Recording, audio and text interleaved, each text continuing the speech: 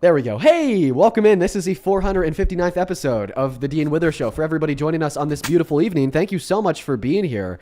This is a late night stream. It is 5 p.m. out here in Colorado. We're usually on a little bit earlier in the day, but I thought that we might as well just go live later tonight because I had quite a bit to do. But here we are. It's good to see you all. For all of those that are tuning in live, such as the 17.7 thousand people with us on TikTok, thank you for being here as per usual. And for everybody tuning in on YT, I appreciate your time as well. If you've never been here before, let me give you a quick rundown. We debate Trump supporters and we try to change their minds in the process because I think that Trump is the worst president of your life and mine, regardless if you're 8, 18, or 80. Every day he does something new to demonstrate just how bad of a president he truly is. And I'm sure that many of the viewers already know this. And that's why we have to fight so hard to get the debates. As of recently, it's been taking a long time. Not too many Trump supporters have been down to debate. I think that they're a bunch of cowards. So if you're a Trump supporter who's not a coward, go ahead and hop inside of that queue over on TikTok. I'd love to have a chat with you. We already do have the very first Trump supporter of the day connected. Listen, before we pass them the mic, we got to go through the breaking news because today is huge. Monumentally good news I have to share with you. Day one of Donald Trump's second administration, he signed Executive Order number 14160 into effect. This EO attempted to illegally and unconstitutionally take birthright citizenship away from the children born to undocumented immigrants on American soil.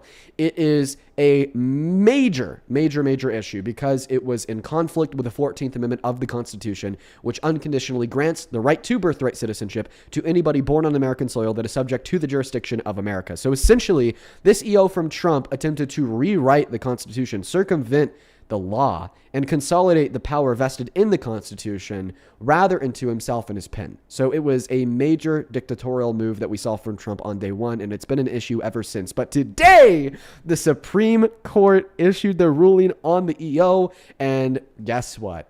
They shot it down. They shot Trump down in his steps. It was a glorious sight to see. He had a little bit of a crash out about it over on Truth Social. And today we won, Trump lost. That's the Constitution. And for all the snowflake conservatives out there watching, I'm so sorry that the Constitution happened to you. I haven't felt this patriotic since Chevrolet released their Corvette 01X. I mean, genuinely, I feel like an American right now. This is huge. Finally, the Constitution has prevailed. It's good to see because honestly, we don't get wins like this too often. And this is probably one of the largest wins that we have received since the start of Trump's second administration because that EO is by far one of the largest encroachments on the Constitution that we've seen in the history of the Trump presidency. We're going to go ahead and pass the mic to the very first guest. A little bit more to talk about with that EO, such as the ruling from SCOTUS, what they said, how many people agreed, how many people disagreed. I'm sure that we'll get into those specifics as the stream progresses along, because I'm positive that I am bound to bring it up with some conservatives today. Tinley, I know that you shared with us a little bit about the reasons why you support Trump before we started that YT stream. If you want to go ahead and repeat them, tell us why you're MAGA. You got my attention. Yeah, of course. Just for background, because I know that a lot of people probably haven't viewed it. I see in the comments that no, I am 19, grew up conservative, grew up very heavily Republican, middle of the Midwest. As you guys know, it's probably it's pretty obvious around here. A lot of people are conservative. Grew up with those views. Mainly why I'm more MAGA, more Republican pushing conservative views. Based on what I've grown up around, abortion is a pretty big one. Is really heavily. It's kind of hard for me to debate that, mostly because I come from both sides. I've had family members who have had to get legal abortions, and honestly, that's kind of been troubling for me, seeing people are wanting to take that away, put it in with Roe v. Wade being overturned a few years ago, and then gun rights. That's a big thing with me. Background on that, I had to personally use firearms that I probably would not have been able to get. I was not of age to legally own a firearm, but I did have to use it against me in self-defense. Those are my main reasons on why I'm MAGA, if that makes sense. I wouldn't necessarily call myself MAGA, if that makes sense. I'm more so just Republican-leaning views. Okay, first and foremost, I mean these seem to be rather sensitive topics that you brought up, such as abortion and guns, self-defense, killing people. Can you please be honest? I know that you told us your age. You gave a birth date. You don't look super duper young, but you do have a higher voice. I'm not saying that 18, 19-year-old women can't have higher voices, but I would just like a guarantee of confidence from you that you are being honest about your age. And if you're not, please just tell me now. No, I get that all the time with the higher voice thing. No, I am 19. Okay, I've watched your streams for cool. a while. I know how Awesome. it goes. I believe you. I just needed that guarantee before we Yep. talk about these more sensitive topics.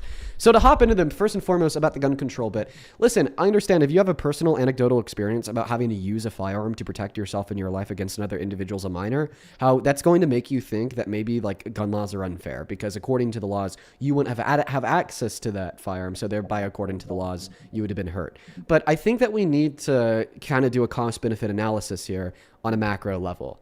I agree that for you in that individualistic circumstance, it is a good thing that you had a gun to use for your self-defense.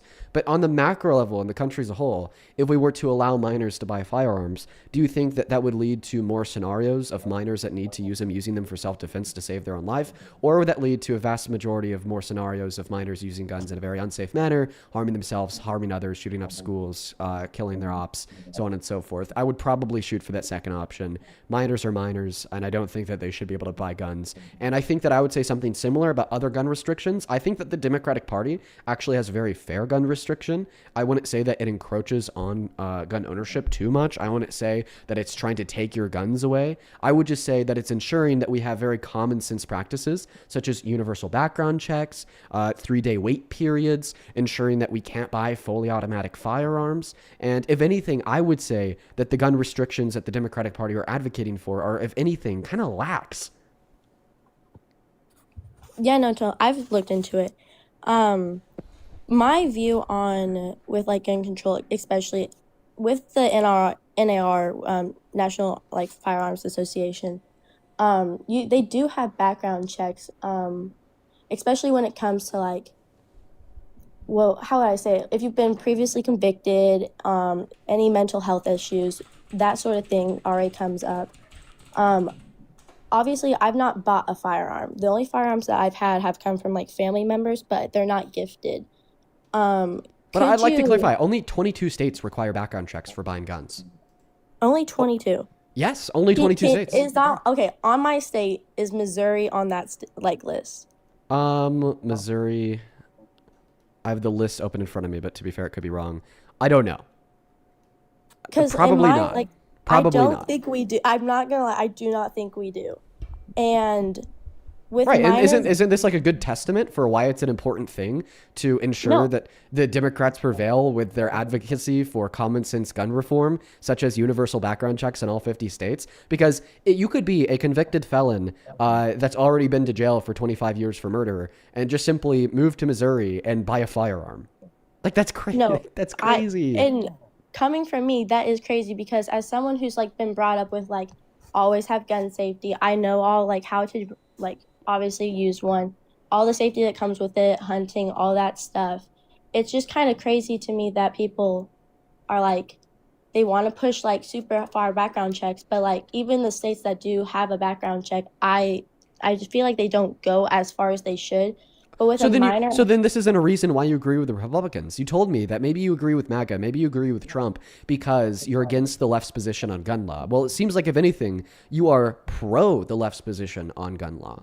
But well, honestly, not I think that we should take it even further than the status quo. Did you know that you could buy a fully automatic minigun that shoots upwards of 3,000 rounds per minute as long as it was made before 1974? yeah, that it comes with like the grandfather clause as well, and it's kind of weird with all that stuff. But personally, I have no problem with minors having access to firearms if they are given the right background training to it. I personally believe everyone should have access to it, especially with how the world has come. Now, obviously, there are some restrictions that come with that, like being able to bring them on campuses, public settings. But in my personal view, and that comes from like my personal experience. I know it's kind of crazy, but like with my personal So experience, like just to if I clarify, were when you say that you're okay with minors having access to firearms, are you saying that we should push it further than allowing it to be legal for a minor to like go shooting with their parents? Because you could do that. That's not yeah, illegal. Or are you saying that minors should be able to have unrestricted access to firearms? Are you saying that minors should be able to have unsupervised access to firearms? Are you saying that minors should be able to own firearms?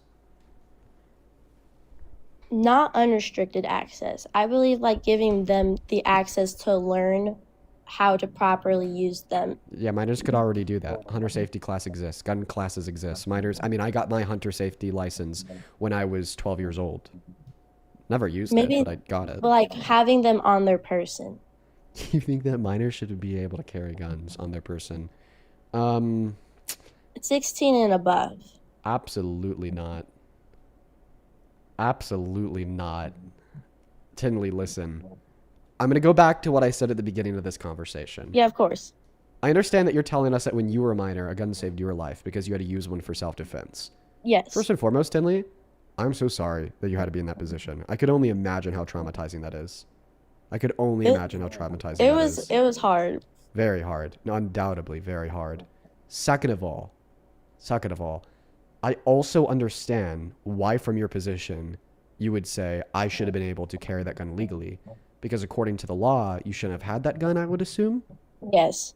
And if, according to the law, if you were following the law, you would have been dead, I assume. Because you're not Yes. in jail and you killed someone with a gun. Perfect. So I completely understand how you're getting to that conclusion. But the reason why I disagree with that conclusion is because on the macro level, when we take it from just your individual experience and we balloon it to the state of the country as a whole and all 340 million Americans, there are not going to be more scenarios of minors saving their own lives with those firearms that they're carrying. There's only going to be more scenarios of minors using those guns to kill more people. So that's why I don't support that legislation. And also, I don't think that this is relevant towards why you would be a Republican, why you'd be MAGA, why you'd be a Trump supporter. Because, listen, I'm going to say it. Republicans are crazy when it comes to gun laws, okay? But even the GOP does not think that minors should be able to carry guns. That's kind of a consensus opinion that everyone disagrees with. Yes. I'm listening. So this actually wouldn't be a reason why you'd support the GOP, because they don't even agree with your position. Honestly, no one really agrees with your position. And I'm sure after you put more thought into it and explore the reasons why I gave you, you could come to see why maybe I'm right on this. No, I'm definitely thinking. I'm very open. I've done debate classes. I've looked on both left and right sides. I'm just trying to figure out. I guess I'm also trying to figure out like where I stand because my whole family is very MAGA. I don't bring up anything. How about this? What? I'm going to be honest. I don't know if I believe that you're 19. Okay? Like, if you actually are, no worries. Like, No, that's fine. I totally get it. I just don't know if I believe that after the whole minors should be able to buy guns thing, own guns, carry guns. I can't see a scenario where anybody but a minor would be saying that. So I am going to drop you. But No, that's I do totally hope fine. I do hope that you listen to the stream and you could like further educate and inform yourself and form your political opinions based on what we say. Okay, because I think that you have an open mind and there's a lot that you could learn here and a lot of good that you could do for the world. And I appreciate you so much for coming up, okay? Yes, of course. I'm going to stay on this stream. I'm really interested in what's going to come from all of the trolls and everything. Have a good night. Let's go ahead and move on to the next guest. Only up inside of that queue if you do happen to be MAGA. Let's go to get that next guest connected to the live stream. Only up inside of that box if you do happen to be an American adult that supports Trump as president. Yeah, that was a very tricky scenario. Like, Tina, I appreciate you so much for the Guardian's pledge. Thank you so much, Tina. Like, I do get it. I do get it. Like, listen, if I had to save my life with a gun when I was a minor, it's like I understand how that experience could lead somebody to the conclusion that thereby she should have been able to carry that gun legally. You know what I mean? But like I said, Tinley, please consider like the response that I gave you. I think that it's important to consider what the outcomes on the stage of the nation would be compared to the outcomes and like one circumstance for one person would be, because those two things are very much so differently. And we shouldn't use a standard of how you would interact with this law to justify the law. We should use the standard of how everybody in the country would interact with this law to justify the law. Welcome in, Tyler. Do you support Trump? Okay, it looks like Tyler Williams is not here. So we are going to move on to the next guest for the 23,000 people hanging out with us on TikTok. It's good to see you all. Appreciate you all so much for being here. Make sure that you were double tapping away on that phone screen, sharing out that live, hit that repost button with that share button. And Hello. Mila, thank you for the $5 over on Super Chat. That is very kind of you. Hey, welcome in. Do you support Trump? I do. How old are you? I'm 18. What year were you born in? 2008. And you got a screenshot, or I guess more so a picture of an animated cartoon Trump wearing a king's crown in that profile picture. Do you want Trump to be a king? I mean, no. No. Okay. Is that just like to own the libs? Are you owning the libs right now, bro? Yeah. Okay, yeah, so true. Let me thank a couple people, then the mic, the floor, yours. Oh, yeah. Noah, thank you for the $5 on Venmo. Who says today's my 27th birthday. Happy 27th birthday, Noah. Shout out to you. Show some love to Noah down below. Margaret, thank you for the $25. Who says thank you for Margaret. Margaret, it is so good to see you. I feel like I haven't seen you in a while, Margaret. Thank you for the $25. It's good to see you as always, and I hope that you enjoyed the stream tonight. Show some love to Margaret in that chat for the $25. Same thing to you, Helen. Thank you so much for the $25. Who says, as a teacher, minors having access to guns at any time? No. I teach middle school. The impulsivity and emotional immaturity is high at that age. No. Yeah, that's kind of like an evident fact. Like, yes, minors are impulsive and are very emotionally immature. That's a fact that really nobody contests. That's why not even the GOP thinks that minors should be able to own guns. Thank you, Amanda, for the $5 as well. Yo, stay safe. Fires everywhere. Dude, the next town over from me got evacuated because of fires. We have a fire just a handful of miles away from where I'm at right now. It's kind of scary. Thank you, Ryan, for the $10, who says, for giving me the tools to fight against Trump supporters better. Well, I'm so happy that the live streams have helped to inform you, Ryan. You to go. Appreciate you for the $10. Same thing to Serena. Thank you so much for the $5. On PayPal, thank you, Christian, Christian. Thank you so much for the $20, who says, finally, my show is on. Yes, we are here, Kristen. Thank you so much for the $20. That is very kind. Thank you so much. Show some love to Kirsten. Same thing to Kent with the $1. I appreciate you. Thank you so much, Carol, for the $20, who says, a 10-year-old in St. Louis, MO, just shot and killed a 9-month-old baby. Kids shouldn't be able to have access to firearms. That is so fucking sad to hear, Carol. And unfortunately, we hear shit like that all the time, and still legislators don't act. It's always thoughts and prayers, but never, here's what we're gonna do. Thank you so much, Vivian, as well, for the $15, who says, tune into the live stream right now. I asked you what your favorite artist, who your favorite artist was yesterday. Wanted to say I really like the Backseat Lovers, too. And my favorite is Maple Syrup. Oh, yeah, that's a great song by them, Vivian. Thank you for the love and support. We are all caught up. Listen, man, I actually have a question for you, Meg. Yo, what's up? So you said that you don't want Trump to be a king. Well, no, I don't want him to be a king, no. Yeah, then what are your thoughts about him trying to essentially become a king by usurping the power vested in Congress to change the Constitution, usurping the Constitution in of itself, and attempting to change the Constitution with pen on paper with the EEO day one in an unconstitutional attempt to take birthright citizenship away from the children born to undocumented immigrants on American soil? How do you feel about that? I mean, I'm not really smart when it comes to politics, but I know, like, certain topics. Like, honestly, I came here just to ask you a question.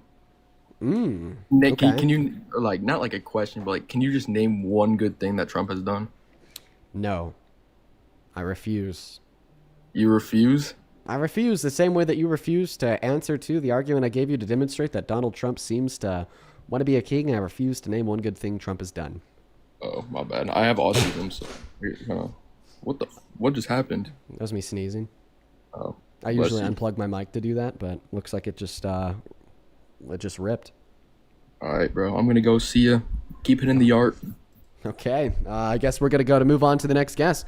Only hop inside of that queue if you happen to be MAGA. I'm actually gonna, hop off screen real quick just for a moment to blow my nose. Then we're gonna find the next Trump supporter.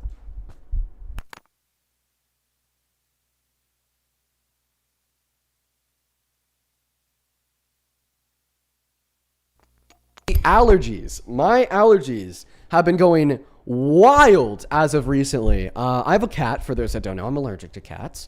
But for the last 7 days, I've also been watching my dad's dog while he's been on vacation. And I'm also very allergic to dogs. So it's like the last week of my life has just been hell. And with all like the wildfires, like on the outskirts of the town that I live in, that's also been just making the air quality terrible. It's like you can't even see the sky right now where I live. So, oh my goodness, it's just been a quadruple whammy that I've been dealing with here. So I'm probably going to have to lean off screen to blow my nose quite a few times. Let's go ahead and try to get the next guest connected to the live stream for everybody who's joining in. Thank you for being here. Make sure that you are double tapping away on that phone screen. Share this live with a couple of friends, by the way. There's a little share button in the bottom right-hand corner of your phone screen if you're watching on TikTok. Hit that share button, hit the yellow repost button. It really helps us out. And if you want to support this stream, if you want to support me, if you want to ask a question, if you want to get a message across, you can actually find my Venmo and my PayPal in the link tree in my bio and my TikTok account. Pin message on that YT stream, and the handle's also at the top of the phone screen on TikTok too. It's literally just my name, Dean Withers, without the letter E in the last name Withers. Double check that spelling though, because there's a bunch of scammer accounts out there. Leo, welcome in. Do you support Trump? We are jolly girls. All right, Leah does not support Trump. We're going to go to put those rules back up in the middle of the phone screen. Let's go to get the next guest, GAN, connected. Here we go, everyone. Here we go, everyone. We got GAN connected. GAN, welcome in. Do you support Trump? GAN, I'm going to give you around 5 seconds here.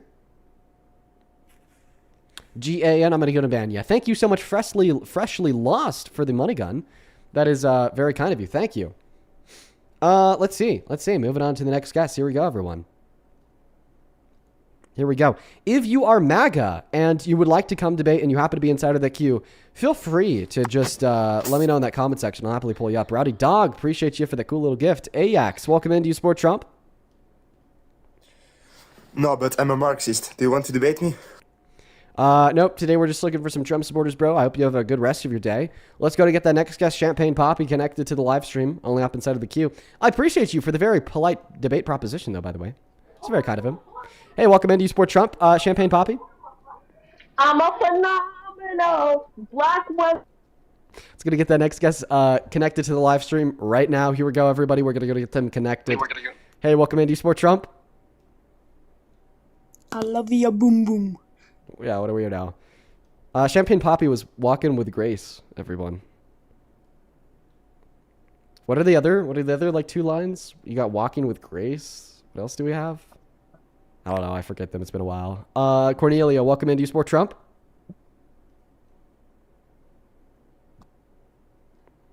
All right, let's go to they're not here, so we're gonna move on to the next guest. Maria, guys, please only up inside of the queue if you do happen to be an American adult that supports Donald J. Trump as president. Oh yeah, she was walking with grace, moving with finesse. I feel like there's a third one, or is it just those 2? Walking with grace and moving with finesse. I don't know. I'm selling. Don't know the song. Shit, look at me. Let's go to get the next guest connected. We got Angry Pie loading in. Here we go. Greg, thank you for the $10 on Super Chat, who says 2 million likes in the first 10 minutes. We should try for 1 million likes in 4 hours. Dude, that would be insane. That would probably be like the highest liked live stream ever on TikTok. If we could get 100 million likes in 4 hours. Angry Pie, do you support Trump? Yeah, I support Trump. How old are you, dude? 21. 21? Are you trolling? Just let me know if you are so we can move on, please. No, I'm not trolling. All right, dude. Why do you happen to support the worst president of your life, Mr. wannabe dictator Don, who's out here trying to usurp the powers vested in the Constitution through an attempt to illegally change the Constitution with an EO to take birthright citizenship away from citizens? That's brutal, man. How do you still support him? I don't know what that means, but he hates immigrants. You said, I don't know what that means. What time is it? Oh, fuck off, you daft cunt. Jeez, what are you so mad about, bro? I just asked you what time it is. Okay, apparently we'll just never learn. Maybe he wanted to have a legitimate conversation with me about how he hates immigrants. But because, people who hate immigrants also happen to be very emotionally regulated chuds with like 3 brain cells, he didn't last too long before he just kind of exploded and dipped. Tolines, welcome in. Do you support Trump? Yeah, I do. Do we got a fucking problem, puss? Jesus, yeah, dude, we do actually. All right, what are you gonna do about it? Because I see people like you. All right, yeah. You sit in your golden tower all day in a fucking gaming chair. You're controlling this country, and I'm fucking sick of it. I'm controlling this country? Yeah, you're being fed millions of dollars a year. Wow, millions of dollars a year by who?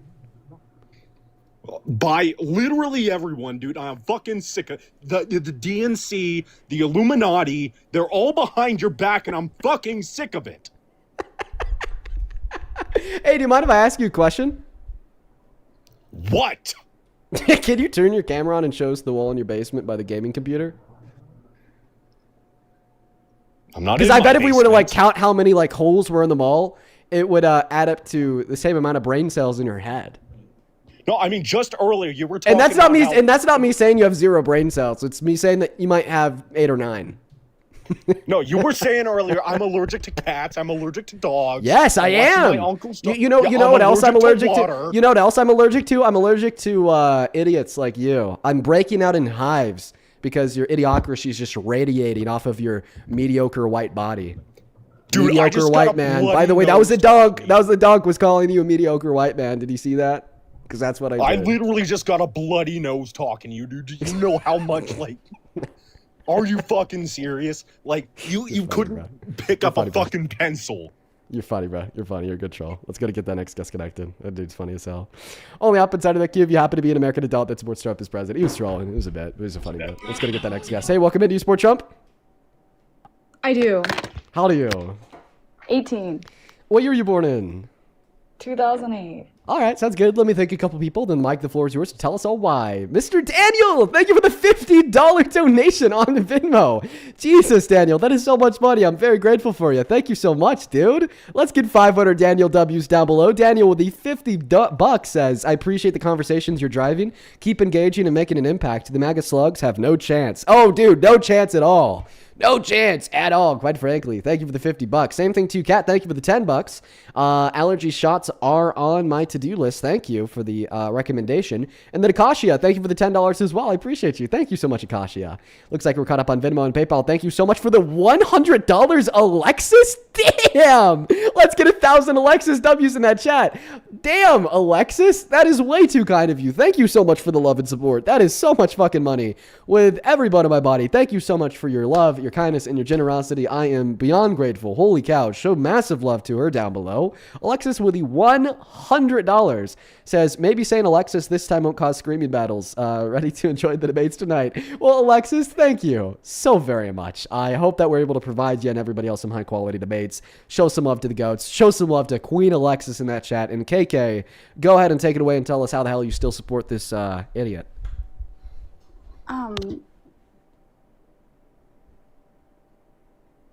One second, I'm gonna drop. I'll come right back. If you drop, you won't be able to come back. Chances are you won't. We have like 30,000 people in here. I bet the queue's full. Looks like we may just have to move on. That's unfortunate. That's unfortunate. Listen, for everybody watching, please only up inside of that queue if you are here to debate about why you happen to support Trump. We're looking for some Trump supporters to bring up on the live to have some good faith, productive dialogues with me. Unfortunately, we can't talk to KK. Welcome in. Go to the guy. Do you support Trump? Huh? Oh, I didn't even mean to come up here. My fault. No worries, bro. We're good to go to move on. Just looking for some Trump supporters, everybody. Do follow those rules. Do follow those rules, everyone. Do follow those rules, everybody. How we doing? You know, also, something else you could do is if you are a Trump supporter and you genuinely do want to have a dialogue with me, let me know in that comment section. I could always invite you from the comments. That always works. That always works. Welcome in the Goat Corn Dog. Do you support Trump? Yes, I do. How do you, dude? I'm 14, but I just want to say I have a lot of respect for you. Thank you for being more mature than the average MAGA adult, but 14, way too young, dude. It's crazy that you are more mature than the average American adult, though. Sorry, MAGA adult. That part's kind of nuts. Let's go to get that next guest connected. Looking for some adults to debate. If you want to know what the rules are, take a good look at the middle of the phone screen. Take a good look at the middle of the phone screen. Take a good look at the middle of the phone screen. All right, folks. Moving on to the next guest. Alrighty, here we go. See a couple people in the comment section saying that they are Trump supporters who'd like to join. We'll try to get them in here.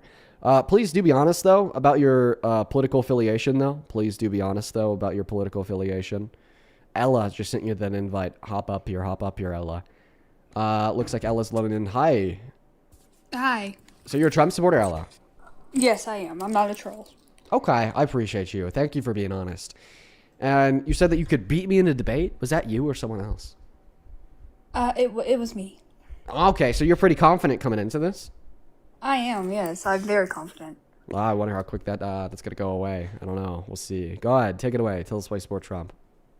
I support Trump because of his abortion policies, and his immigration policies were so much better than the Harris administration. Okay, sure. I'm just going to intermittently ask you if you're still feeling confident. I would assume that you're still feeling confident. No counter arguments yet. So you said that you support him on abortion.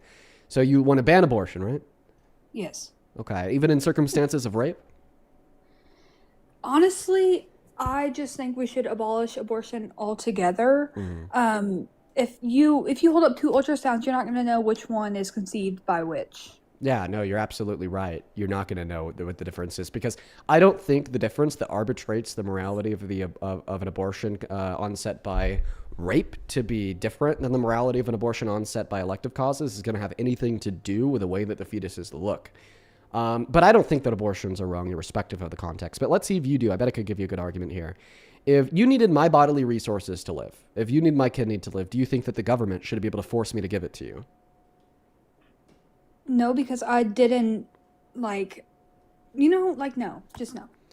So if you needed my bodily resources to live, I shouldn't be forced into giving them to you. So then why should a rape victim be forced into providing their bodily resources to a fetus? Because you're not my mother. You're not obligated to do that. So you're saying that the difference is the biological relationship? Yeah, I don't understand. Like, even if I did make an exception for rape Do cases. you mind if I ask you a question about that biological relationship obligation? Sure. So let's assume, how old are you? I'm 19. Okay, I'm 21, so this won't work. Let's assume that I wasn't 21. Let's assume that I was 50, okay? And I was a sperm donor to a sperm bank. And your mom actually conceived with sperm from that sperm bank. Turns out I'm your biological dad. If you need my kidney to live, do you think that the state should be able to force me to give it to you? Did you have anything to do with my life? No. Nothing beyond being your biological parent. I mean, I think it would be amazing if you volunteered. Yeah, but do you think that the government should be able to force me into giving you my kidney?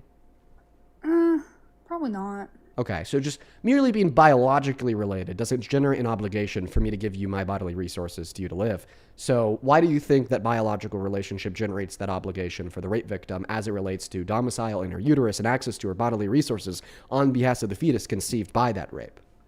Because I just think all babies deserve to live. Like, you don't have to keep it. Like, you do not have to. There are millions. Like, newborns are the most wanted for adoptions. Like... You don't deserve to live, Ella? Huh?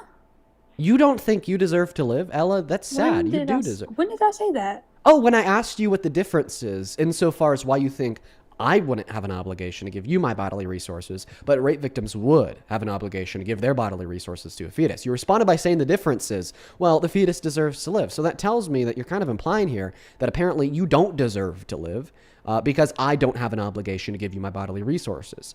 Or what you're saying is that, like the fetus from your perspective, you also deserve to live, but you understand even though you think you deserve to live, I don't have a legal obligation, and I shouldn't have a legal obligation to give you access to my resources to save your life.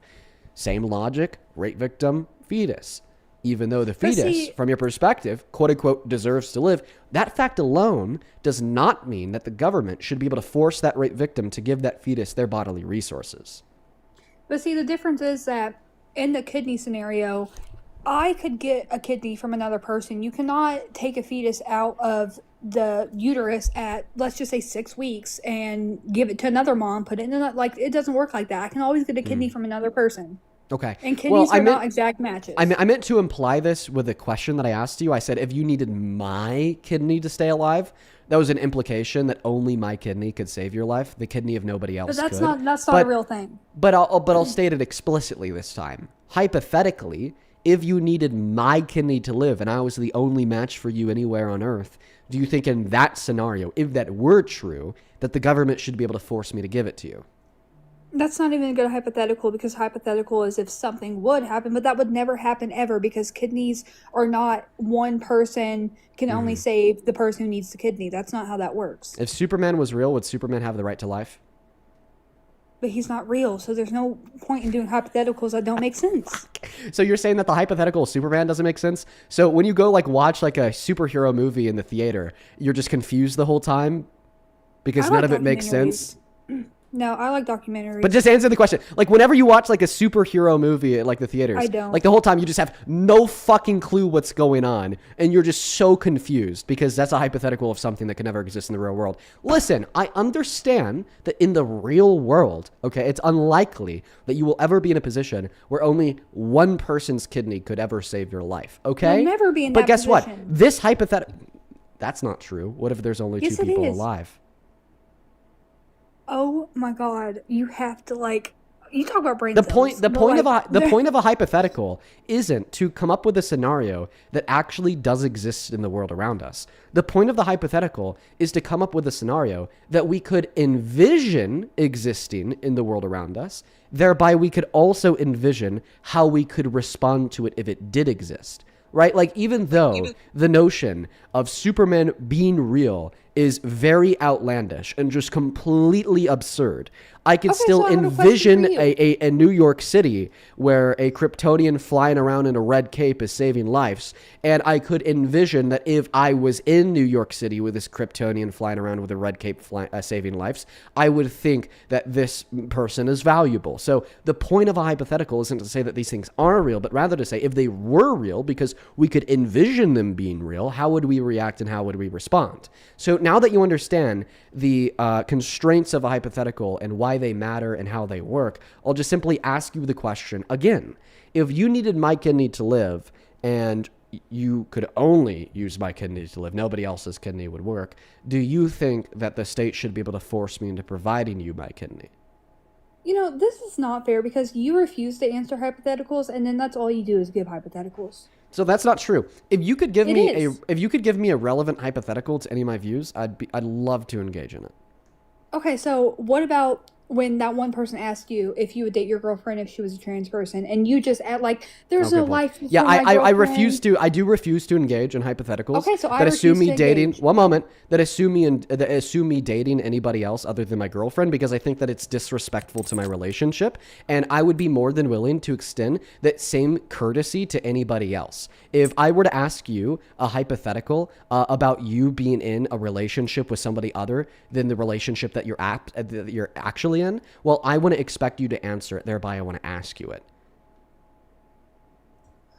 But see, like, the hypotheticals are still, like, it's a hypothetical is a hypothetical, whether it's one scenario or the other one. Okay, so you just don't understand hypotheticals is the problem. So now I'm going to give you, once again, a hypothetical, but I'm just going to make this one much more realistic because it requires much less critical and conceptual thought. You know, that's actually the issue, folks, is when we come across people who really do honestly struggle with conceptualizing of hypotheticals and applying them to pragmatic debate, it's because they just can't think critically. And I'm not saying this to like slam dunk own you, but I'm just saying this because it's what's true. Let me give you a more realistic hypothetical. Do you know who Max Irby is?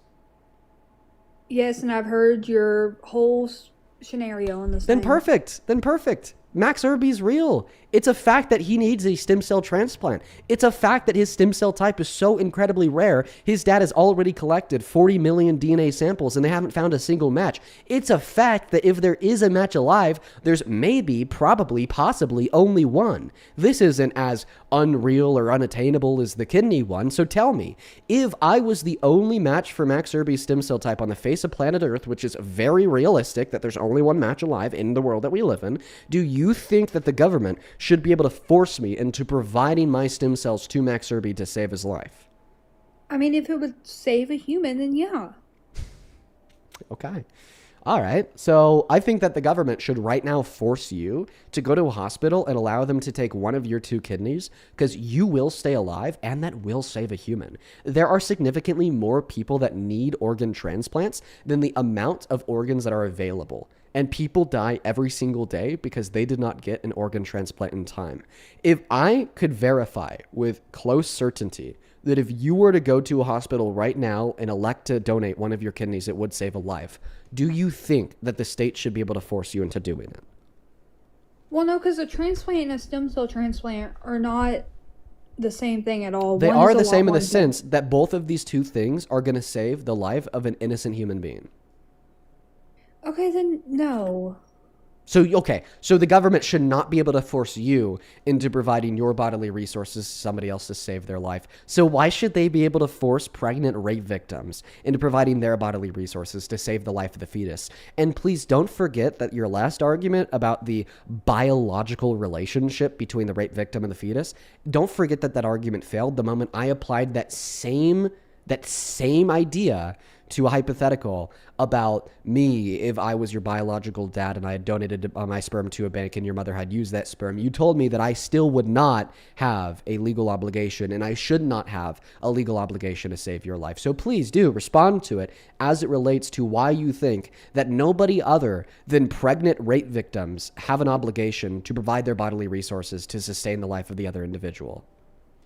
Okay, so I'll just give you this. Even if I say, let's make an exception for the rape victims, let's make an exception for if it's going to be harming the mother or the child's life, that only counts for 5% of all abortions in the U.S. And that's a hypothetical. If I hypothetically said, let's do that, whatever, that's only 5%. So are you doing that? Have I gotten you to concede on holding those exceptions? Because that 5%, those are millions of lives over the span of 10 years.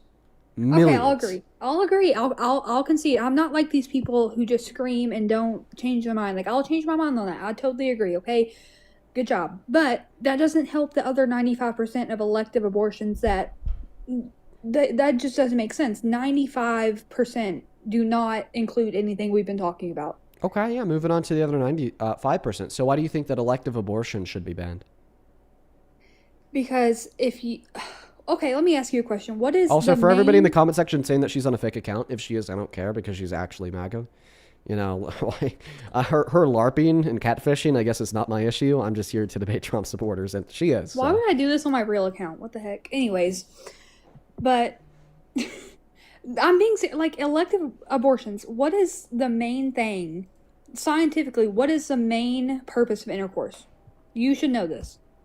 The main purpose? Well, when you say purpose, do you mean descriptive? Do you mean descriptive purpose or prescriptive purpose? Because the main descriptive purpose of intercourse is pleasure.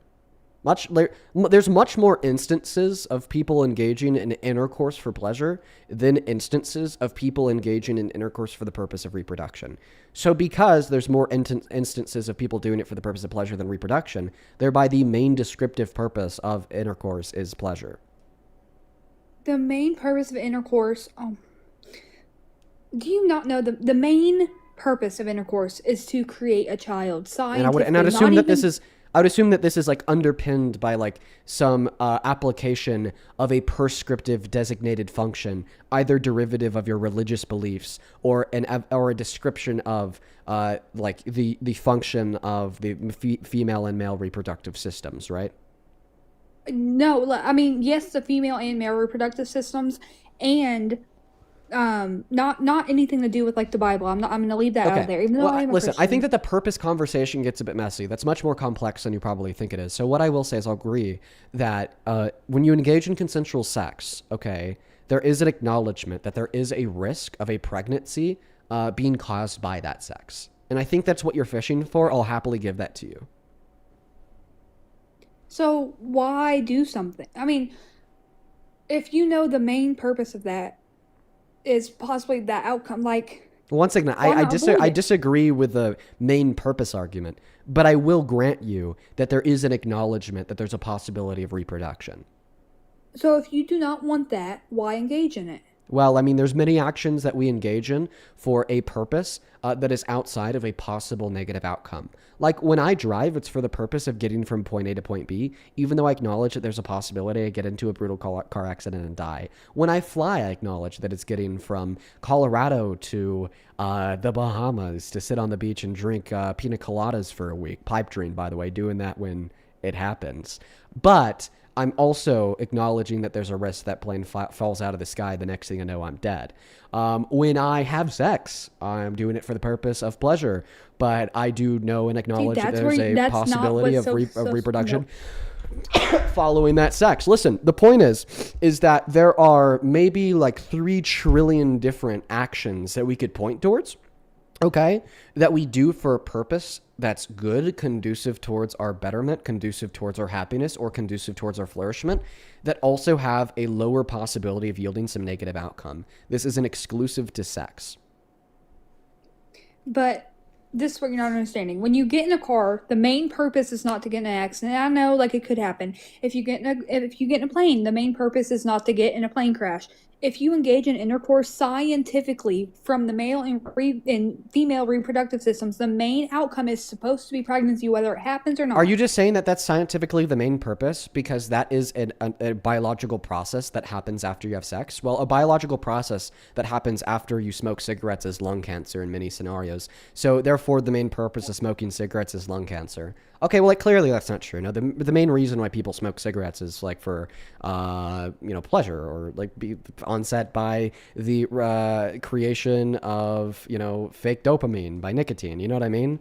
Right? But like, once again, I'm willing to acknowledge here that there is a risk of pregnancy when you have sex. I just completely disagree with your main purpose argument. If sex is not air, it's not water, it's not food. You don't need it to live. If you're not ready to have a child, don't do it. That's the main point. Okay, so then your argument is that sex outside of an intention to reproduce is wrong. How does this get us to the conclusion that abortion is wrong? Because elective abortions, you know what you got yourself into consensually. You know what you got yourself into, so okay. There's no reason. Okay, so by smoking cigarettes, you know what you get yourself into. There's a risk that will lead to lung cancer. Thereby, if you develop lung cancer, you think it should be illegal to go to the doctors and get chemotherapy to kill the life of that lung cancer. When you drink a bunch of beer, you know what you're getting yourself into. So if that causes liver failure, it should be illegal for you to go to the doctors and request to get put at the bottom of the liver transplant list. When you get in a car, you understand that there's a low possibility that you're going to get T-boned by a drunk driver. Thereby, if you were to get T-boned by a drunk driver, it should be illegal to turn around and sue the shit out of that guy because you knew what you're getting yourself into. There are plenty of actions in which have a possible negative outcome that people don't want to happen, but seemingly only when that possible negative outcome happens for pregnant women or girls who don't want to be moms, you think that the state should be able to force them to deal with it.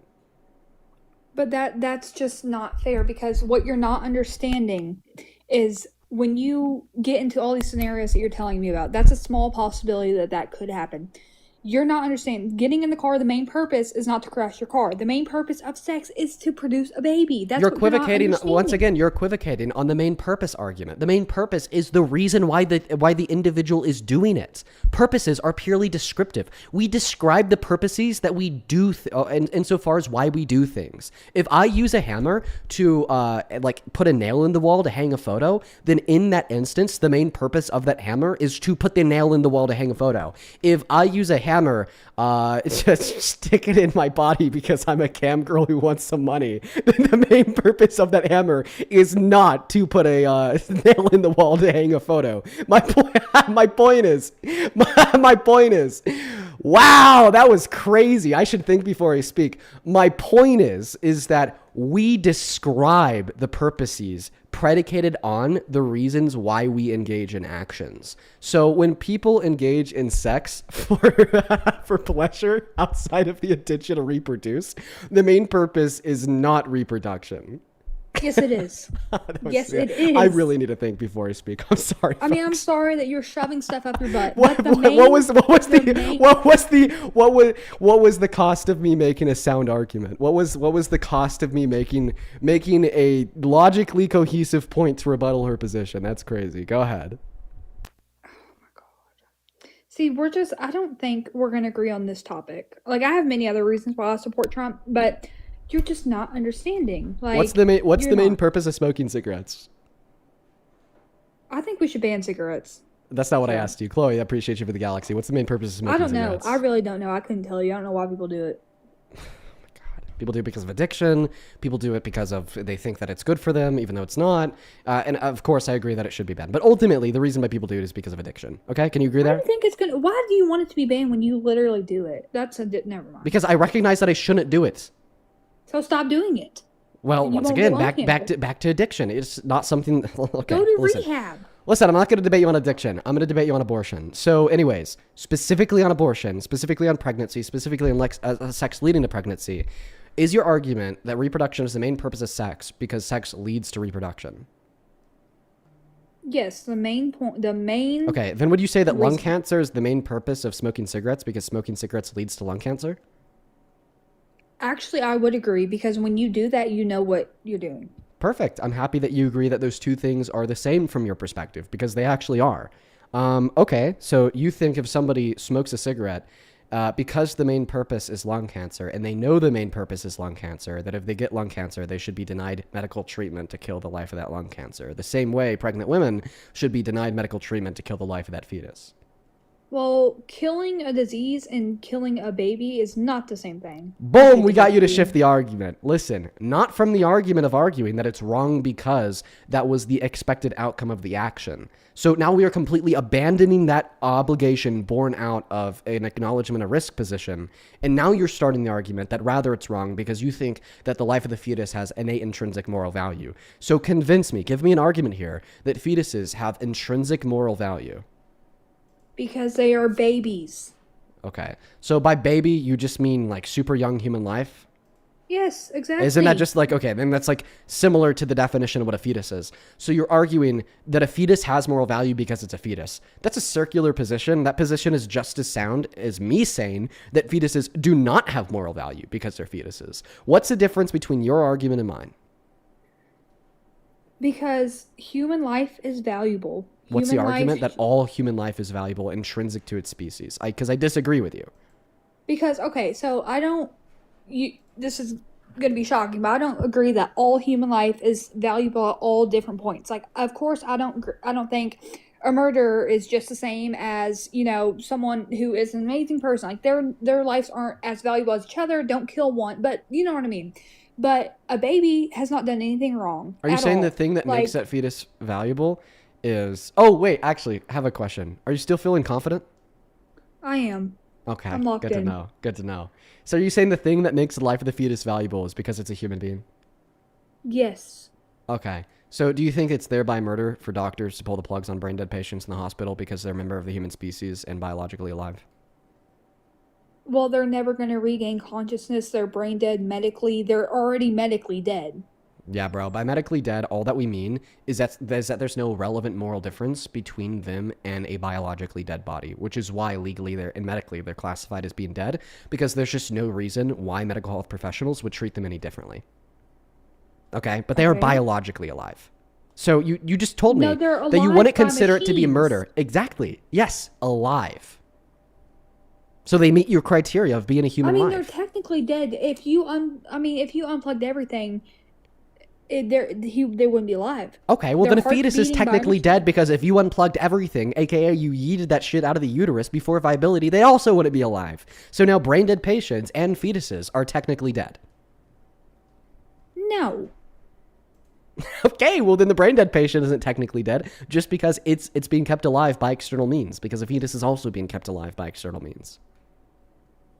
See, doctors don't know everything. Not everyone who's brain dead is actually brain dead. Okay, well, this isn't a question of how would you respond to the scenario of somebody who is actually brain dead having their plug pulled. This is rather a question on how do we know that they're brain dead. Well, we're not having a conversation about the medical technology used by medical health professionals to determine brain death, such as scans of their brain, multiple assurances that they have no remaining cognitive function. No, we're talking about a scenario where we know somebody is brain dead. Would you argue that it's murder to pull the plug on them at the request of the family? I think if they don't have an advance directive, it wouldn't be like first degree murder, but in a sense it would be morally, yeah. Why?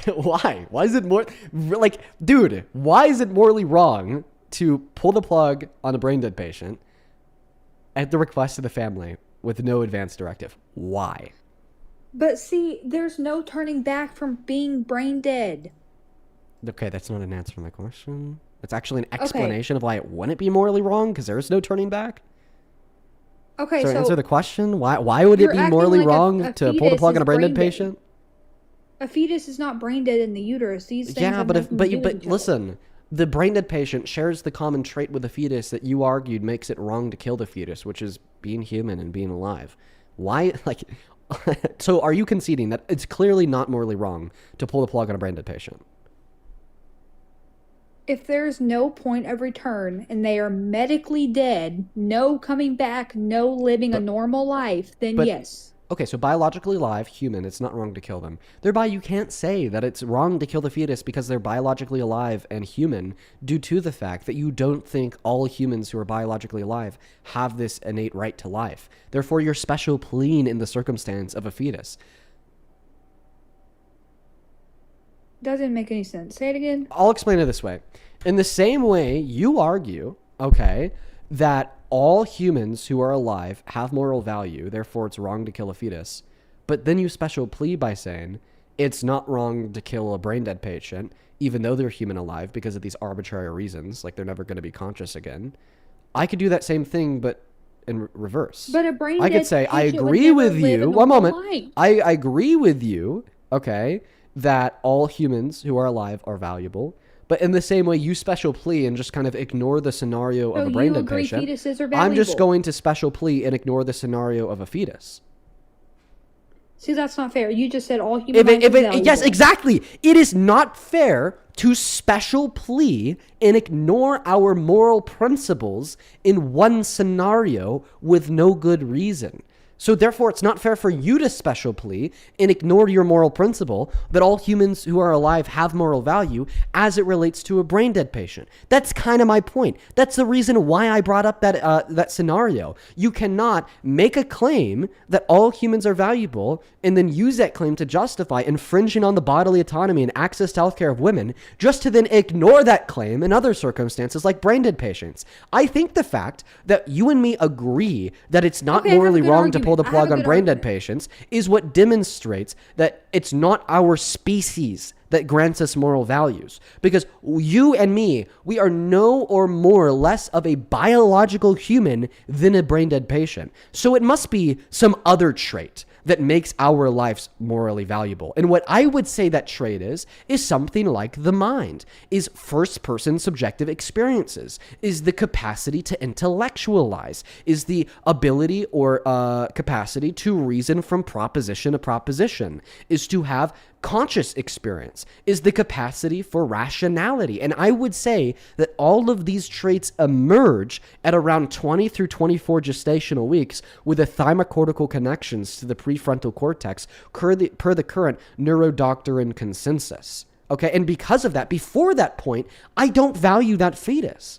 And that's when you hop in and you say, well, we should value that fetus because by God darn it, it's a human and it's alive. But then that's when I run you down the same rabbit hole of demonstrating to you that you don't even think that being a human and being alive is what makes you morally valuable because of your response to the scenario about a brain dead patient.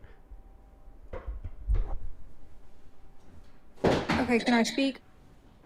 Yeah. Okay. So here's the difference, okay, Dean? Right here, okay. Okay, a brain dead patient. Oh my God, we're still on the fucking point. You're genuinely like so unintelligent. It's ridiculous. Okay, so listen.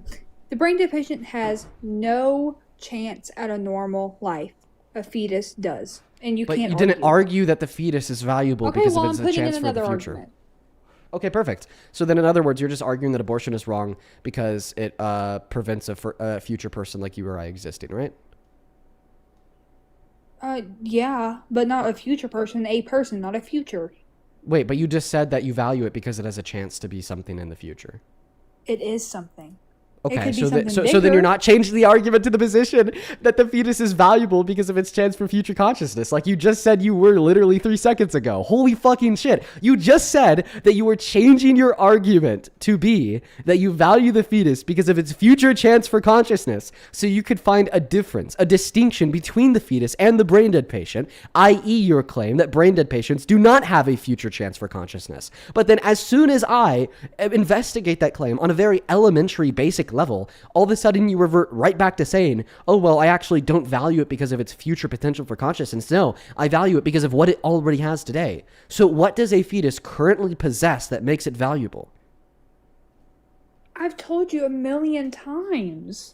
And this is where you go back to human life. And then that's where I go back to bringing up the brain dead example. And that's where you go back to saying, well, the difference is that the brain dead patient doesn't have future consciousness. And that's where I say, okay, so you're arguing that the fetus is valuable because of its future consciousness. And then where you blunder and you say, no, it's not valuable because of anything it will have in the future. It's valuable because of what it already has right now. Right? That's the argument. See how I could run your position in a circle? I mean, yeah, I get what you're saying. I do. Like, I'm not up here to scream and yell. I just, like, I don't know. I think there is a clear difference between brain dead and yes, that fetus. difference is what they can be in the future. Exactly. That's my argument. So then you are valuing, you would argue that abortion is wrong because you're preventing the future existence of a person like you or I, right? If you want to say future existence, then yeah.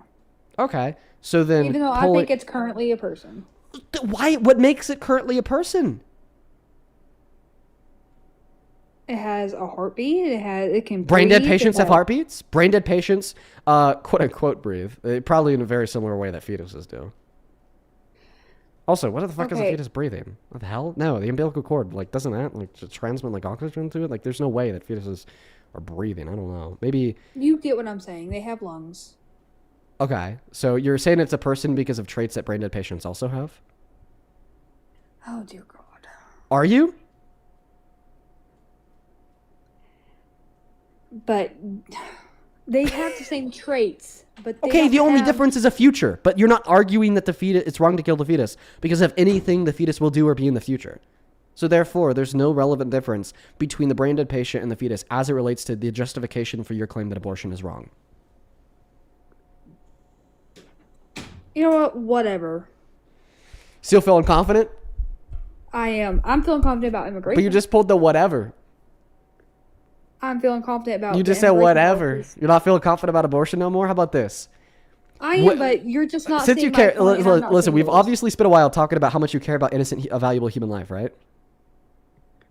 I guess. So if Kamala Harris would have hypothetically saved more innocent human lives than Trump, would you argue in retrospect you should have voted for her? I mean, if she would allow thousands of abortions a day, Even in I mean, consideration of abortion. okay, We're if also she could considering save- abortion in this hypothetical. Hypothetically, if Kamala Harris would have saved more innocent human lives than Trump, even in consideration of abortion, would you say in retrospect you should have voted for her? I don't. It depends on what you're going to pull up. No, it depends on if she would have saved more innocent human life than Trump. So I'm asking you, if she would have, would you argue that you should have supported her? Possibly, Why possibly? because I don't think there's any way to save more than what is like 4,000 babies a day. I'm saying if there was, would Okay, you if vote you for can her? show if you can show me proof that she could save more than 4,000 people in one day, yes. Okay, perfect. The proof is a study conducted by The Lancet that says over the course of the next 4 years, 14 million people are going to die because of Trump's cuts to USAID. That's over 3 million people annually. Kamala Harris would not have cut USAID. Thereby, Kamala Harris would have saved 3 million lives every single year. In America today, there's around 1 million abortions. Fun fact, since Donald Trump overturned Roe v. Wade, that number's only gone up. But let's just assume Donald Trump got rid of all those abortions. This means that Kamala Harris would have been saving 3 million lives at the expense of 1 million because she's pro-abortion. Meanwhile, Donald Trump is saving 1 million lives because he's anti-abortion at the expense of the 3 million that are going to die because of his cuts to USAID. This means in total, Kamala Harris would have saved 2 million lives annually, and in total, Donald Trump is losing 2 million lives annually. Thereby, it is true that Kamala Harris would have saved more innocent life than Trump. Thereby, it is true that you acknowledge you should have voted for her. But I don't. Just because of one thing doesn't mean I would agree on everything she does. Like, You just said you would. You just said you would have voted for her if this is true. You just said you would have voted for her. That's all that I said. That's all that you said. But isn't Well, USAID what just food comes stamp now? cuts? Nope. USAID is global funding For what? to prevent the transmission of STDs and STIs, to prevent the transmission of diseases like malaria. And according to The Lancet, it saves over 3 million lives annually. But none of this matters. All that matters is that you said, in retrospect, you would agree you should have voted for Harris if she would have saved more innocent human life than Trump. And that claim is true because of his cuts to USAID. How much did he cut? Go look at the study from The Lancet. Enough to kill 3 million people every year around the globe. Okay, see, like, yeah, I agree with that. Yeah. Okay, so then in retrospect, do you agree that you should have voted for Harris? No. Do you acknowledge that you said that you should have voted for Harris if she would have saved more innocent, valuable human life? Did you acknowledge that you said that? I did acknowledge that, but I don't like her immigration. Okay, so you did acknowledge that. So to clarify, are you saying that it's false that she would have saved more innocent human life? I mean, I guess it is true, but Okay, so if you acknowledge that you said if this was true, then you would have voted for Harris, and you acknowledge that it is true, doesn't this necessarily entail a concession from you that you would have voted for Harris? But see, her immigration policy, no, I don't like But it. you knew about her immigration policy when you said if it was true that she would have saved more innocent human life, you would have voted for her, and you still said that you would have voted for her. I take it back. Okay, yeah, you take it back. You take it back. You take it back. Well, I'm going to go ahead and kick you because I don't like bad faith debaters that say things, and then the moment I'm able to prove them, all of a sudden take it back. I think that is ridiculously bad faith. Ridiculously bad faith. What do you mean you just take it back? Ooh, that grinds my gears. Ooh. All right, let's go to get that next guest up in the box. I saw a handful of people in the comment section telling me to debate somebody by the name of Just Start USA. Did you guys see the people in the comment section saying that? Did you guys see that, everybody? You guys see people in the comment section telling me to debate Just Start USA? I want to share something with y'all. On Saturday, I texted her. I said, you should try to get your friends to debate me. The queue's open to any of them today. She responds by saying, hey, I get that you are getting trolled all the time, but what's the reason you want me to help you out to find debates for you? You are a disingenuous debater. I have some of your ex-fans who used to be very big fans of you saying that you don't actually care about your fans and that you're just clip farming and don't win minds. You just want to win the debate. It's not worth anybody's time to debate you. You were just there to quote-unquote win. You were very disrespectful and cuss people out. And that's a difference between you and Charlie Kirk. He posted unedited raw content but didn't have a mute button. The only time you have left your office space is at AmFest. So I just want to clarify, on Saturday, I actually reached out to her to see if she would be down to debate me, if her friends would be down to debate me. And she just basically said, no, I'm absolutely terrified. So I don't know. It looks like she's changed her mind. Let's go to get the next guest connected. Only up inside of the queue if you do happen to be an American adult that supports Donald J. Trump as president, please and thank you. Let's go to get the next guest connected. We got Farah connecting to the box.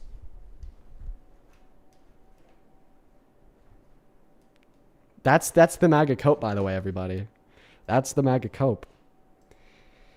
Only up inside of the queue if you are here to debate. If you are a part of the 30,000 people hanging out with us on TikTok right now, everyone, make sure that you are double tapping away in that phone screen of yours. Let's try to get up to 10 million likes. Honestly, that's crazy that we're up to 7 million likes in literally 50 minutes. That is absolutely insane. Yeah, hello?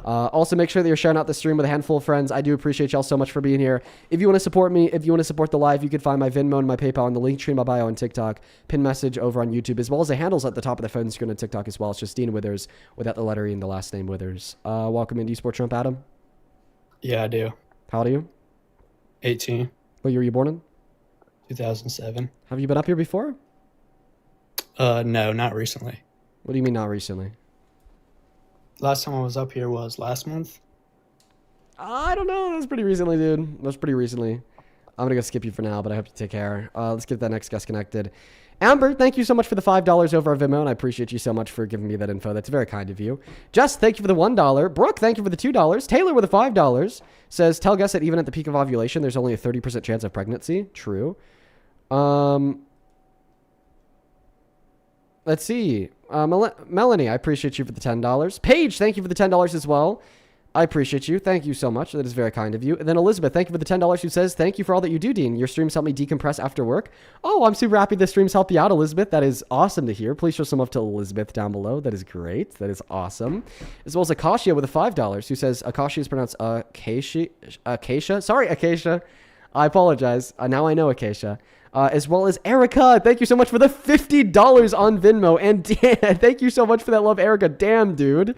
I want to see 500 Erica W's down below in the chat while we're looking for that very next Trump supporter to load up and give us a debate. I am very, very grateful for the $50. Please show some love to Erica down below in that chat for the $50 dono who says, I debated a MAGA a few weeks ago using the info I got from your streams and was doing okay until they said that they didn't believe I was essayed because I didn't remember the exact date. Oh, man. And then I crashed out and left, but I think that you would have been proud for the first half. I'm so very proud of you for even being willing to talk to a Trump supporter, and I'm so sorry that they said such disgusting, putrid, vulgar shit to you, Erica. That's the MAGA script. When they can't win a debate, they say and do anything they can to tear you down because they want you to be just as miserable as they are. And I'm so sorry to hear that you were the victim of that attack. Thank you for the $50, please. Show some major love to Erica. Same thing to you, Cassandra. Thank you for the $10, who says, your genuine compassion towards those who constantly treat you with hate restores my hope in humankind. Thank you for your kindness, Dean. Listen, Cassandra, Thanks for the kind words. I think that I am nice to people who are mean to me sometimes, but that's definitely not my that's not my hallmark. That's not what I'm known for, I guess is what I'll say.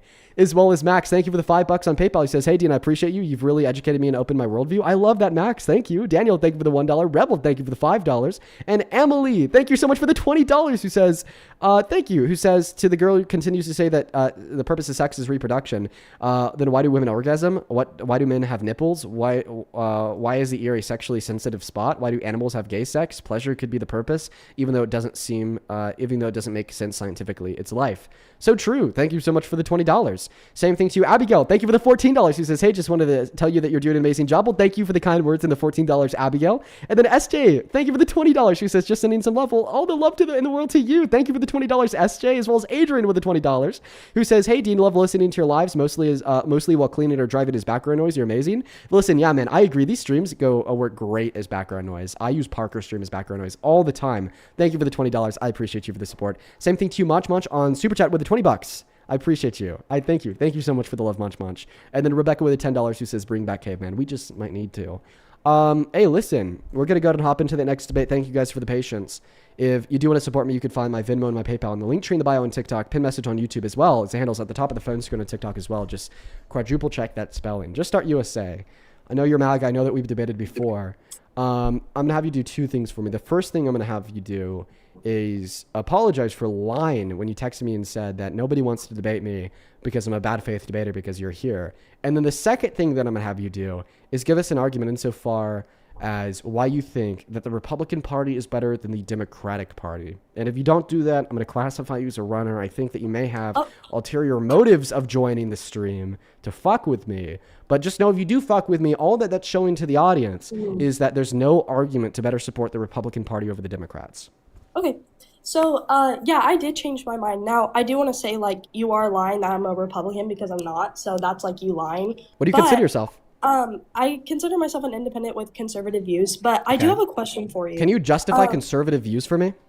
Wait, I have a question for you, Dean. So you messaged me and, you talked about, like, my friends coming up to debate. I have a couple friends that are, like, willing to come up here and debate. Would you be willing to, like, do that with us? Or are you going to, like, run? Yeah, I would. Okay, so just you, like, they've changed their mind because you told me that no one wants to talk to me because I'm bad faith, so now I'm good faith? Yeah. How about you get all your friends, as many friends as you want, up onto this panel?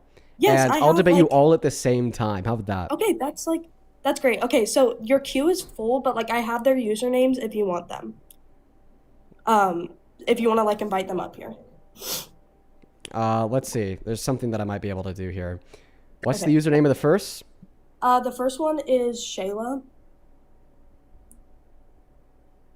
And then... Sorry, Shayla's a name, not a username. Well, that's, like, literally their username.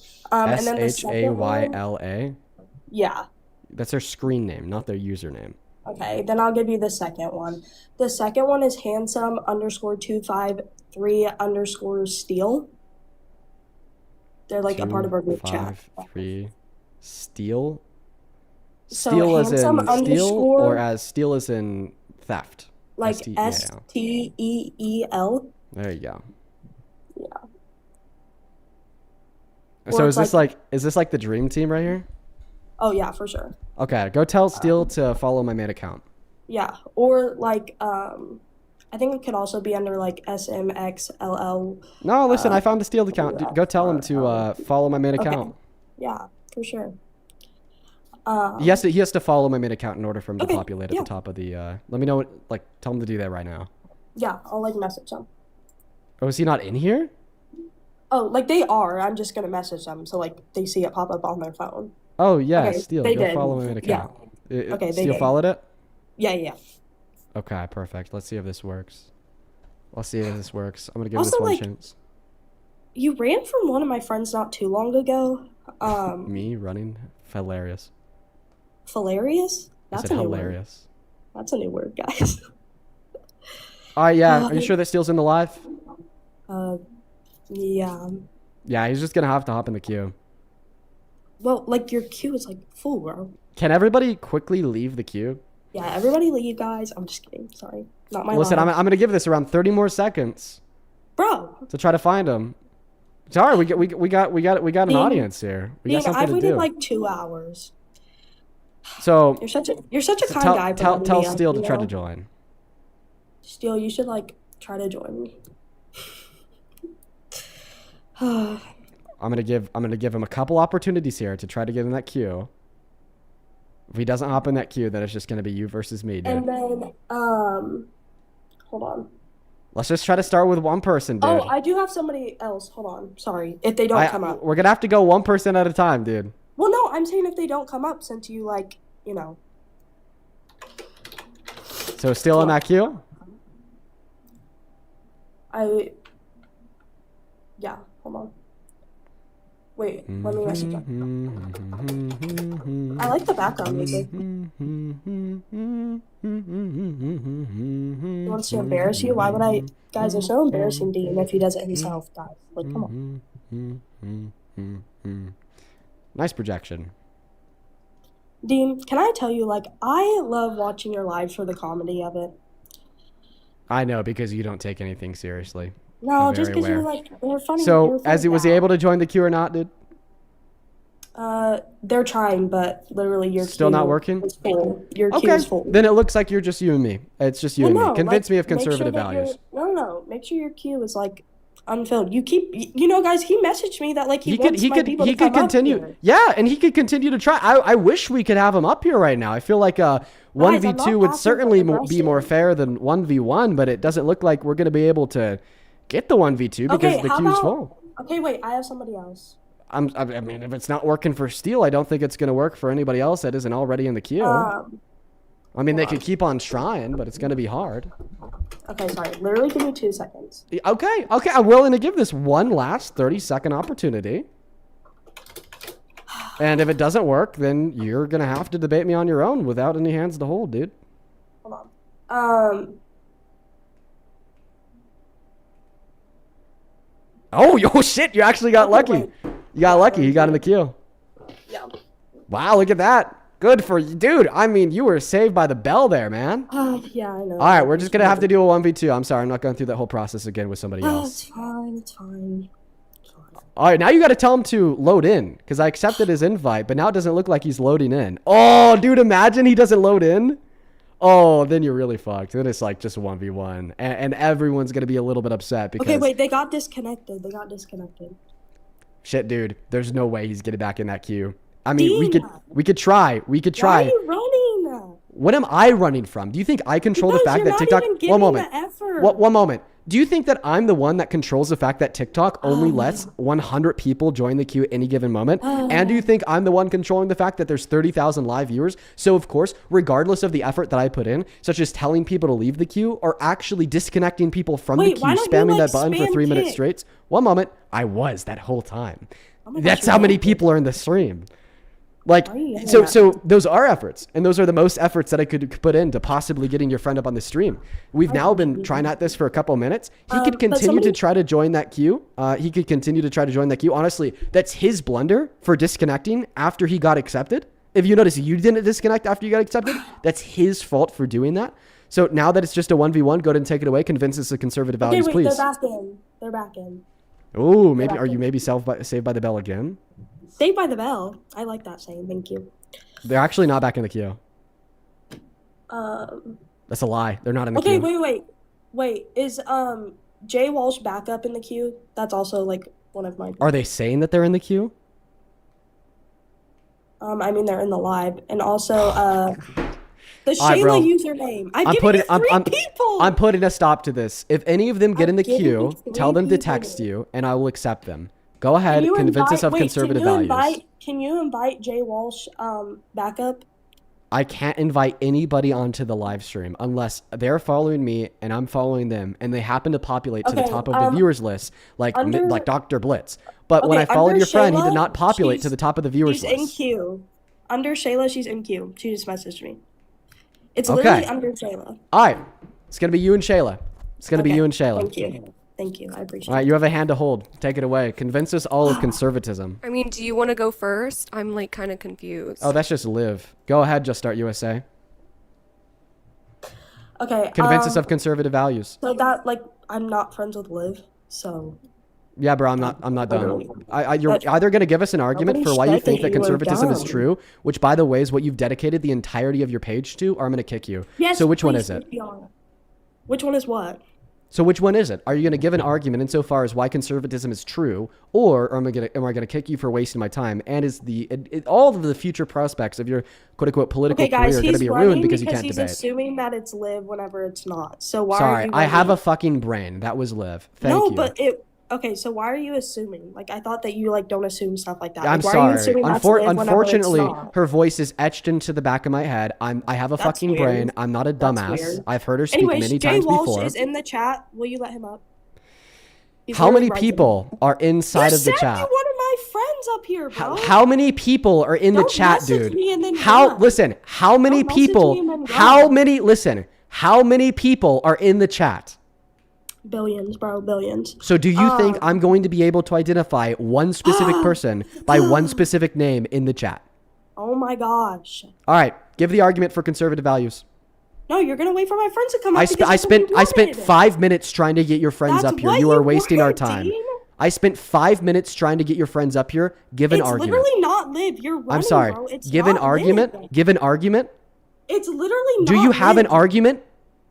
Dean, you're running. You literally What am I can't. running from? I spent 5 minutes You trying to get your kicked friends her. onto the live stream. That's live. I have a brain. It is not live. You literally I'm kicked sorry. her. I have a brain. I have more than 2 brain cells. Give an argument.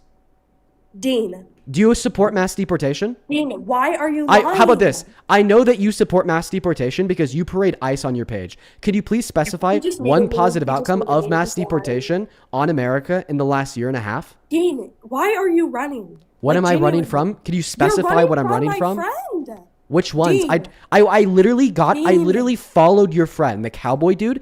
I followed him. So he might be able to populate to the top of the viewers list. And then I accepted him in, and then he lagged out. And then we spent another 2 minutes trying to get that guy back up. And then you told me to accept Shayla, but then it turns out that Shayla is just Liv. Okay. Okay, And I have a brain, question. so I know that that's Liv. I have a question. Can you please articulate one positive outcome of deportation on America over the course of the last year and a half? By the way, folks, this is the modern conservative movement. They don't have a brain. Well, if they do, they don't fucking use it. They cannot justify the policy positions that they support. They cannot justify their warpath of tyranny and human rights violations through the sequestering of immigrants to subhuman mush that we're okay to just deport with no due process to then have them deported in El Salvador. But they support ICE. She has a billion videos on her page dancing to them. But now that I'm pressing her on live to give an argument in support of deportation, now that I'm asking her to specify one positive outcome of deportation on America over the course of the last year and a half, now that I'm pushing her to please articulate why she supports this position, ideologically speaking, she can't. All that she's going to do is whine about how she wants to have her friends debate here with her. Wait. Meanwhile, we spent 9 minutes trying to get her debates up on this, trying to get her friends up on this debate live, and it has not worked. So I will You're ask you spreading one misinformation. last You're time. spreading misinformation. Sure, You like what? asked for my friends to come up Yeah, here. buddy. You are lying right now. In I your asked messages, if your you friends would wanted be my down to friends debate me, come up and then here. you are responded by saying no, they wouldn't be No. down to debate me. And then you joined today, and now you're You're saying, running. well, I actually want to debate you with my friends, Dean. And then I say, running, okay, Dean. I tried to You're get your running. friends up into the live stream. Dean, you're running. I'm not running, given the fact that I tried to get them into the Dean, live but you stream. kicked You them. incredibly low IQ individual. I don't even talk to Liv. You literally kicked That's a them. lie. You were on a live with Liv last night. Oh, because I was on a live with Liv. First off, Oh, stop yeah, it. and you were That's actually creepy. talking about And maybe second allowing off- her to use your second account to off- join this live. You don't And think I that I said know that no. shit? Yeah, now you're just fucking lying. Oh, so you talked to No, Liv? you're the one So who's you talked to lying on Liv? my Oh, so you talked to Liv.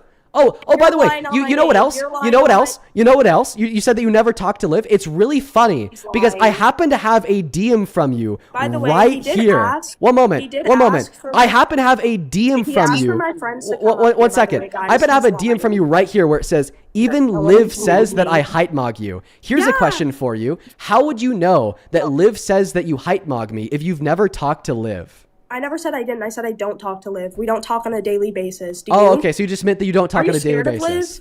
You know what I'm scared of? Stupid conservatives that can't give an argument to support their beliefs. You have 30 seconds to tell me why deportation is a good thing before I kick you. You have 25 seconds, the tone of her voice. You have 25 seconds to give me an argument why deportation is a good thing before I kick you.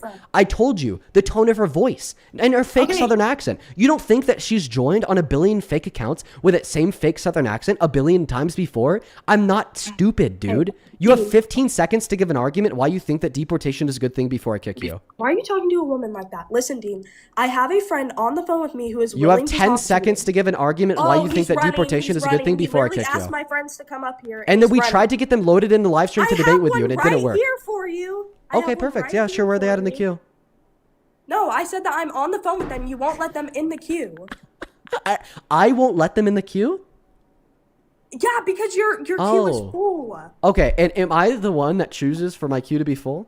Dean, are you going to talk to them? Am I the one that chooses for my queue to be full? No, I want a direct answer to my question. You just said that I want to let them in the queue. I posted a live. Oh, okay. So check this out. Like this, where I spam tap on them.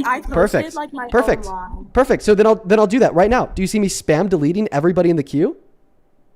Bro. So then go tell your friend to join. What's stopping them, right? Is it maybe the fact that the queue is still full because there's that many people watching the live stream? No, listen. You have 10 seconds to start an argument for why you support deportation. He's running. He won't talk to my friend that's on the phone. He's running. Ooh. Are you going to talk to them or not? 5 seconds to start an argument. You asked for it, Dean. You're lying. Okay, bro. No argument in sight. Conservatives are just that fucking stupid, ladies and gentlemen. I give them so much grace. I give them 10 minutes of my time to load up any and all of their friends into the live stream. And then I give them even more time to continually try to get their friends loaded up into the live stream. And then I sit there and I do specifically what that guest had asked by sitting there and spam kicking people from the queue just to give a chance to her friends to join the queue. And then after all of that, all that she could say is that I'm running. Wow. Yeah, that's super crazy. Yeah, the guy that happens to be spam accepting the people from the queue is running. No, that's super fucking true. One of our friends actually got back in the queue. So now we're going to debate our friend. That's fucking golden. Handsome253_steal got back in the queue. Come on, Handsome. Where's he at? Wait, now her friends aren't even loading in? He's in the box, just sitting there loading. Oh my fucking God. He's actually... Dude, that's crazy. That whole time she was mad at me because I couldn't help to get her friends up on the live. Meanwhile, the friends don't want to join the live. That's fucking funny. That's really fucking funny. We're just going to leave his account sitting there and spinning there just so you guys could see. There he goes. He left. That's funny as hell. Let's go to get that next guest connected right now. Hey, welcome in. Do you support Trump? I do. How old are you? I'm 19. What year were you born in? 2007. Okay, and why do you support Trump, the worst president of your life? I think that even though my knowledge on this topic is not, like, greatly extensive, I think that I do mostly agree with the, like, immigration argument, but there are some things that I don't agree with as well. Okay, you agree with his position on immigration. So what is your favorite Trump immigration policy? I cannot name specific policies. My knowledge is not that great. I meant like the overall. So like overall, are you just saying that you support like his efforts of deportations? Yes, but I don't agree with the use of violence to do so. Okay, well, they are using violence to do so. So then overall, you would disagree with his efforts of deportations. I just think that there's no way to, like, form, I don't know how to word this, like, a system which balances not overwhelming a country and also trying to make sure everyone has a safe place to go to. Well, I don't understand how that statement would relate to support of the deportations. How about this? So let's just ask you a really simple question. What's like one quantifiable positive outcome of deportations over the course of the last year and a half? I just wanted to test my American accent. I'm sorry. Okay, bro. Let's go to get the next guest connected to the live stream. Only up inside of the queue if you happen to be here for debate. I'd really appreciate it so much if if you are MAGA, that you would hop inside of that queue. We are looking for some Trump supporters today, everyone. We are looking for some Trump supporters today, everyone. Thank you so much, Greg, for the 10 Canadian dollars on Super Chat, who says 8 million likes in the first hour. Start triple tapping. Let's get to 50 million likes in 4 hours. Dude, we just hit 10 million likes on TikTok. That is ridiculous. That is absolutely ridiculous. Keep on tapping. That's nuts. Welcome in. Do you support Trump? I'm kind of in the middle. I'm just When you say that you're educated. Sure. Let me ask you a simple question. If the election was held tomorrow between somebody like Kamala Harris and Trump, who do you think you'd vote for? Honestly, I don't even know if I would vote, to be honest with you. Okay, yeah. That's much better. That's a much better answer than saying that you would vote for Trump. Here's what I'd say to you. So the specific people that we're looking to talk to on this live stream are people that answer Trump to that question. But that doesn't mean that I don't think you can't get any value out of the live. If you're just trying to like figure politics out, get educated on the subject matters, I would highly recommend just tuning in and listening to what we have to say. If anything, that's probably the main benefit that people take away from what we do is, once again, just listening to what we have to say. Let's go to get that next guest connected. For everybody that is hanging out with us, I appreciate y'all so very much for being here. Make sure that you are double tapping on that phone screen and sharing out this live with a handful of friends while we look for that very next Trump supporter. So only hop inside of that queue if you're here for today. If you want to support me, if you want to support the stream, if you want to ask a question or get a message across, you can find a link to my Venmo and my PayPal in the link tree in the bio of my TikTok account. You could also find it at the pinned comment over on that YT stream, and the handles on top of the phone screen on TikTok as well. It's just my name, Dean Withers, without the letter E in the last name Withers. Great way to support our efforts. Let's go to get that next guest loaded up inside of the queue right now. There we go. Welcome in, Zach. Do you support Trump? Okay, Zach's just not here. That's fine. Oh, we found another one of Just Start USA's friends. They're loading in. Jay Walsh. He just said in the comment section, I'm in the queue, fanboy. Is he going to load in? Damn, that's actually crazy.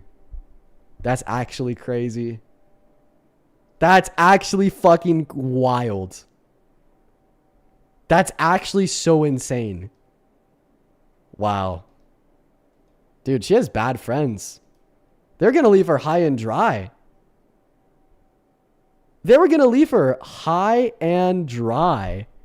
She like reached out to all of like these friends of hers and she said, hey guys, would you please debate Dean Withers with me? And then they were like, oh yeah, for sure, dude. And then she was like, would you please hop in the queue so you could help me debate Dean Withers? And they were like, oh yeah, for sure, dude. But then coincidentally, the moment any of them get accepted from the queue, they're nowhere to be seen. Their Wi-Fi starts lagging. They start erroring out. Makes you wonder. Let's go to get that next guest connected. We got Dr. DV connecting. Hey, welcome in. Do you support Trump? Hello, I do. I am MAGA. I am 19. I was born in 2006. Okay. All right, dude. Take it away. Tell us why you support the worst president of your life. Earlier today, you were discussing how Trump has already made the effort to become a dictator, and I do believe that we should have a dictator in our country for the reason that the left and right sides cannot ever come into conclusion on agreeing on anything. So you think that Trump should be a dictator? Yes, I do, and I think we should advance. I feel like we should expand our empire and take over Canada, even expand over Canada. And wow.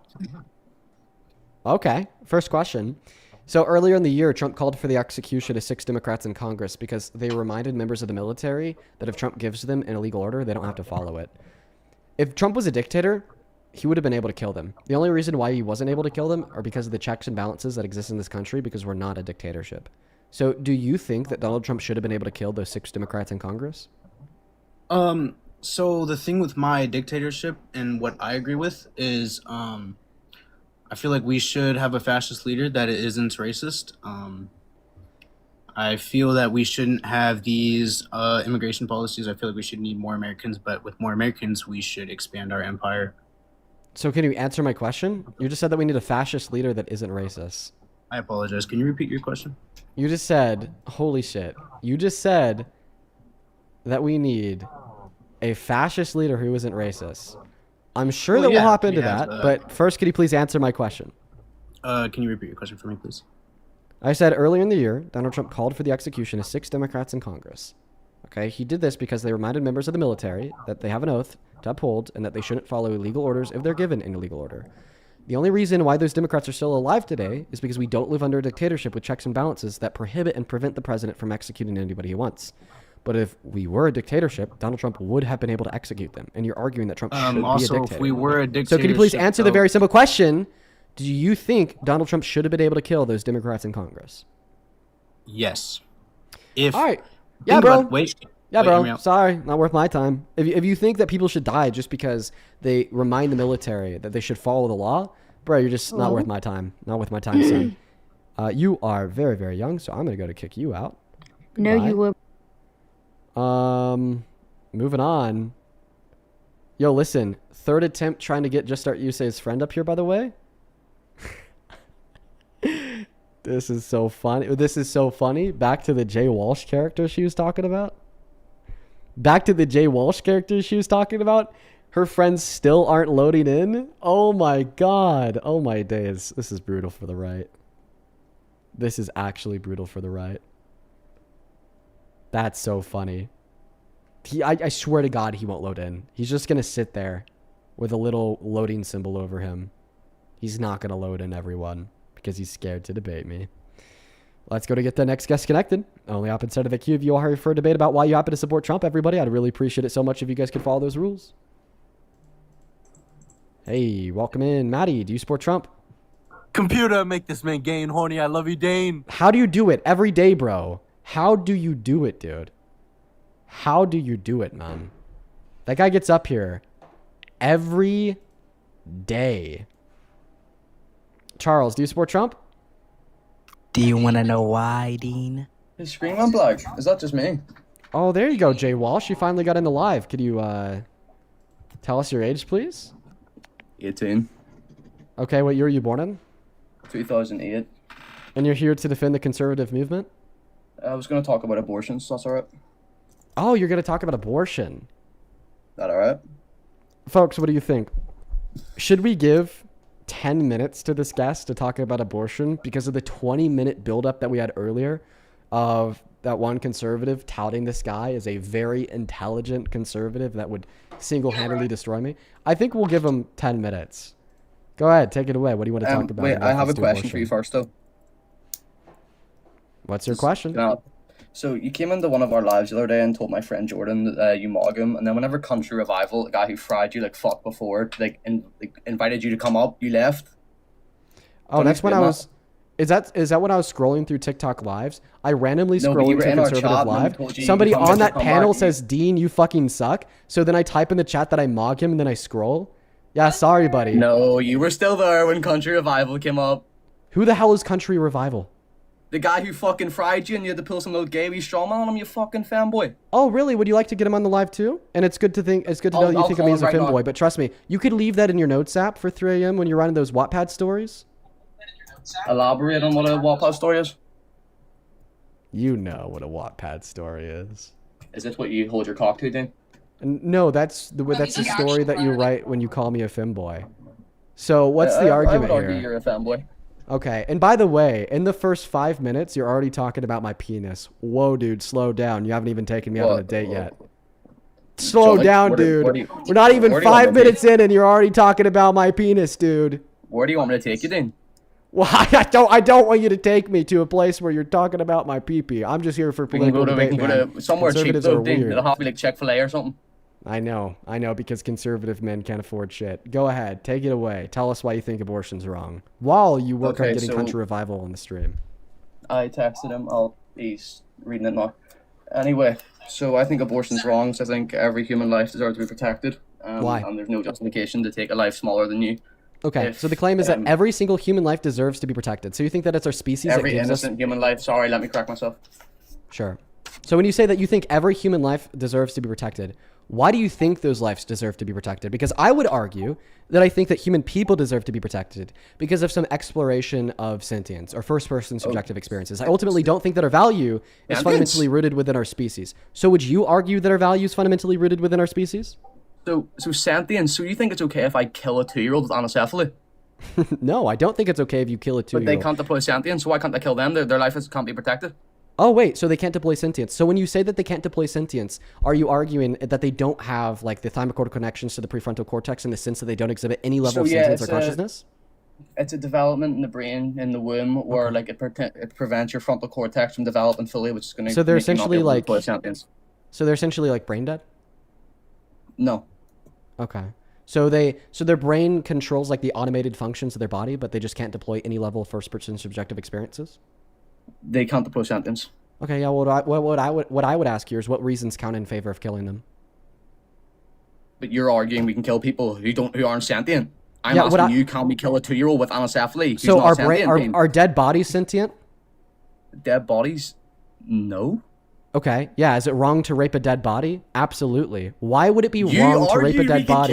Even though, one moment, even though dead bodies aren't sentient. Because A, no reasons count in favor of raping a dead body, and B, the reasons why people do rape dead bodies falls down to very psychologically perverted reasons. So when you ask me questions such as like a child out of the womb, like a 2-year-old with anencephaly that can't deploy any level of subjective experiences whatsoever, well, I would say most envisionable hypotheticals of a person killing that 2-year-old with anencephalies, although that 2-year-old wouldn't have any intrinsic value because they don't have the ability to deploy any first-person subjective experiences, there are no reasons that count in favor of doing so, and the reasons that exist insofar as why people would kill that 2-year-old are very psychologically perverted, just like raping and or mutilating a dead body. So yeah, there's a good answer to your question. So why don't you answer the question that I asked first? Do you think is our species that gives us moral value?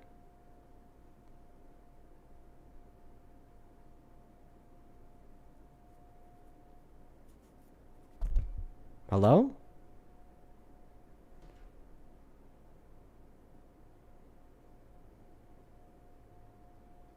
Click on your profile picture, click the icon on the mic. What are we doing?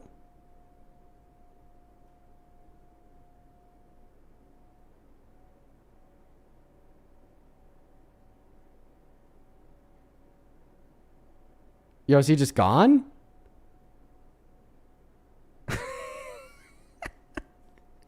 By the way, I looked at his account. There's no evidence he's 16. Hello? Yo, buddy, I'm mute. Can you hear me not? Right, there you go. The There you screen is go. black. So do you think it's our species classification that Can you makes hear me us not? bad? Right, there you go. The screen is black. So do you think it's our... The fuck is going on with this stream?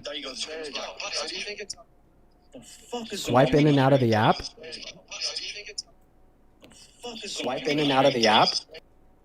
Jesus Christ. Out of the app. Jesus Christ. Out of the app. Bro. Alright, bro. Jesus What the fuck Christ. is going on with this thing? Out of the app. Alright, bro.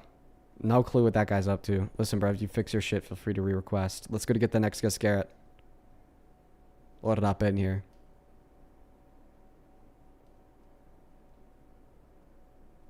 What do you think the chances are that he just had like another phone on the stream with the volume way up next to the first phone to make it seem like he was experiencing technical difficulties? All I'm going to say is he started to experience those difficulties at a very weird time. Let's go to get that next guest connected. Only hop inside of that queue if you happen to be MAGA. Let's go to get that next guest. Guys, only hop inside of that queue if you happen to be MAGA. All right, we got June 805 connecting to the live stream. Hey, welcome in. Do you support Trump? We are Charlie Kirk. Bro's whispering because bro knows it's past his bedtime. Bro's mom is going to walk in that room and ban him from all technology for the next week and a half if bro spoke any louder. Patsy, thank you so much for the $30 donation on Venmo. I really appreciate you so much for that love. Let's get 300 Patsy W's down below in that comment section. Patsy with the $30 says, "Hey, Dean, yes, I'm having an awesome summer. Keep voicing, educating, and changing minds. Love you, Dean." Patsy, you know I love you too. Thank you so much for the $30. Let's get 300 Patsy W's down below in that chat. I'm very grateful for you. Same thing to you, Melanie. Thank you for the $10. And that's a good suggestion. I go about it differently every time. Austin, thank you for the $10 on Venmo. Says, "Is this the right Venmo, Dean?" It sure is. And then Kaylin, thank you for the $20 who says, "Just started watching you in Parker and I absolutely love and respect you guys so much. You guys are very knowledgeable and it's important more now than ever. I would also absolutely love for you to debate my MAGA dad. I go to visit him next month. Next month when you're with him, please hop inside of the queue. I would love to have a conversation with you, with him. Absolutely, 110% Caitlin. I'm so happy that the streams have helped you out, and thank you for the $20. Show some love to Caitlin in that chat. Welcome in, Justin. Do you support Trump? I do. How do you? I am 18. What year are you born in? 2008. Eyebrow. Why do you support Trump, dude? Because pretty much everything he does, I agree with. I love ICE, and I support just pretty much everything he does. Eyebrow, you support everything he does. Pretty much. Okay, so did you support it when he intentionally infringed on the Constitution in an illegal attempt to take birthright citizenship away from citizens? I don't think that happened. Yeah, bro, it did. EO number 14160. He tried to take birthright citizenship away from the children born to undocumented immigrants on American soil. That was unconstitutional, dude. I would like to argue about ICE. Okay, would you like to answer my question, though? What's that? The question I just asked you? Okay, ask me again. I don't know. So you said that you support nearly everything that Trump does. My first question was, so did you support it when he intentionally infringed on the Constitution in an illegal attempt to strip birthright citizenship away from citizens with EO number 14160 that attempted to refuse birthright citizenship born to the children of undocumented immigrants on American soil? Every immigrant that was born in the U.S. he hasn't, there's no way he did any of that. It is Executive Order I have number not heard about 14160. If you just go on Google, you type Executive Order number 14160, the first thing that pops up will be a link from the Federal Registrar or from whitehouse.gov that says Executive Order number 14160. And then you'll be able to read Executive Order number 14160. And in section 2, it just describes clearly in plain text that the directive of this order is to reclassify the children born to undocumented immigrants on American soil as non-citizens, claiming that they do not have birthright citizenship per the Constitution, even though they do.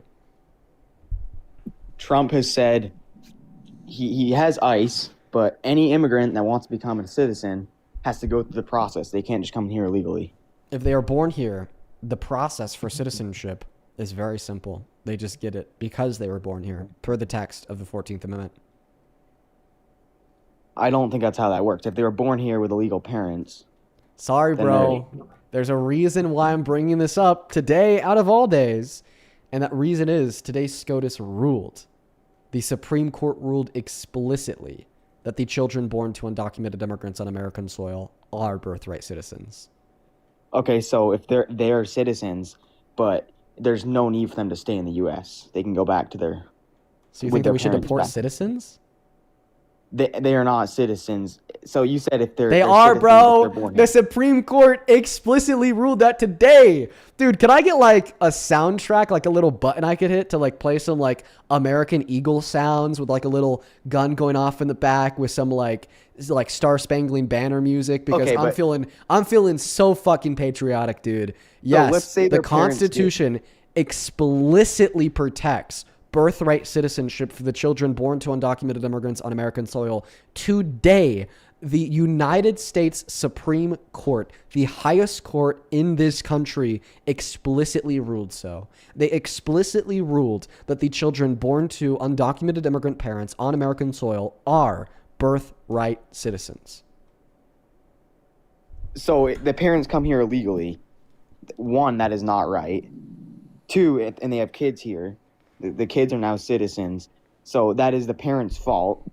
And if the parents wanted to do it right and stay in America with their kids, then they would have to go through a process to become legal here. Remember, my question was, did you support Trump's illegal attempt to strip the children of their citizenship? I'm not familiar with that. Okay, bro. What did you come up here to debate? I came out to debate why I love Trump. Okay, why do you love Trump, bro? Like I said earlier, I agree with pretty much everything he does. Mainly, the main thing I agree with is probably ICE, because where I live, Mexicans have pretty much taken over, illegal or not, and none of them even speak English. So yeah, does that make you feel insecure that you don't know what they're saying? Well, pretty much everything they do it for cheaper. So they've strived me from trying to get, if I want to go get a job, I'd be getting paid cheaper because they're here. And then half of them don't even speak English. Okay. Because so your first claim's just wrong. According to the U.S. Bureau of Economic Analysis, immigrants increase wages for low-skilled labor groups by 1 to 2% annually.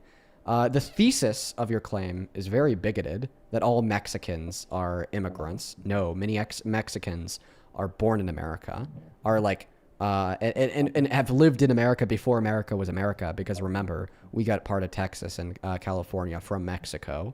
And then the third point that I'll make here is, what's the issue with people in this country not speaking English? Is it because you don't understand them and that makes you feel insecure? No, it's because, first of all, yeah, I can't understand them, so it's not very. They should learn they should learn English, get citizenship here, and come here, and not just come here legally and take over. Why? A part of our country was stolen from people who didn't speak English. All of our country was stolen from people that didn't speak English, but specifically what I'm referencing here would be Mexico, where we stole some of their land through war in Texas and California, meaning that the moment, the United States of America expanded into Texas and California, specifically Spanish was the very first majority language that was spoken. So why all of a sudden should we be forcing people to learn English? Listen, I think that America is built off of multiculturalism. I think that within multiculturalism and inherent to multiculturalism, you will find multiple languages. And I agree that in many senses, there are social utilities for shared languages. Nobody is denying that. That's why many immigrants do end up learning English. But in many senses, there is not a utility for shared languages. So because of that, I don't think that there should be any requirement for there to be a shared language of learning English in order for immigrants to immigrate into this country, because it just seems way too exhaustive. The official language of America is English. Therefore, if you're going to become a citizen here, you should know English. What's the argument for that? I'm just saying, if you're going to come here illegally, it makes it like I guarantee if you come here legally. Why do you require more from immigrants than the president? When they're immigrants, you're like, oh, I require that you're not a criminal, and I require that you spend at least a couple years of your life to learn English. But then when it's about the presidency, okay, well, I don't require that you're not a criminal. If you're a rapist, we'll let you in. And okay, I don't really require that you speak English well because Donald Trump is a bumbling idiot. So my question is, why are your requirements higher for immigration than the Oval Office? If you were going to become president, you'd have to at least be a citizen. That if you're an immigrant here and you're not legal, then that doesn't make any sense.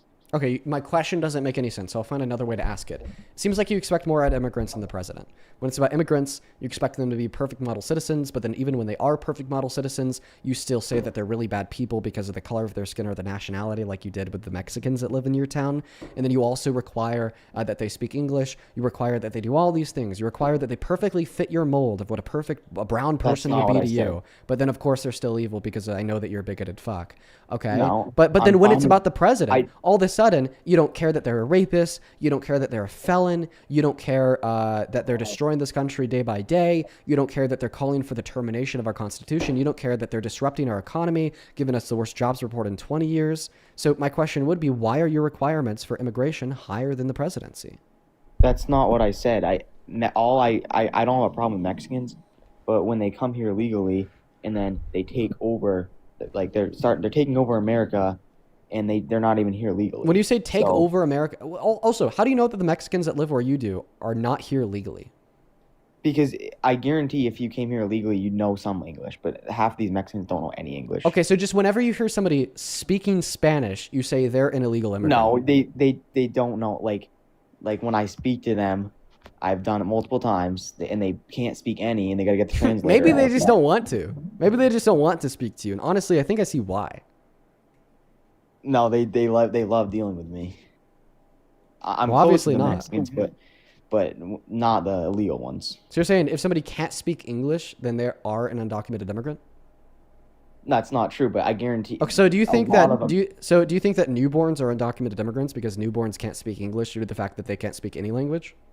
No, I'm just saying. Oh wait, but you just said if you can't speak English, then you're an undocumented immigrant. So all like newborns are like undocumented immigrants here to steal jobs, invading our country from Mexico? Huh? So all newborns are undocumented immigrants here to steal jobs, invading our country from Mexico because they can't speak English. No, the majority that don't know how to speak English are probably illegal. Give me any evidence for this. if you're coming here legally, you go through the process of learning the language of America. But we've already gone over how knowing English is not a necessary prerequisite for legal immigration into this country. It is. You Give have me to go evidence through for that. I'm not. I'm pretty sure that you have to Okay, know. then give me evidence for that, please. I don't have evidence for that. So why do you believe things without evidence? I don't have I can't give you firm evidence right now. I mean, I could research Okay. it, but So then back to my question. Why do you think that immigrants can't speak Spanish? We want them to speak English. But presidents can rape women. You support Trump even though he raped a woman. Why do you take more of an issue with immigrants speaking Spanish than you do with the president raping women? That there's actually zero proof on that. And So you'd say that the outcome of a court ruling, a unanimous jury of 9, that was then corroborated by 5 appeals, denying the appeal and upholding the verdict that Donald Trump raped a woman, including a denied appeal from the Supreme Court, is no I would evidence? say if he was never charged for that, then there's no. He was found reasonable- guilty inside of a court, dude. He was never charged for any of it. What do you mean, like criminally charged? The reason why there was no criminal charges is because he was past the statute of limitations. They couldn't bring forth criminal charges. That's why they sued him in a civil court, and she won.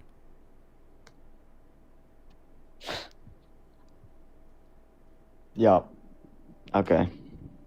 So tell me why you think there's no evidence for it, even though a unanimous jury of 9 ruled that he raped her, and then when Trump tried to appeal the ruling, because he thought it was BS apparently, to the first appeals court, they denied it. To the second appeals court, they also denied it. To the third appeals court, they denied it. Then to the fourth appeals court, they also denied it. And then to the fifth appeals court, which is the Supreme Court, they also denied it.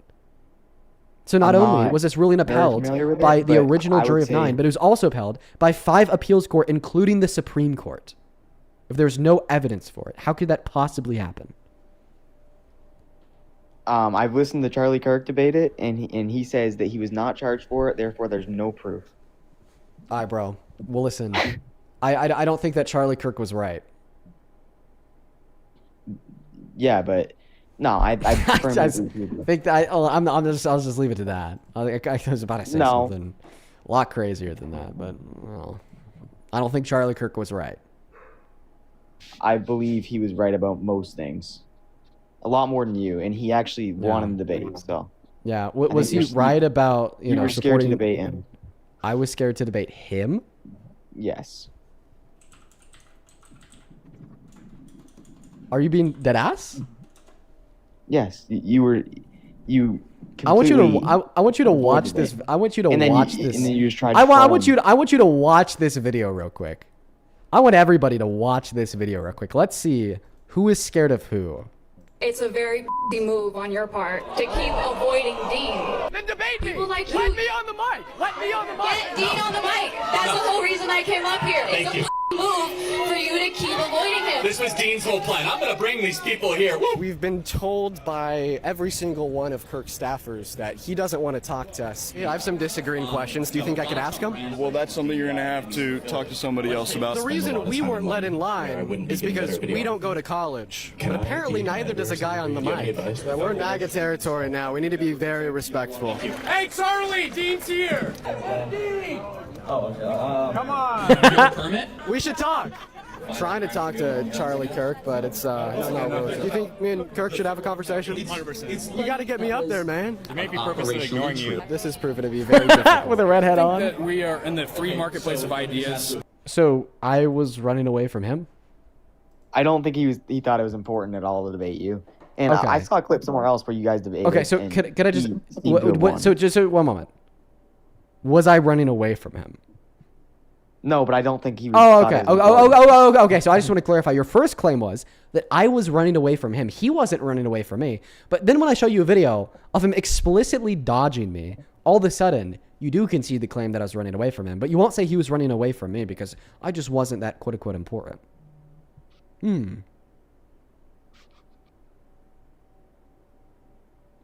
Follow-up question. Sure. Then Sure, why the but hell I did the saw- producer of his show reach out to me and invite me on the Charlie Kirk podcast and then completely ghost me after I asked for a specific date? Okay, what was the clip I saw? And then after I talk about the producer of the Charlie Kirk show completely ghosting me, publicly on some podcasts. I forget their names. They're awesome, though. Two great women. I'm probably going to get flamed by their fans down below. Then they reach out to me again, and then I get ghosted again for another 4 months. So what was the debate I saw where you guys actually did debate, and I thought Oh, Charlie 3 minute. did- Oh, you thought Charlie beat me in that debate? Yes. What did we debate about? I don't remember. So you don't know what we debated about, but you know he won. Then how do you know he won? I believe he won. Yeah, why do you believe that? I think he was a lot more confident, and he knew what he was talking about. Okay. Well, he conceded 2 times, and then at the end of the debate told me I gave him the best point he's ever heard. And then went on a podcast and called me intelligent. Yeah, he thought in the future. Again, in you will probably- that debate, he conceded in the first 10 seconds on his definition of murder. In the first 10 Yes, seconds. but he said you are more likely to convert MAGA in the future, and I believe Yeah, I that don't too. Okay, so you also believe the prophecy that I will be a Trump I supporter believe in the future. you will smarten up. Yeah. Well, how about you smarten me up? Give me one good reason to support Trump. Let's see here. He's significant. First of all, most liberals are complaining about gas prices right now, yet he has deceased them with having a nuke, where we in the future we could have been nuked, and then liberals only they can only complain about gas prices right now, which they're going down significantly, but now there's no nuke in their hands. Mm-hmm. Do you know what the JCPOA is? I do not. That's a denuclearization agreement that Obama got with Iran that Trump tore up, giving the green light to Iran to build nukes. Then how would they if they were secretly building a nuke? And then There's they wouldn't nothing figure it secret out. about their uranium enrichment because the IAEA tracks Iran's uranium enrichment. I'm not familiar with that. All right, bro. Go do some research. Go do some research. Everybody in the comment section says, Dean, skip him. He has no argument whatsoever. Bro, that's hilarious. That's actually hilarious, dude. That's actually pretty funny, dude. It's actually pretty great. Welcome in. Do you support Trump? I do. I just turned off my shower to put you in your place, by the way, so you should appreciate me for that. You turned off your shower to put me in my place. I did. Why do you think that nobody ever succeeds in that goal? And to be honest, to the people that are donating me, like, computer thinks you're stupid. Stop donating to me. Stop. You computer mega idiots. Dude, stop. How does he do it? How? How does he do it? That dude, wow. Every day, he gets up on the stream maybe 4 times. T, I appreciate you for the $20 over on Super Chat, who says, at caller, English proficiency is not required for holding a green card.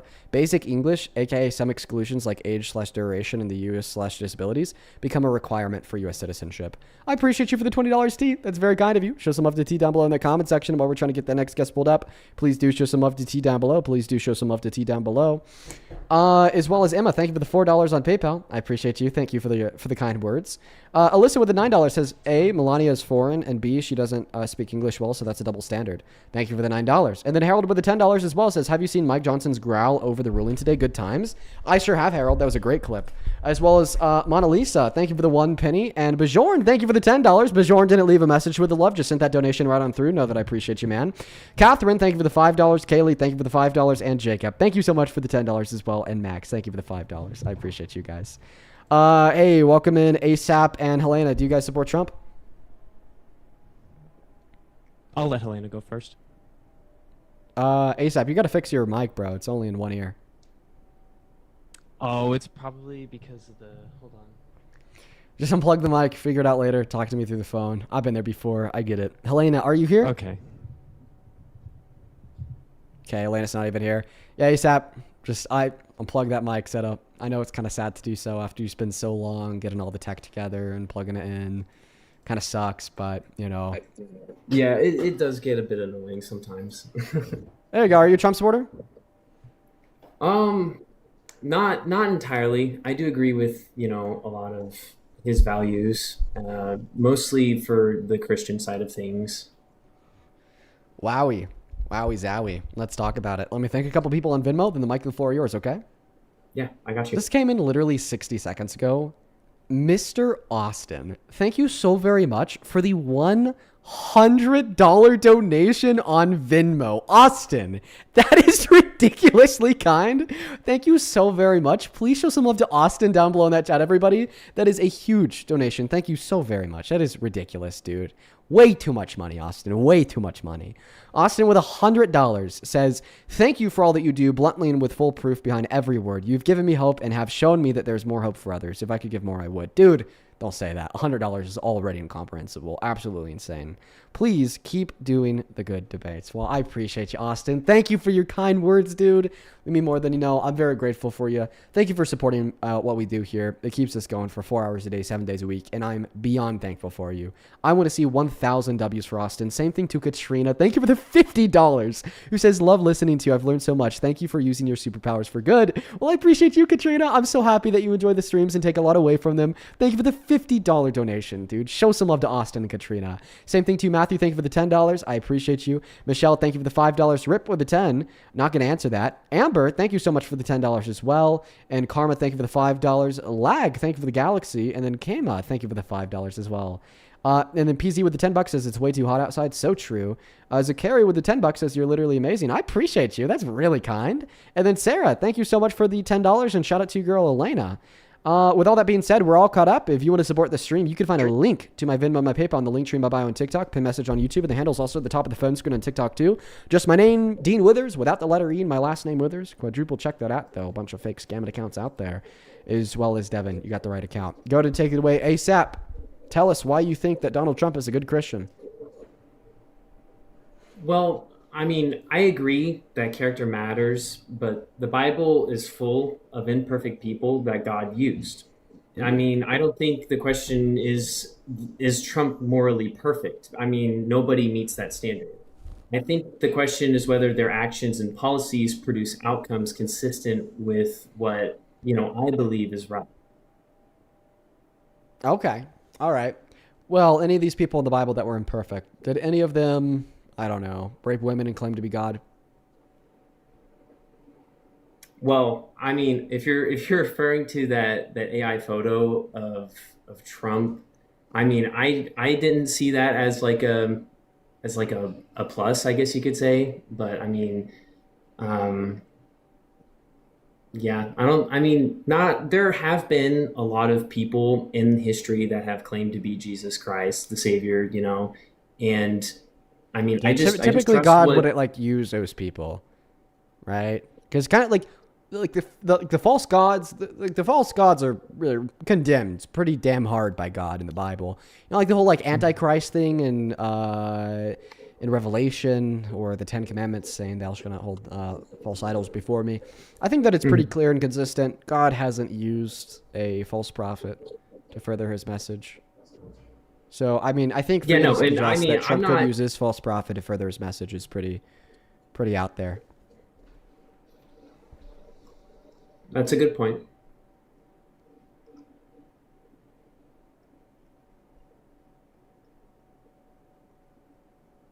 Yeah, thanks, man. What's your response to the good point?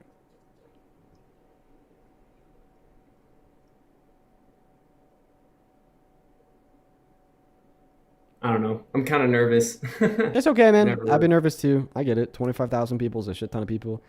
Dude, I'm not even going to lie. I've been nervous the last couple days. My viewership has exploded. And, having 25,000 people in here has been making me nervous too. So I completely get it. And I do this as my full-time job.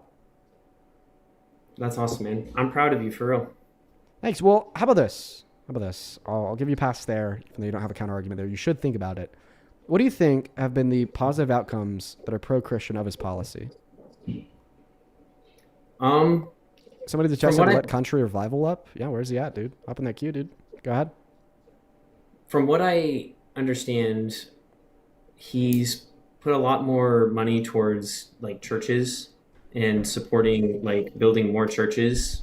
Now, I mean, I know quantity isn't really quality. I know of churches that, especially big ones, that probably aren't the best to attend, just because of the fact that they're sometimes cash grabs. Really, I feel like the back end so our government doesn't provide direct funding to build churches. Under the First Amendment, taxpayer dollars cannot be used to construct or maintain buildings developed. No. Trump does, from his own from his own funds. Not Oh, taxpayer wow. dollars. Wow, Bruna, thank you so much for the blow, Rosie. I appreciate you. Okay, where's the evidence of this? I can. I feel like you probably saw like a reaction photo on Truth Social that says that Donald Trump devoted half of his paycheck to build a bunch of churches, but it's probably not true. Also, this seems like pretty unconcerned to his like policy then, and you said it's the outcome of his policy that you support. I'm sorry, can you repeat that? Seems pretty unconcerned to his policy, and you said it's his policy that you support? No, it's you know, the Christian values. I mean, there's some parts of his policy that I wouldn't agree with, like some of the tax stuff. By the way, I just looked it up. No public records show instances of Trump personally donating money to fund the construction of churches.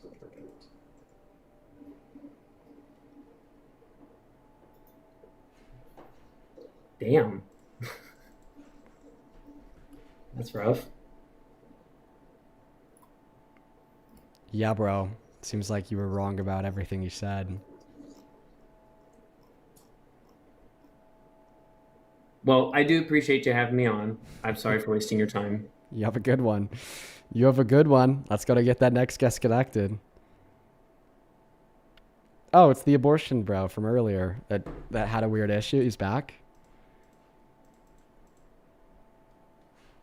Imagine he doesn't load in again. I'm actually going to go to get somebody else loading up at the same time as this guy because I doubt this guy's going to load in.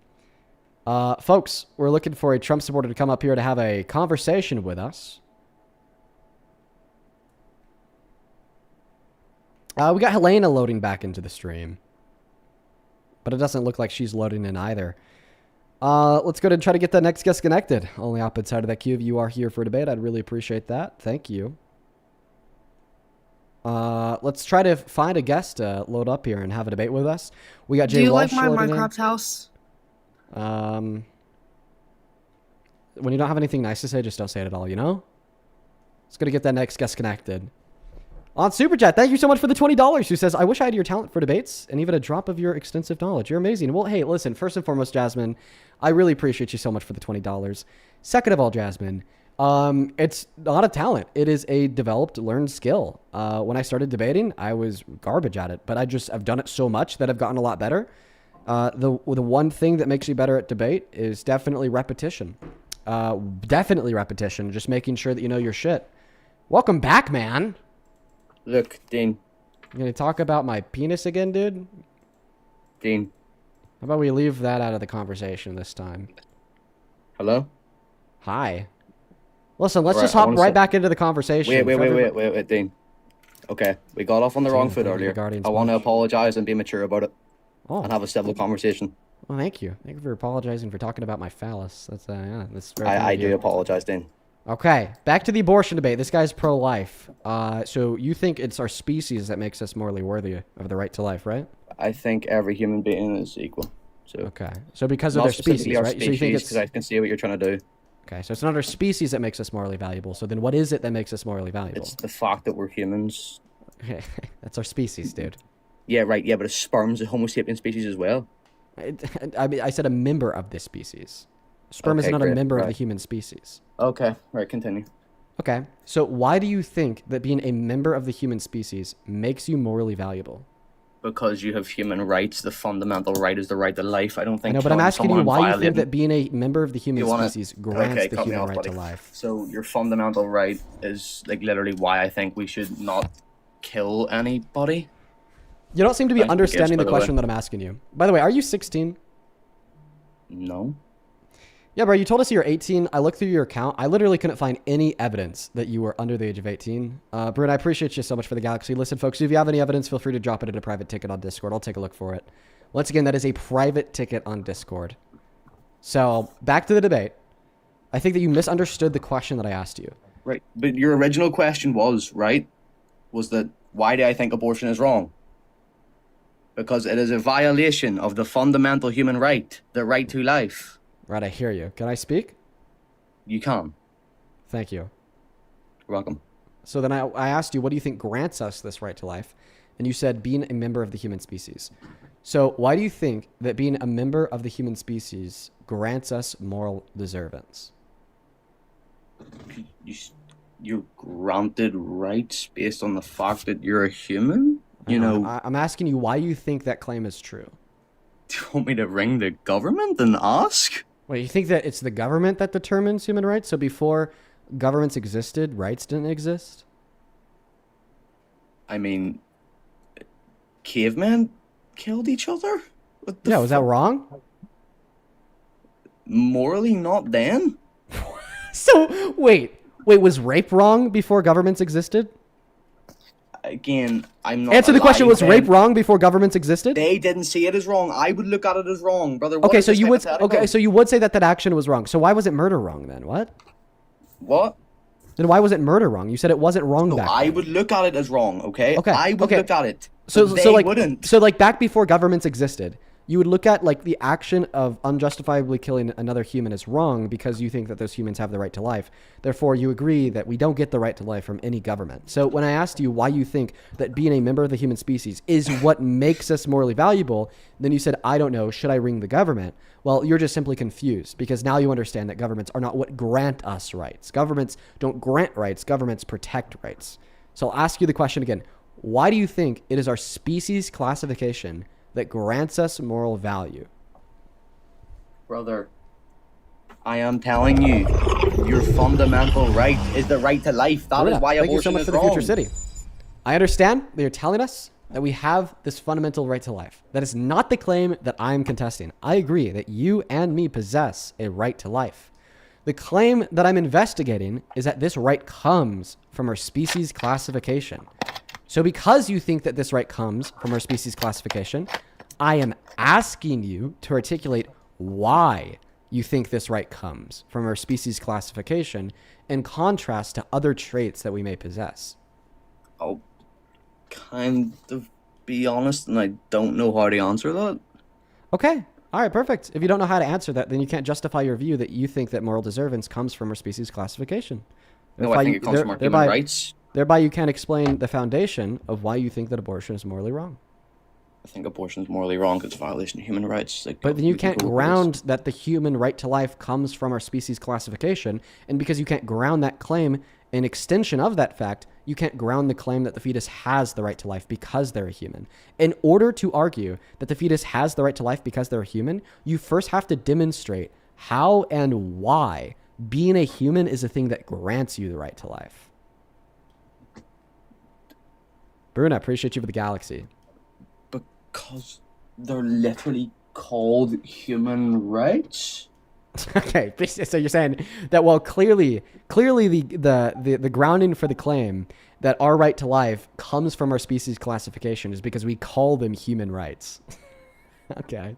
No, that is not grounding that the human right to life comes from our species classification compared to other traits that we may possess, such as the one that I pointed out earlier, something such as sentience or consciousness. Okay, well, whenever we were talking about sentience, I walked you through why we can't just say it's okay to kill someone based on sentience. Yeah, you tried to give me a reductio by pointing towards somebody outside of the womb that's not exhibiting sentience. So I played location. Nice one. Yeah, and then I told you that, yeah, if they've never exhibited sentience before, if they don't have the sufficient brain structures to allow the capacity for intellectualism to emerge, well, then you're right. They wouldn't have innate moral value. But still yet, we could argue that it's wrong to kill them because no reasons count in favor of killing them and many reasons count against killing them, such as the fact that many motivations for ending their life are downstream of psychological perversion. I then gave you another example of an instance of an entity that does not have intrinsic moral value that we'd still argue it's wrong to do grotesque things to, such as mutilation, torture, or rape, such as dead bodies. It's wrong to mutilate and rape dead bodies, even though we both agree that dead body does not have any human rights because they're dead, because the reasons that count in favor for mutilating and raping dead bodies are very psychologically perverted. And I would assume very similar psychologically perverted reasons would be the only reasons that would count in favor of doing something such as killing a 2-year-old with anencephalies. I'm also confused as to why everyone keeps saying I'm 16. Can someone elaborate on that for me? Do you want to respond to what I just said, please? Do you want to narrow it down a little bit? You kind of lost me like halfway through. Yeah, by the way, his second post is him like calling somebody out that thinks it's okay for 23-year-olds to date 16-year-olds. And does your child have a problem with that, bro? yeah, and so the Predator says, so right, you protect an 18-year-old dating a 16-year-old, but not a 23-year-old talking to a 16-year-old. So nowhere in that text does it like say that he's 16. Some other like victim is 16. So would you please respond to the last thing I said? Yeah, I asked you to narrow it down. You kind of lost me halfway through. Yeah, bro, you tried to give up a counterexample to my view that I think that moral value, the thing that makes our lives valuable, is, I guess, closely associated with traits such as sentience or the capacity for intellectualism. And then you gave me an example of a 2-year-old with anencephalines that has never exhibited sentience, does not have the brain structures required to deploy the capacity for intellectualism. And then you asked me, Dean, would it be wrong to kill this 2-year-old with anencephalines? And then I said, well, if we were to count the reasons in favor of killing the 2-year-old and the reasons against killing the 2-year-old, we'd probably not find any reasons in favor of killing the 2-year-old. And the only reasons that we could come up with would probably be super psychologically perverted. And then I gave you the example of a dead body who you and me agreed does not have human rights because they're a dead body, but we'd still argue that it's like wrong to rape and mutilate that dead body because the reasons that count in favor of raping that dead body are very psychologically perverted. All right. And then what I went on to say from there is that similarly, most likely, I find it to be the case that any reason that we could identify in favor of killing that 2-year-old with anencephalines that I wouldn't give moral value to would also be psychologically perverted, meaning that it would be wrong to do. So, Bro, I got this guy. Listen, I'm pulling out concepts here that are a little bit like beyond like the prevalent political discourse that probably even like most people is this watching the the stream argument enjoy. you've been working on with But Lid? this is definitely true. Is this the argument you've been working on with Lid? Yup. Do you have a response? I'm thinking, Dean. I've never heard this one before. I must give you your credits. So I'm confused as to like why it's okay to kill someone based on their location if they have sentience, but someone who doesn't have sentience. Wait, location? What? I never argued that it's okay to kill a fetus because of its location and womb. I argued that it's okay to kill a fetus because of their lack of a capacity for intellectualism predicated on the brain structures present. You are so lost. I am pretty lost. I'll give you. I'm still learning, but okay. I'll stop shitting on you now. Since you just admitted that you're still learning. I'll give you your props. I'll stop shitting on you now. I'll stop shitting on you now. I'll stop being an asshole. Listen, man. How about this? Think about the argument that I gave you. Explore it for its validity. And if you can't prove it false, then become pro-choice. How about that? You're never going to help me justify that. Okay. Well, then you're just, by definition, an irrational person. Because if you cannot falsify reasons that count in favor of abortion, yet you still think that abortion is wrong, you're not acting rationally. I mean, I'll look at the argument and come up again some point. All right, bro. All right. Appreciate you for your time, dude. I do want to apologize again for the way I got on earlier. You're not that bad. Thanks for the apology. Take care. All right, folks. For everybody that's been watching for a couple hours, that was the first friend of Just Start USA defeated in a debate. Now we're going to move on to the second friend, Country Revival. We are rounding up all of the TikTok Republicans today. Welcome in, Country Revival. Why do you support Trump? I am a MAGA supporter because most of MAGA are pro-life, like 79%. Cool. Wow. Back to abortion. A lot of abortion talks today. Let's do something fun. When you say that you support Trump because he's pro-life, are you saying that you support Trump because you believe that Trump will save the most innocent human life possible in contrast to Kamala Harris? No, I said that most of MAGA are pro-life, was my exact terminology. Okay, so if Trump ran as a Democrat with all the same policy that he ran on in the 2024 election, and Kamala Harris ran as a Republican with all the same policy that she ran on in the 2024 election, who'd you vote for? She's pro-choice. I know. Who would you vote for? Hold on, and I know that the policies that Trump has, he himself is pro-life, like a little bit. Yeah. And he has some exceptions, but that's not why I said that I support it. I know. Could you answer my question, please? Okay, so if Kamala was running on all of the stuff that she was running on, pro-choice and all of her things as a Republican, yeah, and if he was as a Democrat, would I vote? Yeah, I would say that I'd still vote for Trump. Okay, even though a majority of a majority of the GOP, which Kamala Harris is running for in representation of, would be pro-life, and a majority of the Democratic Party, in which Donald Trump is running in representation of, would be pro-choice. So what this tells me is that it's not actually true that you support Trump because a majority of the GOP in which he represents is pro-life. So I'll ask you again, why do you support Trump as president? Why not? Why does that not validate? 79% of MAGA are pro-life individuals. That's what I support. Why is that different? The reason why my last question and your last answer invalidate that argument is because you told us that you would still vote for Trump even if a majority of the platform that he is running on, aka the Democratic Party, were not pro-life. No, that's not how you phrased that question. You said if he was running with the exact policies flipped onto the Democratic Party. Yeah, bro. And he probably want to get many votes from the Democrats, by the way. He probably want to get many votes from the Democrats. But the question is, would you vote for him? I said yeah, and you. So even if a majority of the platform that he was running on was not pro-life, you would still vote for him. Oh, so you're saying that you're switching the platform so they're not supporting his pro-life values? That's right. How about this? Let's just make it a little bit easier because maybe that was a little bit too complex for you to understand.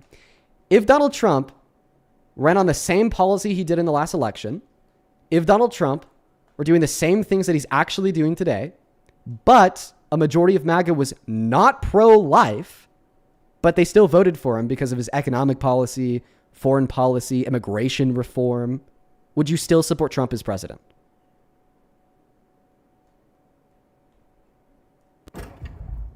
I have other reasons, but I want to confront you on the one. Nice try. Let's go ahead and do. Can you answer the question, please? Nah, nice trap. You're not gonna answer the question, bro? Nah, don't run, don't dodge, country.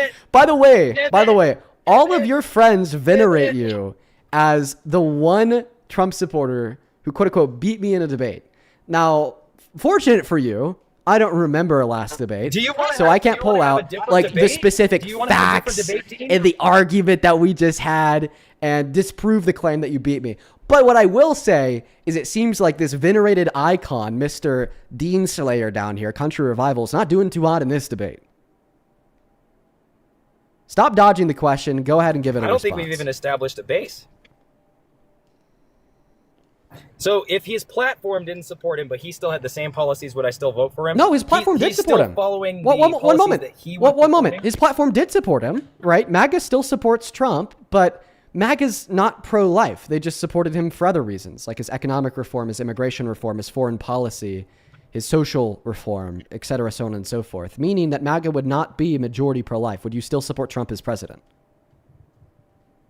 Yeah, I have other reasons. Okay, so you would support Trump. Do you want to go as into president? those instead? Because you want to. Wait, Dean, are you running from the abortion debate? Is that what you wanted to debate me on? Yeah, it was actually. That's why I brought it up. Okay, well you brought it up in a weird way. But if you'd rather go into something else, I'm not afraid to debate you, Dean. What else would you like to talk about? I've seen you on my panels chasing around my people. I've been debating abortion all day, so I would prefer alternative mechanisms here. Because I've been debating abortion all day, let's see if you can answer this question.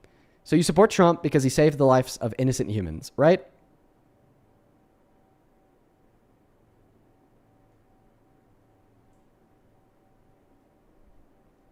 Hello?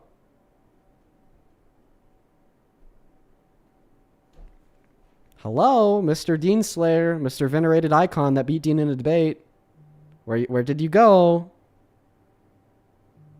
Bro, these fucking dude, by the way, this is like the Republican TikTok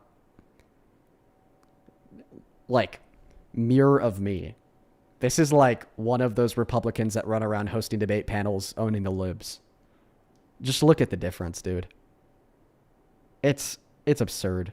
Look at the difference. Can you hear me again, Dean? I sure can. Are you there? Okay, my internet so when you was tell crappy. us, okay, we can hear you now. So when you tell us that you support Trump because he's pro-life, are you telling us that you support Trump because you think he's going to save innocent pro-life. I said because most of MAGA was pro-life, and he supports bringing it to the states. So that's a decision to policy. So he's giving it back to the states. So I know you're going to try to say Trump that is because he wants it to be legislated on at the state level. Yeah, that's a great reason. It's a great policy. So why is that a great policy? Because it's giving it back to the states like the power should be designated. Okay, and As why far should as the power? abortion conversation. Why should the power be designated to the states? Well, because it's too much for. Oh man, you're really lagging here, dude. You're lagging up I'm the for storm. smaller government personally. You're for smaller government personally? Sorry, I'm for smaller government. Yeah. Okay, what's smaller government? Abortion being protected on the federal level or abortion being banned on the state level?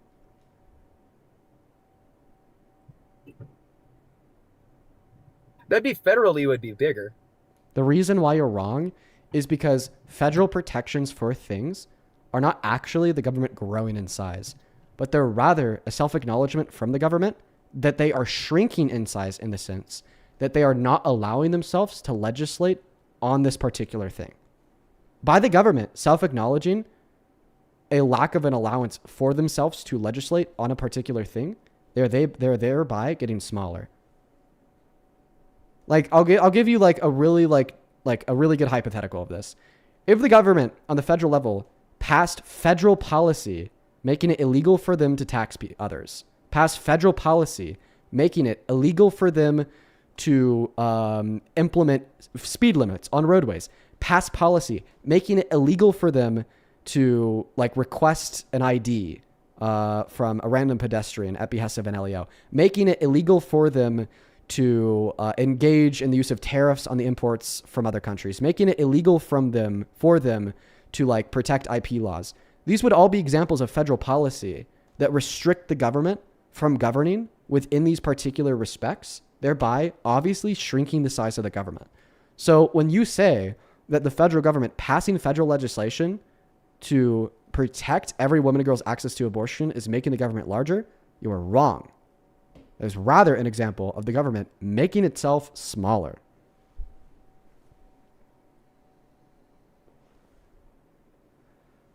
Okay, so I don't really think that it's really prevalent to the conversation of what we're going into. Okay, cool. You made me look stupid. Whatever. Okay, so let's say You said this was Roe a v. Wade reason why goes you think it's a through, we good got thing the to state pass it back down to policy. the state level.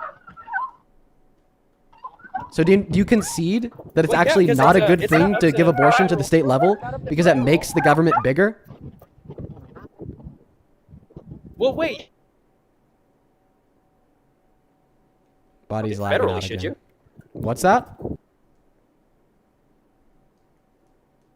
Hello? Damn it. Can you hear me? Yeah, bro. If you continue to lag out, I'm just gonna have to kick you. You need to fix your shit, dude. That or I could just put you on mute until you're in a better position and then move on. Yep. Okay, so can you hear me again or no? Yeah.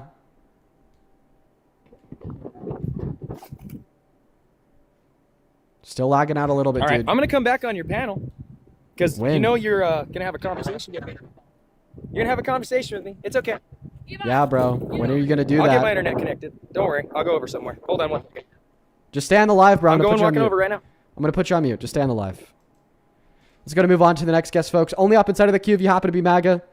Let's go to get the next guest connected right now. Only up inside of that queue if you do happen to be MAGA, please and thank you. I'd appreciate it so much if you guys would, please follow those rules and only up inside of that queue if you happen to be MAGA. Holy MAGA mobile, dude. Holy MAGA mobile. If you do want to support me, if you do want to support the stream, you can find my Venmo and my PayPal in the link tree in my bio on TikTok. Pin message on YouTube, as well as the handles at the top of the phone Can you hear me now? as well. Dude, are those dogs okay, man? Contra Revival, those dogs good? They're going potty. I've been away for a couple days. I just got home. They're really excited to see me. Okay, I get that. Yeah, sometimes dogs yip when they're excited to see. I get it. Janiac, appreciate you for the 20 Australian dollars, who says, you deserve all the extra viewers, Dean. You're doing so good to watch and are helping develop critical thinking. I totally understand the nervousness. We're with you. Well, thank you so much for that love and support. I appreciate you, Janiac. Show some love to Janiac down below. All right, bro. Back to you. So you just got done saying that you think it's a good thing so obvious for I'm abortion gonna have to a hard time. I will be back, Dean. Wait, you sound just fine right now. I don't see any red bars, bro. Don't run. Maybe we just let him run. I'm not running. It's literally the internet. You can hear it's the internet. I'm not running from you. Wherever you're at right now, it sounds just fine. Okay, yeah, because I sat down and I'm gonna try and attempt to talk to you again. But if it cuts out again, I'm letting you know I'm not running from you. Okay, perfect. You said that you support abortion you were being saying- legislated on at the state level compared to the federal level, like federal protections. Okay, well, the reason why federal protections are preferable to it being legislated on from the state level from your position of wanting to make the government as small as possible is because those federal protections would actually make the government smaller per the argument that I just gave you. Okay, so smaller government, big government, we're going to hand it back to the states. Why is that a bad thing? Why would you rather have it in the federal control?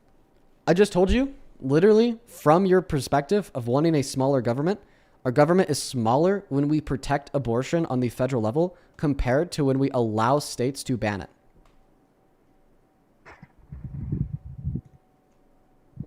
So what?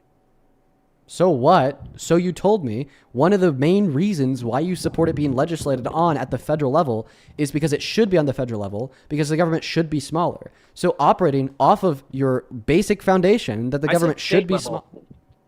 I said state level. I know, but I'm showing you how that foundation of wanting the government to be smaller is actually better achieved by protecting access to abortion on the federal level. And because that goal is better achieved by protecting access on the federal level, you'd actually find that preferable towards allowing states to ban it on the state level. This one's very simple. Why is it acceptable to violate a human right? Okay, so then it doesn't really, like, you're not too concerned with the size of the government. You're okay with the government being bigger if it means that abortion is banned. It's not something that's relevant to the conversation. Right, you're the one that brought it up, big dog. MAGA and Kamala both had different perspectives. Neither one of them are necessary. Kamala, where neither one of them were. I understand that Republicans can't pronounce words, but it's pronounced Kamala, dude. Kamala. Okay. Once again, holy shit, dude. Listen, I want this to be a debate live, not a third grade classroom on the pronunciation of English. I'm not gonna be tone police. Listen, bro, if you can't pronounce Kamala, just call her Harris, dude. It'll make you look more intelligent when you're correctly pronouncing words. Okay, so Harris there you go. and Trump, neither one of them had a smaller government shrinkage, so that's not why I would have voted over MAGA. Okay, that's definitely not true, but whatever. Back to the abortion. Let me ask you this question. So, are the reasons why you're pro-life because you want to like save as much innocent human life as possible? Absolutely. Okay, so if Kamala Harris hypothetically would have saved significantly more innocent human life than Trump, would you argue that you should have supported her in retrospect? What's the statement you'd like to say? Because I don't necessarily know that that's true, but what are you going to pull out on it? Yeah, I'm not saying that is true. That's why I said hypothetically, if it were to be true, would you argue in retrospect you should have supported her? Why? You don't answer hypotheticals. I'll happily answer a hypothetical that's relevant to the debate. After you answer mine, because of course that's linear discourse. Right. So I don't know. You don't answer hypotheticals. You literally avoid hypotheticals constantly. Yeah, like I'll happily engage in like any literally on the hypothetical relevant transgender to the movement debate. stuff. You run away every time. So okay. Yeah, are you talking about me refusing to answer to a hypothetical that assumes I'm dating a woman other than my girlfriend? You're right. I will not engage in hypotheticals that assume I'm dating a woman that's not my girlfriend. And because I do that out of respect for my relationship, I will happily grant that same credence to anybody that I'm debating. I do not expect people to answer hypotheticals that hypothetically assume that they date people other than their partners, because that's not something I would personally respond to out of respect for my relationship. However, operating out of the scope of that limited hypothetical that I don't answer and I don't expect other people to, please respond to the question that I just asked you, because genuinely, if you're unwilling to engage in the use of fruitful, productive dialogue through the course of hypotheticals, we genuinely cannot debate. And it also, on top of that, just makes you look really unintelligent.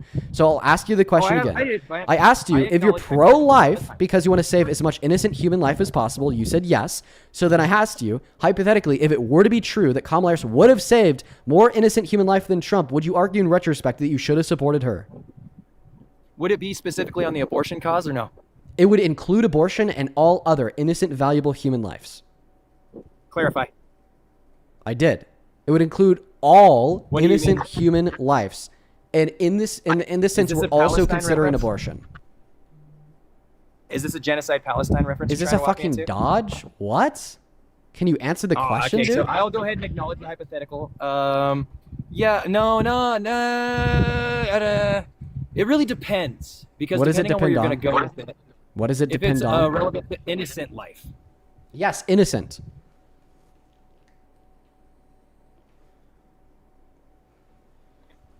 Innocent life, bro.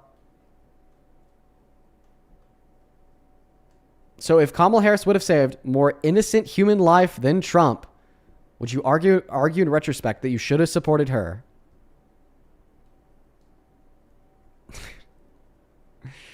actually so stupid. Actually so Dude, I just literally am malarkey. sitting in the same spot. I apologize if it's not good enough for you, Dean. Bro, the spot's fine. You're just muting yourself and refusing to answer. Could you please answer the question? No, I can't answer the question because I didn't hear the question. My internet's been spotty. Can you repeat for me, please?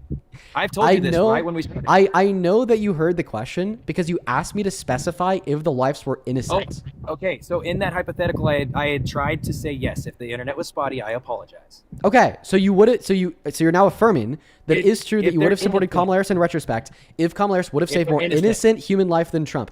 Okay, cool. Well, that claim is true. The Lancet did a study on the outcomes of Donald Trump's cuts to USAID. And they say that over the course of the next 4 years, 14 million people will die across the globe that would not have died otherwise if Trump never cut USAID. Because of that, we now know that if Kamala Harris was elected, 3 million lives would have been saved that are now being lost because of Trump. Now let's compare that to abortion. First fun fact, since Hold Trump on, overturned... Wait, interjection.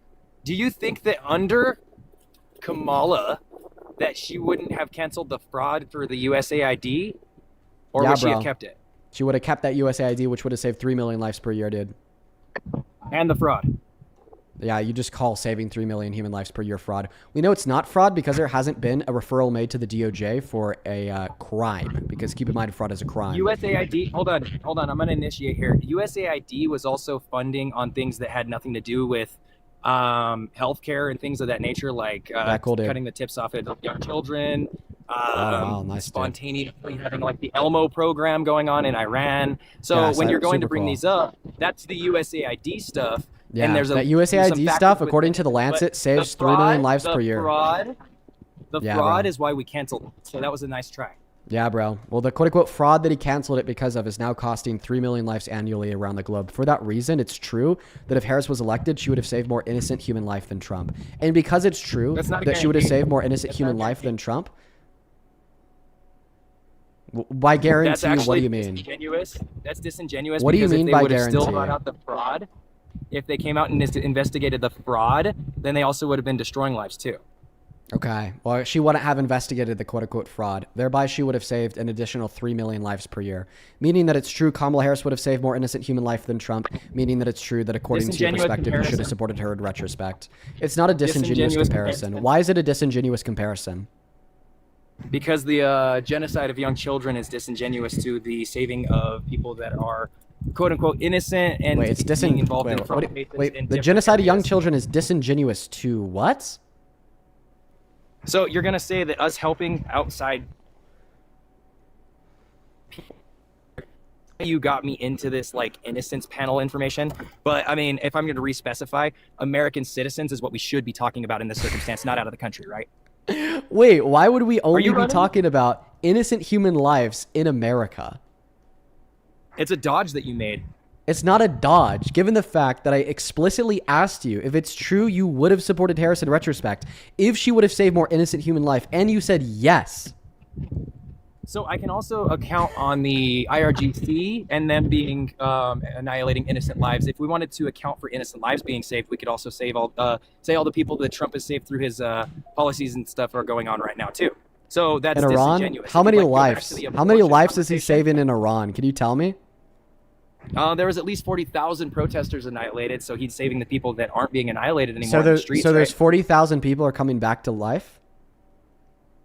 No, Oh, what I said is that there okay. are no longer people being protested in the streets and being annihilated. That's a lot of people being So saved, how many? right? So A, you're not right, because the scope of his MOU with Iran is just to get them to denuclearize, not to get them to stop from killing their own citizens. But assuming that you were right, one moment, and assuming that you were right, and he was able to save like the lives of, let's just say, 500,000 innocent Iranians that would have been killed by the IRGC that are now not going to be killed because of what he's doing. Once again, that's not true. Kamala Harris still would have saved more innocent human life than Trump.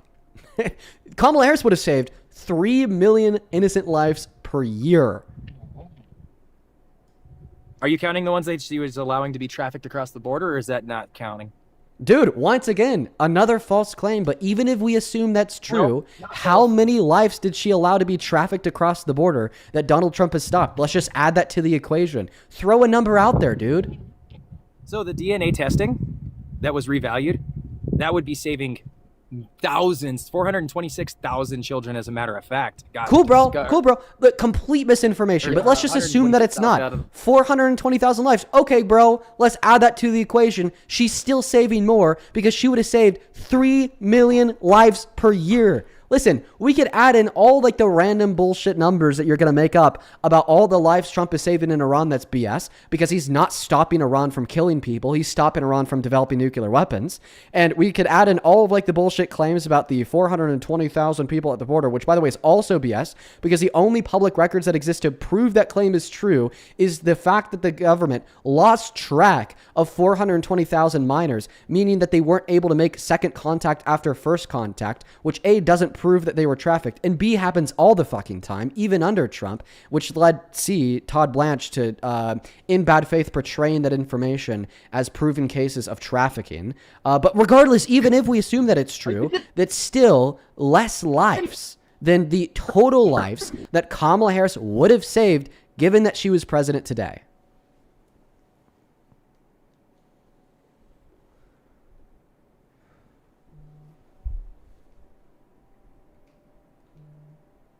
Bro, this is just like such a wash. This is such a wash for MAGA.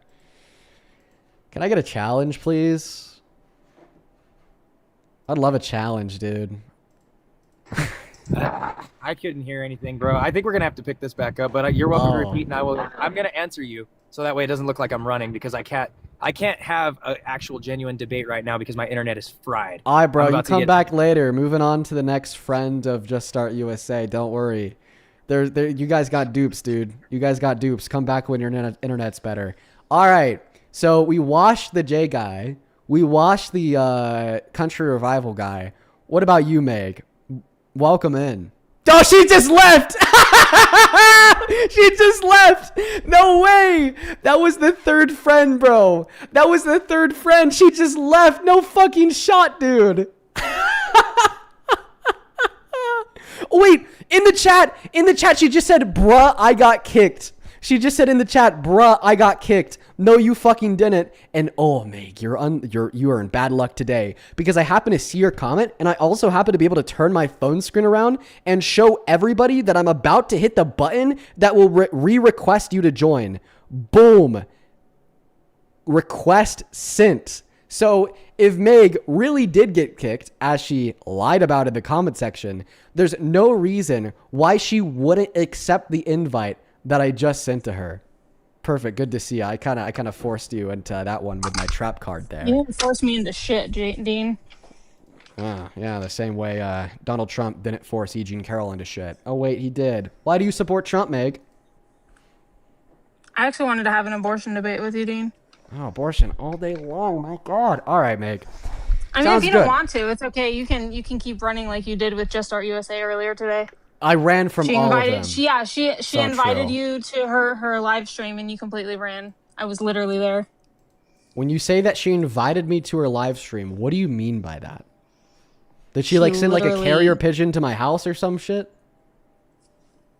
She literally invited you. Like, I don't know how. But what do you, I don't know why you're not comprehending that. What do you mean by invite? Did she just like say on the live that she wants me to join? Bro, I'm not God, dude. I don't know all things in which are said at all moments in time. No, she sent the live stream to you. Like, I'm like not in sure DMs? what you're not getting. Yeah. Oh, Meg, you think I read her DMs? Because you're scared of her, duh. Yeah, that's the reason why I don't read her DMs. So true, Meg. Let me thank a couple people. She cooked you once already. So true, dude. Honestly, you're Oh, right. he's gonna grift, guys. He's gonna grift. Listen, Meg. Go ahead, Dean. Go ahead. Listen, Meg. I want to try to make this a productive conversation. When you accuse me of grifting, it only makes more people donate more money to me. And I'm sure you wouldn't like that. So I would just hang out for a moment. Let me thank the donors, and then I'll pass the mic to you. How does that sound? Do whatever you gotta do, Dean. Cool. Don't run, Meg. Let's see here. Aubrey, thank you for the 69 cents. Who says, I really appreciate your debates. I appreciate you, Aubrey. Shannon, thank you so much for the $100 donation on Venmo.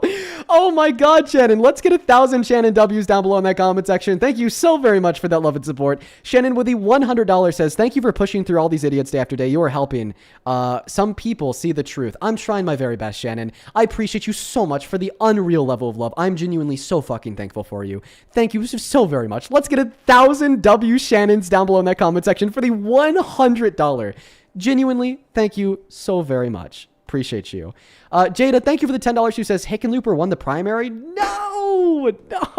I'm so sorry, Dean. I'm hoping that you guys would get a mini Mom Donnie.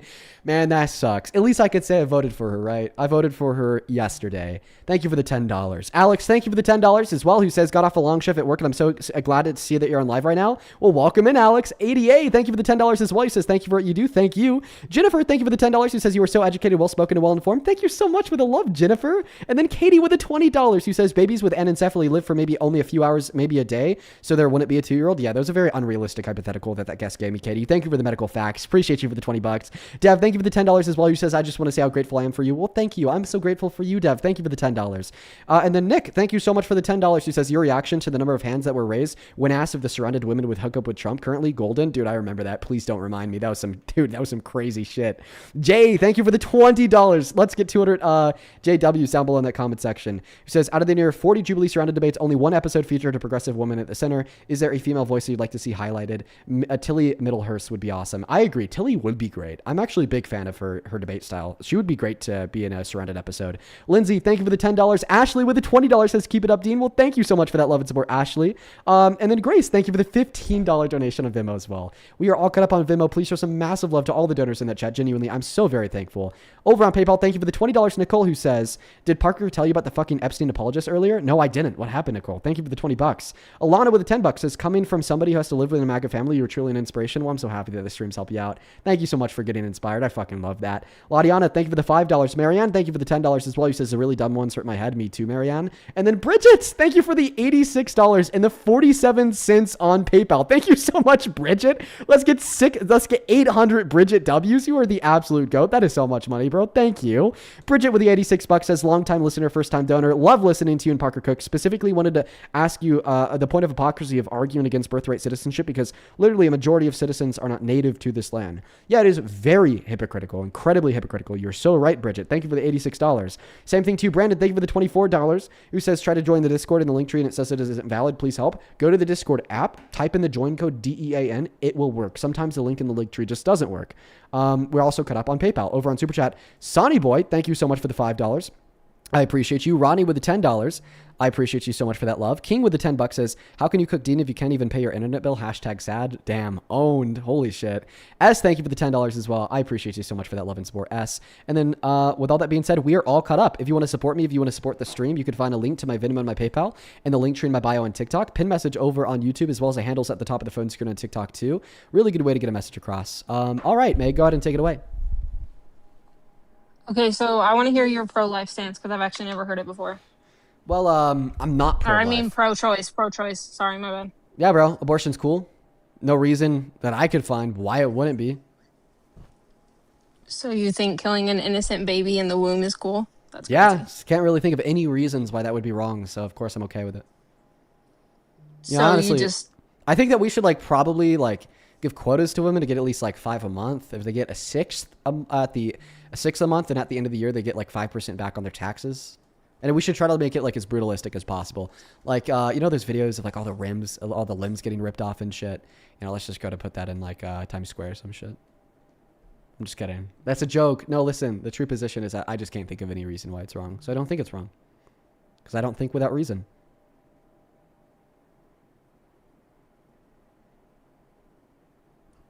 Can you hear me? Yeah. Okay.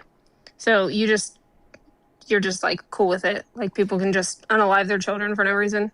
I'll repeat what I said. I can't think of any reason why it would be wrong. Therefore, I don't think it's wrong because I don't think without reason. Can you share with us a reason why abortion would be wrong, Meg? I mean, yeah, what would be the benefit to unaliving an unborn innocent human being for like what would be there's no justification. There's no way to like justify that. Okay. Well, actually, I agree with you. I don't think that abortion is justified in the sense that it's a morally good thing to do. I just also don't think that abortion is unjustified in the sense that it's a morally bad thing to do. I think it's what we refer to as a amoral or morally permissible action. So you're right. In order for somebody to argue that it's good, they would have to provide justification for that.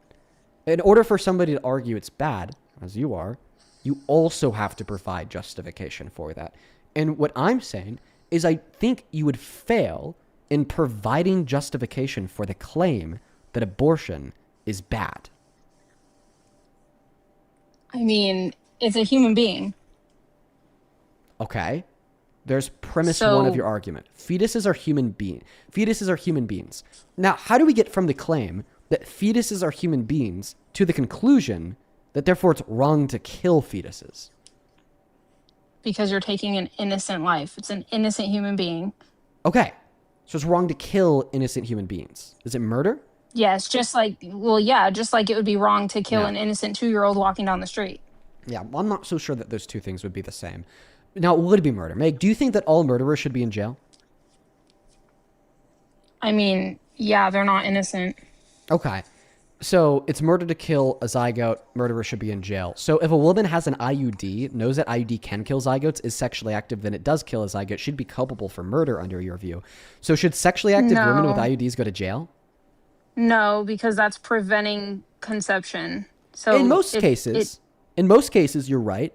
But the second function of an IUD, when the first fails, is to allow for conception to occur and then to prevent the implantation of that now conceived zygote into the uterine lining, basically killing it. So the IUD prevents the egg from implanting into the uterus, though. That's the point. That is the point.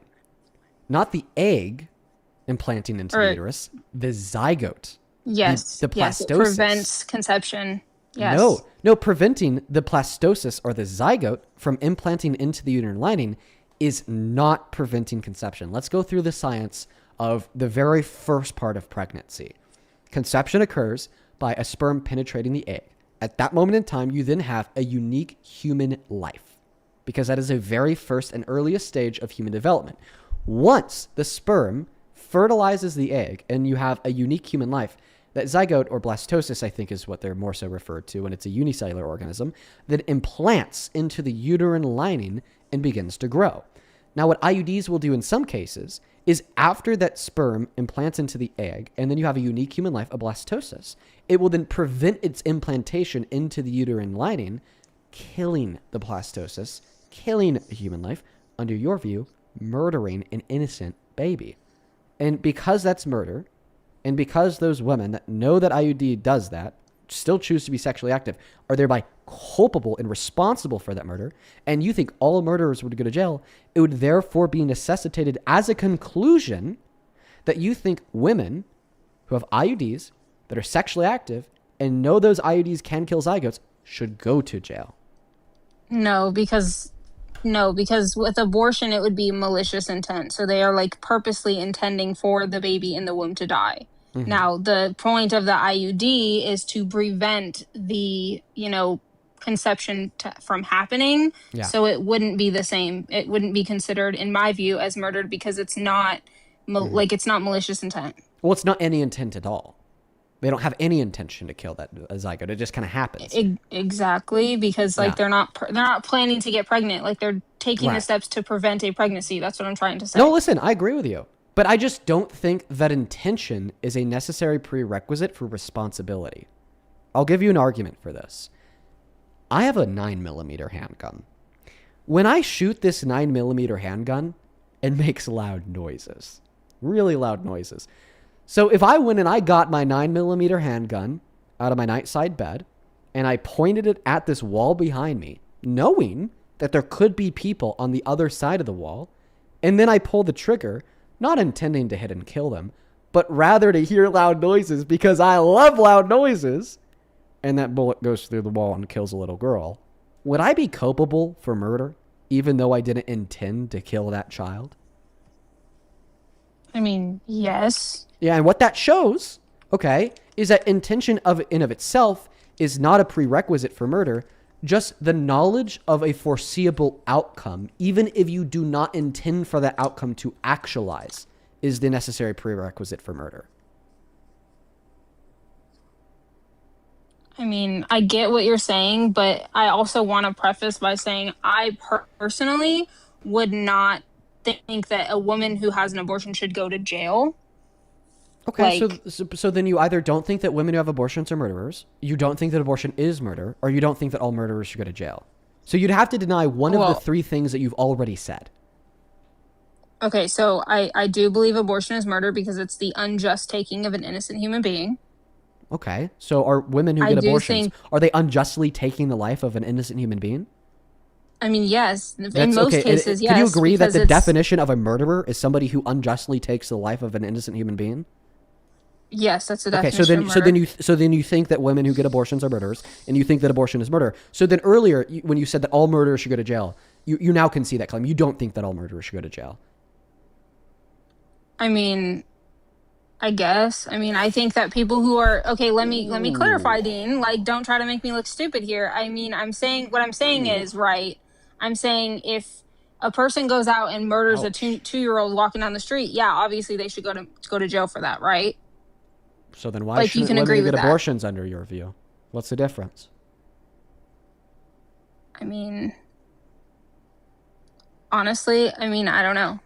In that instance, I haven't thought like that far ahead into it, but I do believe abortion is murder, yes. This is actually a possible moment of learning. Let me explain to you what I mean by that. Can we agree that it would be like crazy to think that women who get abortion should go to jail? Can we agree that it'd be even crazier to think that women who are responsible for the quote-unquote murder of a zygote because of an IUD should go to jail? I mean, the IED is preventing.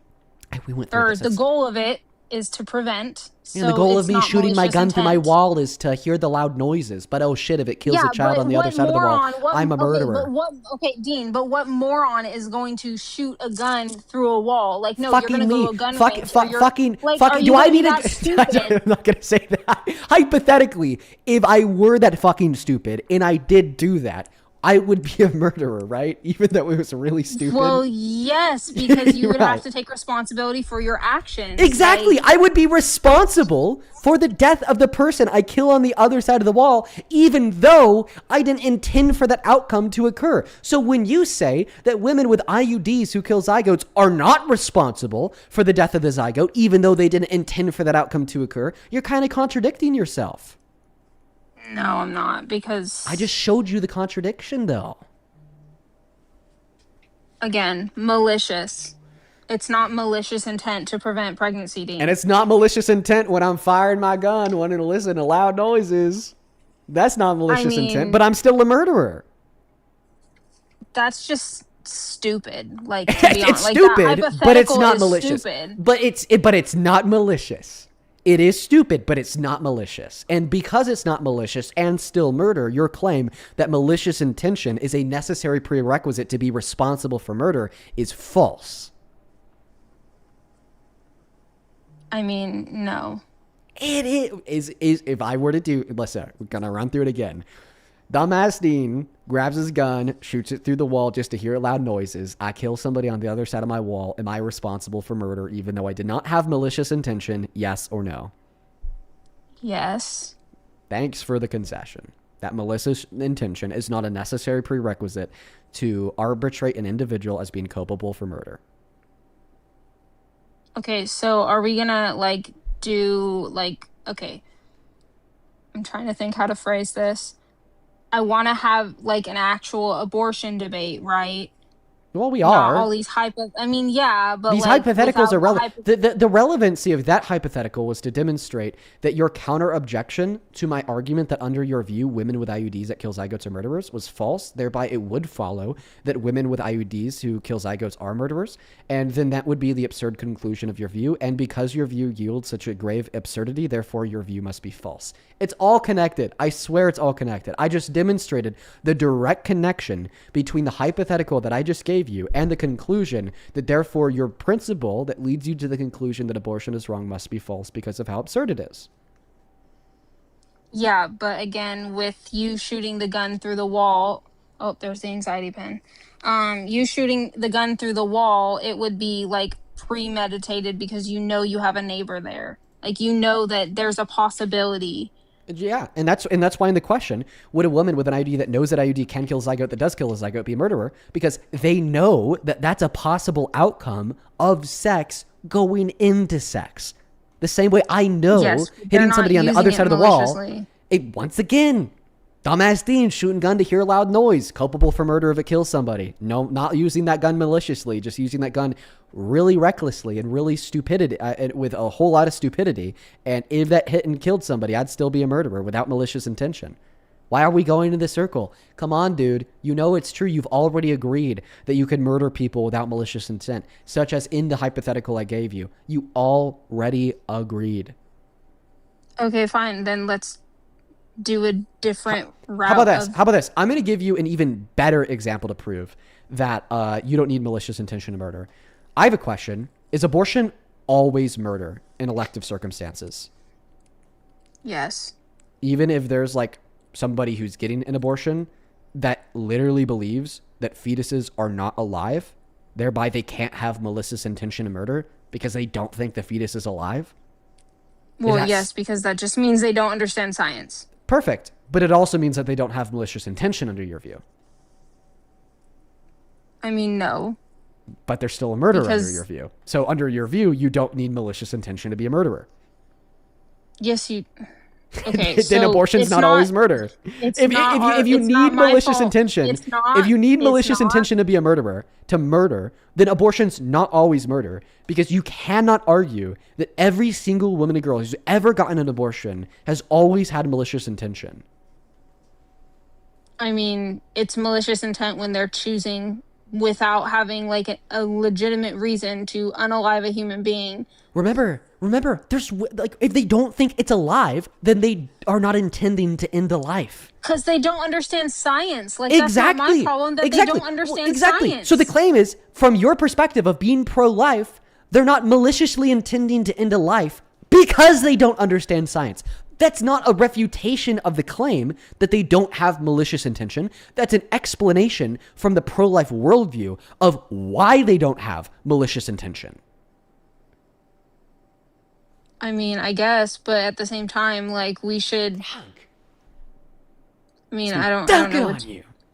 Not really, but... That, I guess, was a concession of the argument that you've been making for the last 10 minutes. Concession. Okay, so you're not conceding the claim that you need malicious intention to murder? I mean, basically... I don't know.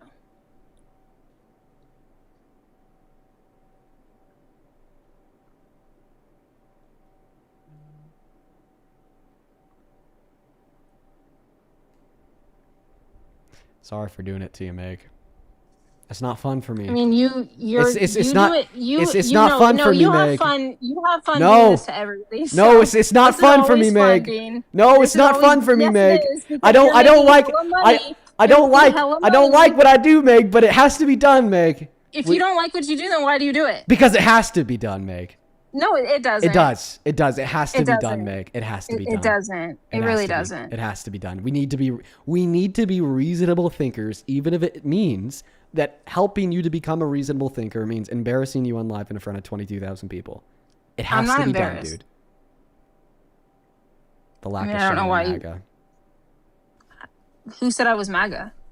You literally asked me, why do you support Trump? And I said, I want to have an abortion debate. Where in there did I ever say that I was MAGA? The lack of shame in conservatives. I mean, I'll give you that one. I am a conservative. So do you have a response, or? But, I mean, are you gonna? Can I ask you what your Okay, so you obviously have no you just don't give a shit. Like, if somebody has an abortion, which is crazy to me. True. I want to know what your stance is on the rape situation. Oh, dude. Oh my goodness. Oh my goodness. As many abortions as possible. How about you? Do you think that it's wrong for a rape victim to access abortion?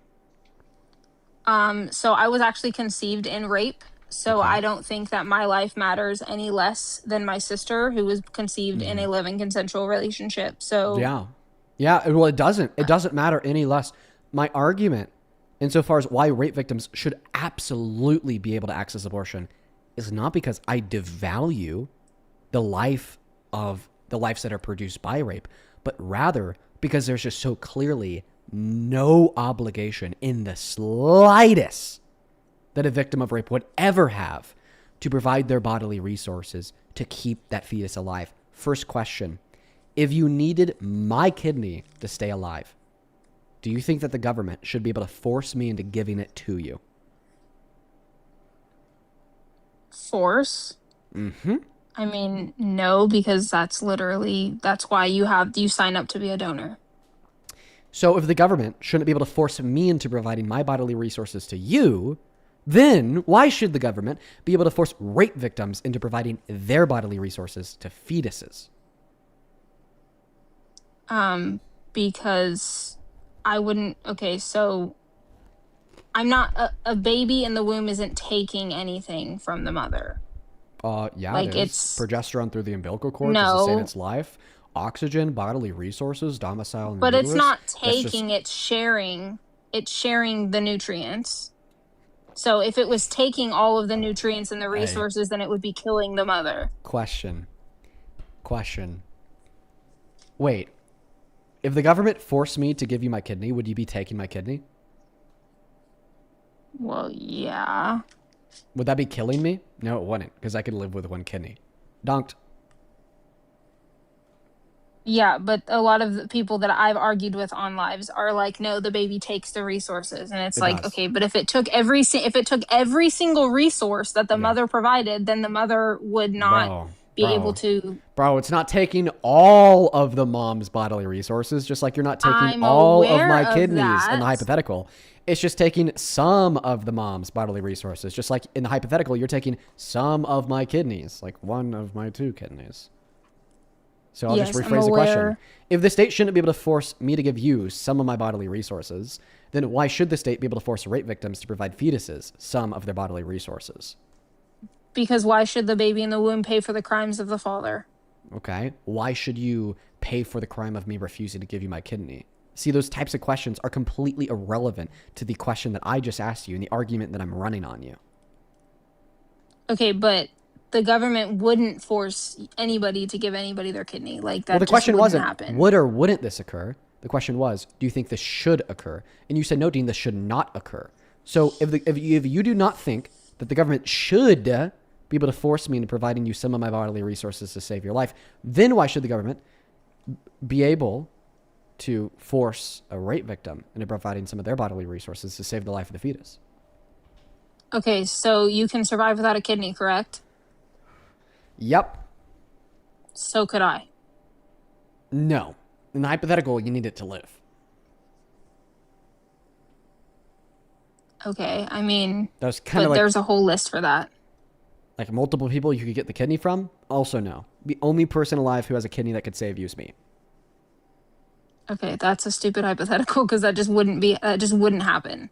Okay, then let's envision a scenario that would happen. Max Irby. Do you know who he is? No. 14-year-old, needs a stem cell transplant really bad. His dad has been able to collect 40 million DNA samples to test 40 million people for a match for their stem cell type. So far, they found 0 matches. And this is a real story. You could actually donate a DNA sample to possibly save his life if you're a match. It's just really unlikely. So because they've collected 40 million of these DNA samples and they found 0 matches for Max, true story, actually is happening, it is thereby likely that if anybody on Earth matches his stem cell type, there's probably only one person alive. So if I'm the one person, you know, better yet, if you're the one person with the same stem cell type as Max Irby, should the government be able to force you into providing your stem cells to Max Irby? I mean, force, no. That's literally why we have free will. Boom! Rape victims shouldn't be forced by the government to provide their bodily okay, resources to the fetus. Thereby, they should be able to take the abortion pill, which simply stops providing the bodily resources to the fetus and evict it from the uterus, even if the fetus's death is therefore onset.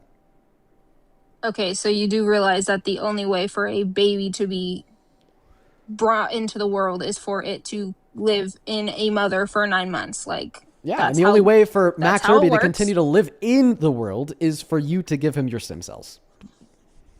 That's how it works, and dude. if I was a match, I would if I was a match. Okay.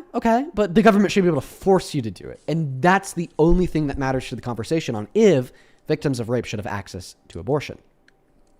Right? You saying that you would give your stem cells to Max Irby if you were a match is like you saying that you would not get an abortion if you were raped and impregnated. Okay, well, the question is not about what you would do if you were in the scenario, but rather the question is about what do you think the government should be able to do in the sense of force people who are in that scenario to do. And if you don't think that the government should be able to force you to provide your stem cells to Max Irby, you have literally no motivating reasons insofar as the creation of an argument about why you think the government should be able to force victims of rape to provide their bodily resources to fetuses. Okay, so you're basically playing to legality right now. Like, no, this is like, we're not appealing to what the law is. We're appealing to what you think the law should be, which is driven by your underlying moral convictions.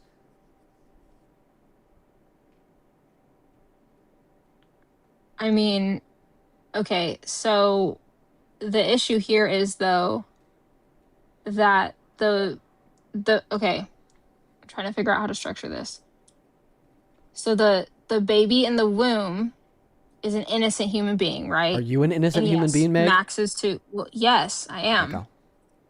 So I don't think that the baby in the womb should pay for, the crimes of the That's not father what's if happening, it was a though. rape case. That's not what's happening. The argument is not that victims of rape should be able to access abortion because a fetus should pay for the crime of the father that raped the woman, but rather that victims of rape should be able to access abortion because the government should not be able to force the rape victim into providing their bodily resources to the fetus. When you say, Dean, I disagree with you because a fetus shouldn't pay for the rape, you are completely straw-manning my argument because that is not my position. Okay, but what I'm saying is, okay, so the reason why Roe v. Wade was overturned was because the federal government did not want that responsibility. Not true. That's why, Nope. that's why they returned Nope. it to the states. They didn't. They returned it to the people and their representatives, regardless if that's on a state level or federal level. But also completely irrelevant to any type of response to the argument that I've been able to provide you insofar as why, from your position, you have no good reason to believe that the government should be able to force rape victims into providing their bodily resources to fetuses. Because it's an innocent human being. Okay, so it's Max Irby, but you don't think the government should be able to force you into providing your bodily resources to him. Where do we go from here?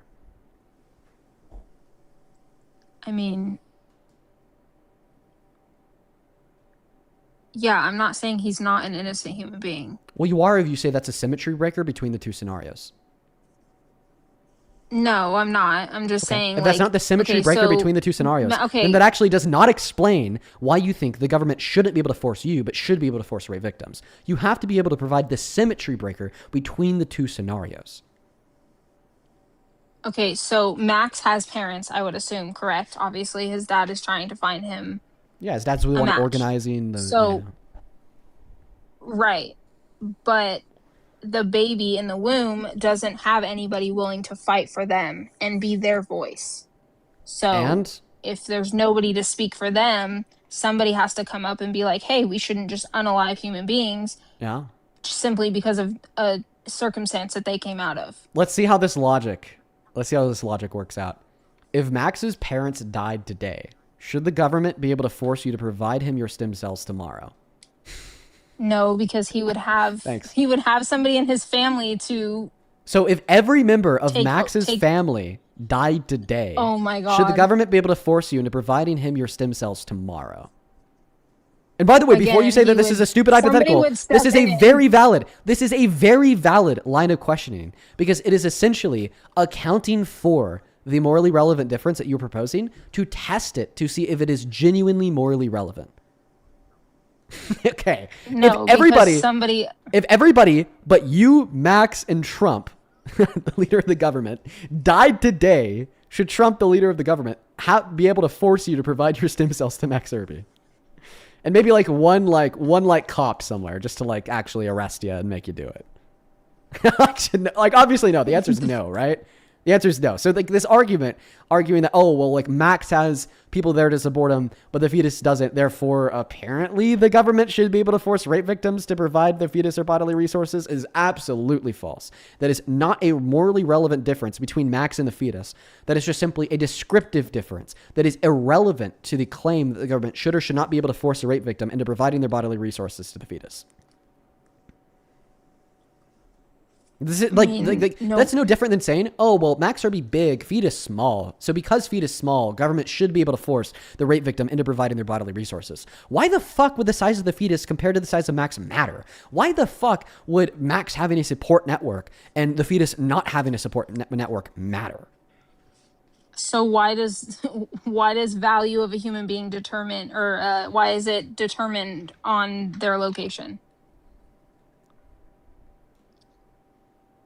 So okay, not the at baby's once. in the womb. Not whoa. Not at once in this dialogue have I made a claim about the value of the unborn. In fact, I started this dialogue by saying that the value of the unborn is completely irrelevant to why rape victims should be able to legally access abortion.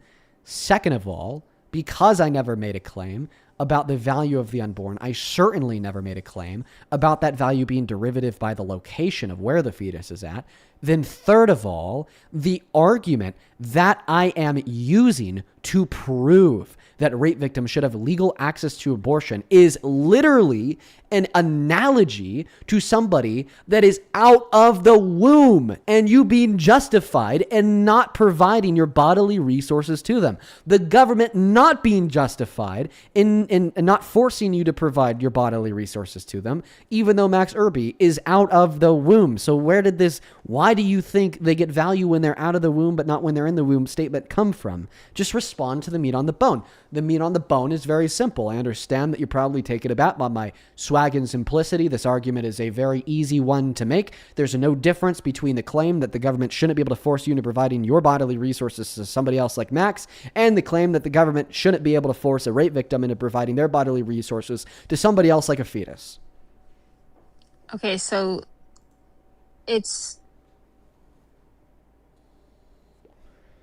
so being in the womb, it would be required duty to care from the mother, because yeah, why? Because why? Is not a reason why. Okay, so the way humans are made is through the mother, right? The mother carries the baby, so the mother would then, because the way that humans are made, the mother would be required to then care and take care of said baby. Are you basically saying because are you saying that's because that's the only way the fetus will live is with the care of the woman? Therefore, the woman has that obligation. I mean, the mother has the obligation because that's the only way the fetus will live. Yeah, you're saying because that's the way that babies are made, because that's the only way that fetus will live, she has that obligation, right? Meg, hello? Yes. Okay, that is what you're saying. Buddy. The only way that Max will live is if you give him your stem cells! Ah! I'm going crazy! Yes, and I would if... I'm going crazy, dude! If I was a match. Oh my god, but you already said that the government shouldn't be able to force you to do that, even though that's the only way Max Irby will live. Very similarly to the only way that the fetus will live is if... Oh my god, is if they allow the pregnancy to go to term and they give birth. Holy fucking shit, dude. Meg. Oh my god. I thought I already said this. Oh my god. Losing my mind, dude. Holy shit, I'm losing my mind. What are we doing? What are we doing, dude? Oh my god, I'm actually going insane. Holy shit, Meg. You are dropping the ball, dude. Dropping the ball big time, dude. Big old time, dude. Big ball drop, dude. Massive ball drop. You need to stop relying on your buddies on Discord. You really need to do it. I know that's what you're doing. Listen, I've done it before too, okay? I used to do that all the time when I wasn't that good at debating. I'd be like debating somebody that was clearly a better debater than me. And then I'd have people who I thought were also better debaters than me, like sending me messages being like, hey, yo, dude, you got to say this. This is the argument that you got to run. This is how you respond to what he's saying. Literally, that is But you not just- what is happening right now. Don't believe you, but whatever. Do you have a response to the argument? I mean, I don't care if you believe me, bro. Do you have a response to the argument, Meg, or should I just move on? Because this is pathetic. The argument of the government.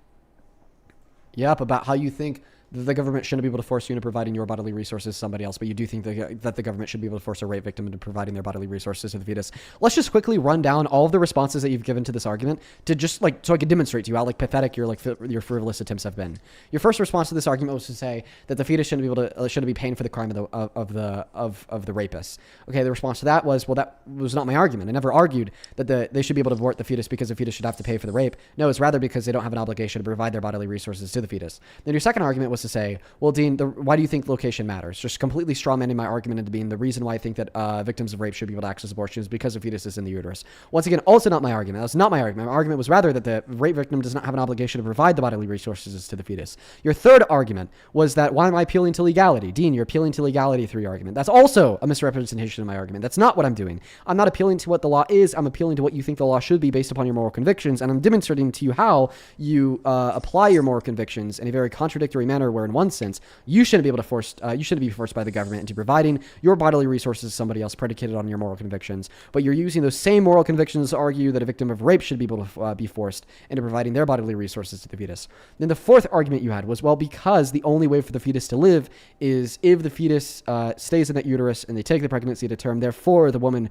has a generated obligation to provide for the needs of the fetus. Well, this is also true of the analogy to Max Irby. The only way that Max Irby will live is if you provide your bodily resources to him. Therefore, it would follow from your view that the government should be able to force you into providing your bodily resources to Max. You then denied that, meaning that you do not think that the fact the fetus needs the mom's bodily resources to live, aka that's the only way it will live, would generate an obligation on the behest of the rape victim, because that same fact being true of the analogy between you and Max does not generate an obligation for you. Those are all the arguments that you've given against this very simple analogy over the course of the last 25 minutes. So I'm going to ask you a very simple question. Either give me a new argument in which follows, okay, insofar as successfully demonstrating a difference between the analogy about you and Max Irby and a rape victim and a fetus, insofar as why you think the government should not be able to force you to provide your bodily resources, Max Irby, but the government should be able to force a rape victim into providing their bodily resources to the fetus. Either demonstrate a successful symmetry breaker between those two instances or concede.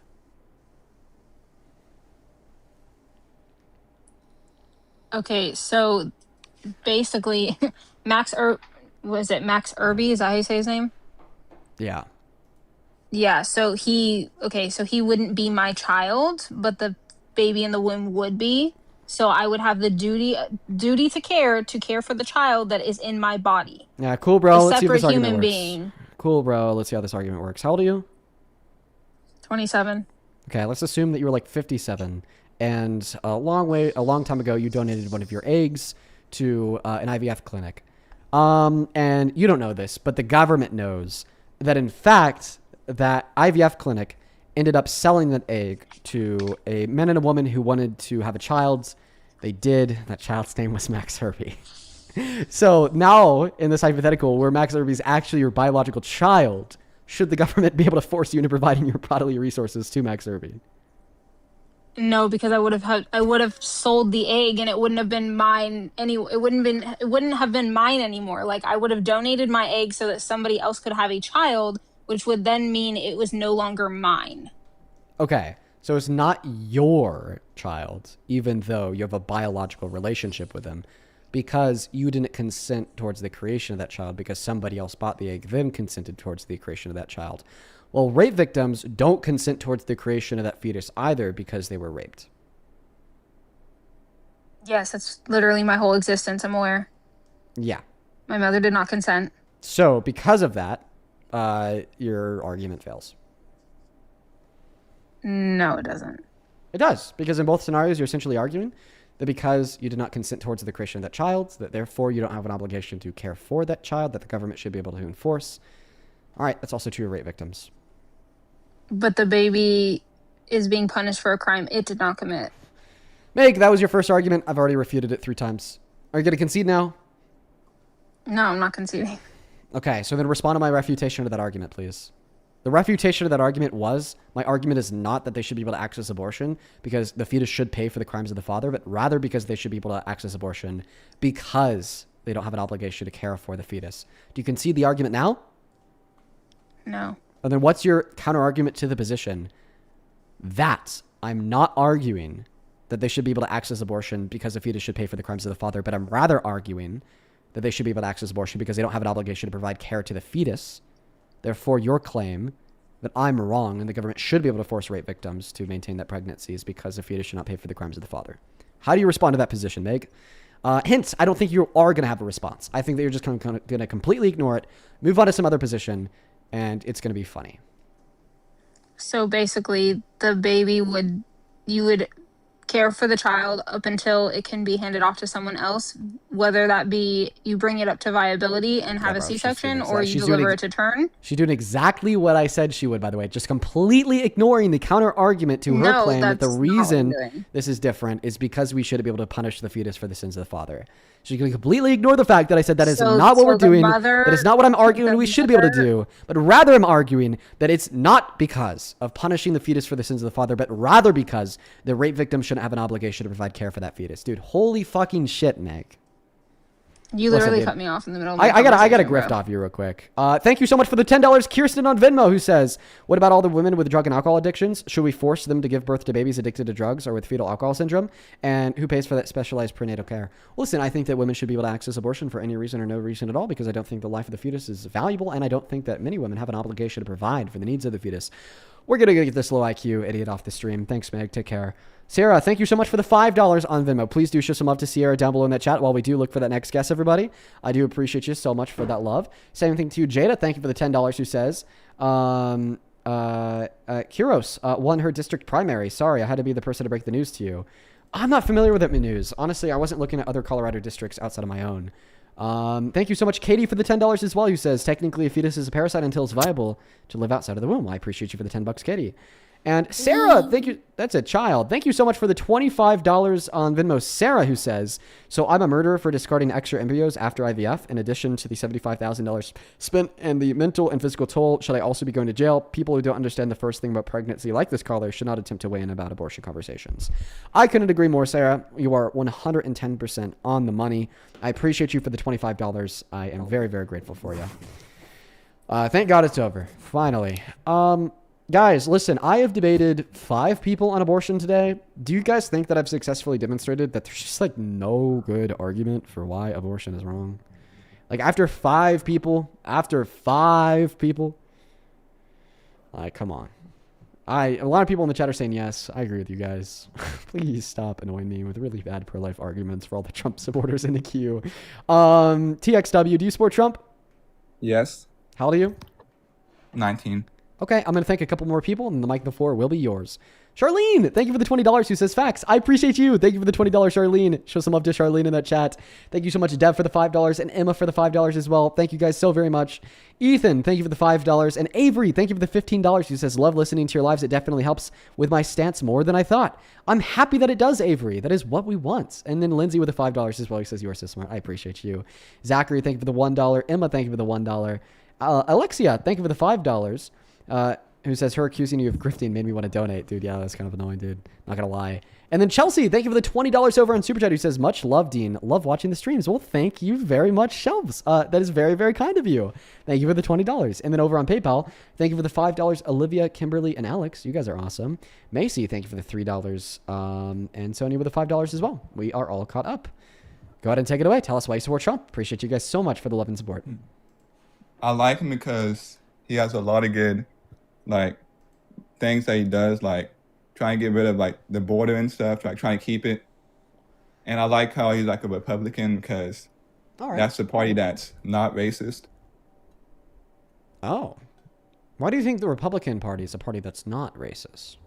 Because the Democrats like slavery in the 19th century. They wanted to keep slavery instead of get rid of it. Oh, man. You're pretty much on the money. Except it was technically a different party. It was called the Dixiecrats, but you're pretty much on the money.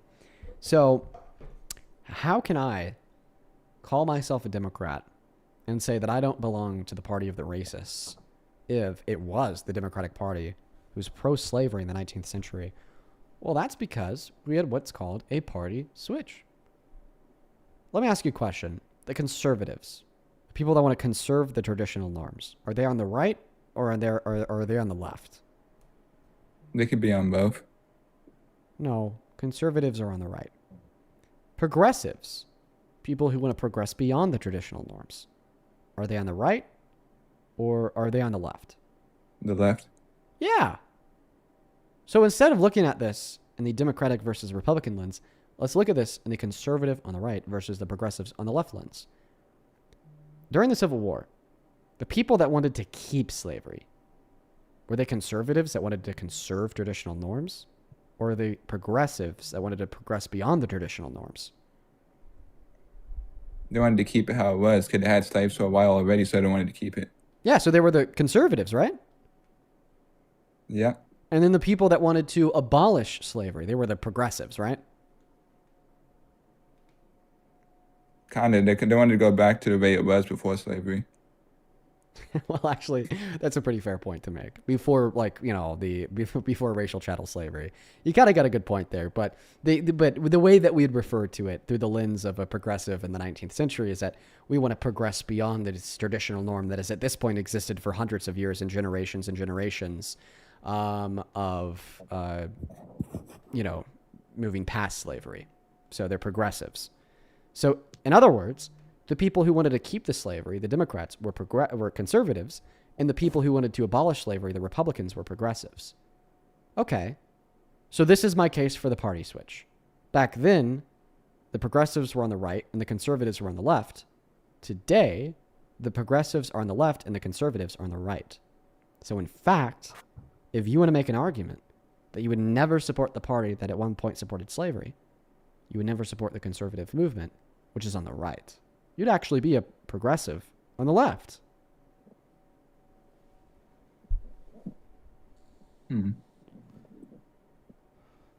That does kind of make sense. Yeah, I know. It's a cool little thought. Mystery stuff. So why don't you like Trump? All right.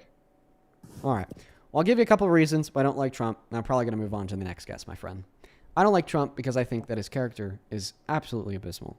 So a court ruled in 2023 that he raped a woman by forcefully penetrating her vagina with his fingers. Predators, like rapists, should never be in positions of power because when they had that position of power over a woman in the past, they raped them.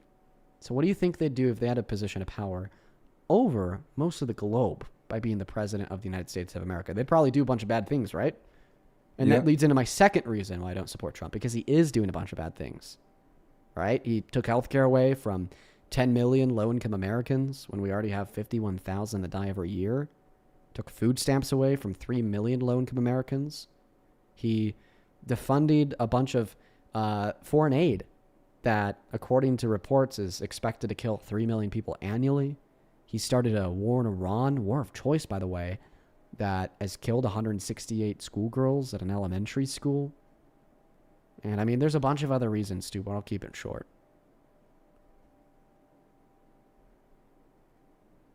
Okay. How do you feel about that?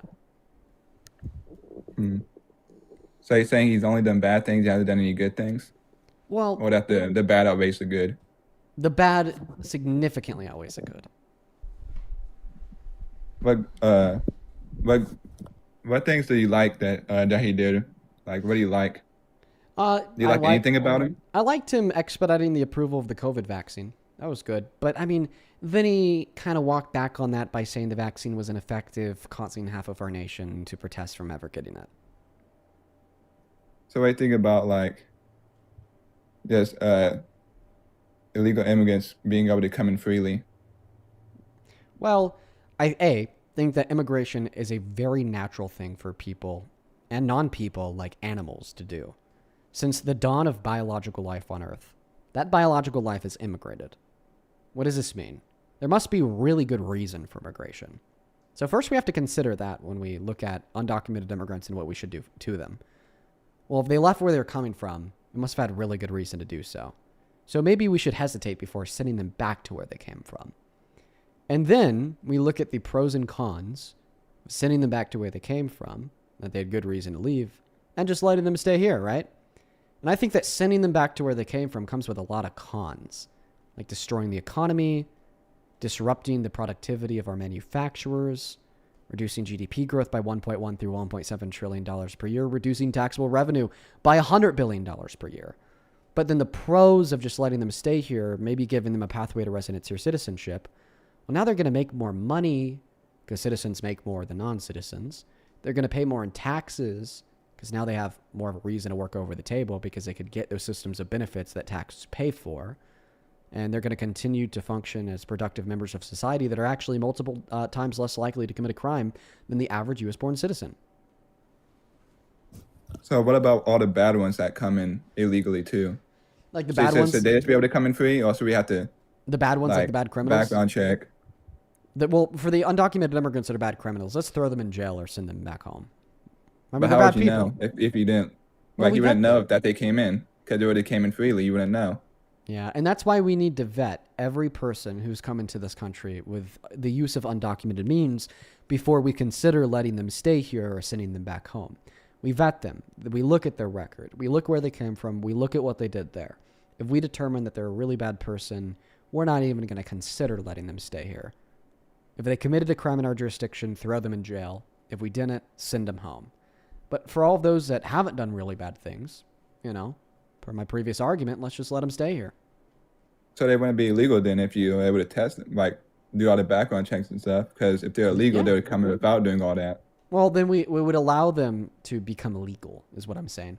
But hey, man, I appreciate you for coming up. I hope that you take note of a couple things that I said, and I hope you have a good rest of your day, okay?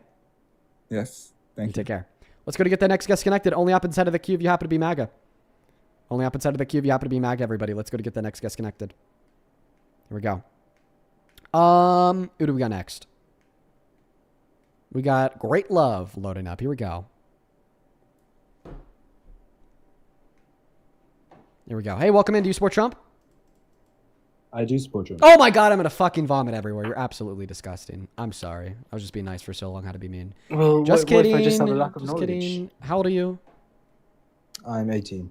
What year were you born in? 2006. What? Buddy's terrible at math. Holy. Let's go to get the next guest connected. We got Bella loading up. If you want to support me, if you want to support the stream, you can find a link to my Venmo and my PayPal in the link tree in my bio on TikTok. Pin message on YouTube as well as the handles at the top of the phone screen on TikTok as well over on YouTube. Thank you for the $20. Rogue, who says, so sick of the Democratic slavery argument. Show me one modern day Democrat that still flies the Confederate flag. Oh, wait, that's Republicans. Absolutely, Rogue. I'm sure that there's like a couple out there. I'm sure you could find a Democrat that flies the Confederate flag. I'm sure you could. But definitely very unlikely. Let's go to get that next guest connected. Welcome in. Do you support Trump, Brady? I like dildos. Okay, Brady. Thanks for letting us know. You have a good rest of your day. Let's go to get that next guest connected up.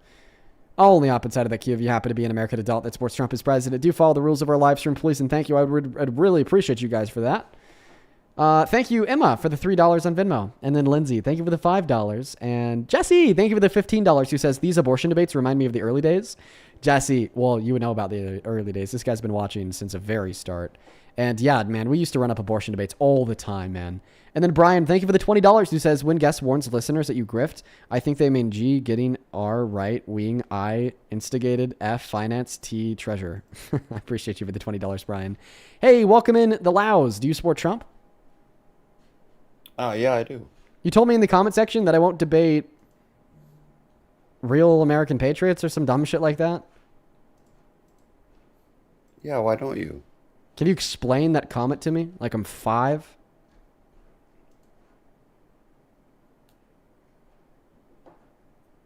Yes, no, maybe. Hello? All right, bro, don't worry about it. Don't worry about an explanation of that comment. Just tell us why you support Trump. How about that? Lob a softball at you.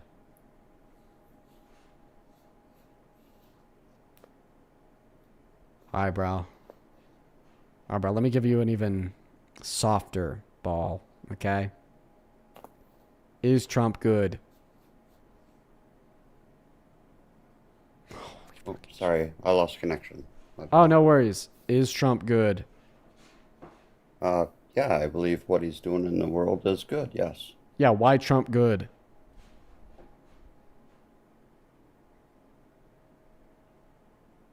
I think what he's doing, it might be devastating now, but it'll be beneficial later.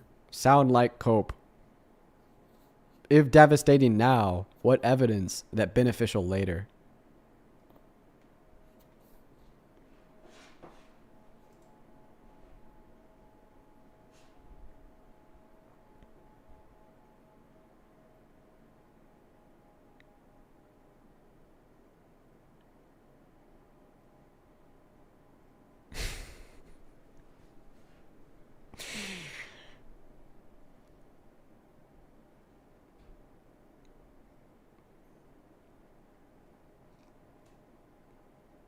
He doesn't have an answer. Let's go get that next guest connected.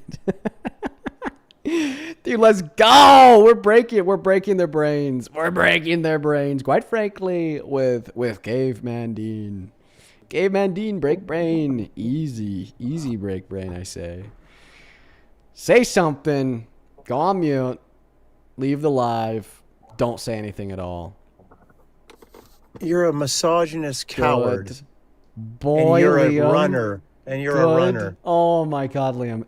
Thank you for listening to what I told you to do. Thank you to what? I haven't listened to anything you've said. Yeah, I told you to speak and you spoke. Why are like you a running good boy. from me? The supposedly how Charlie Kirk ran from you.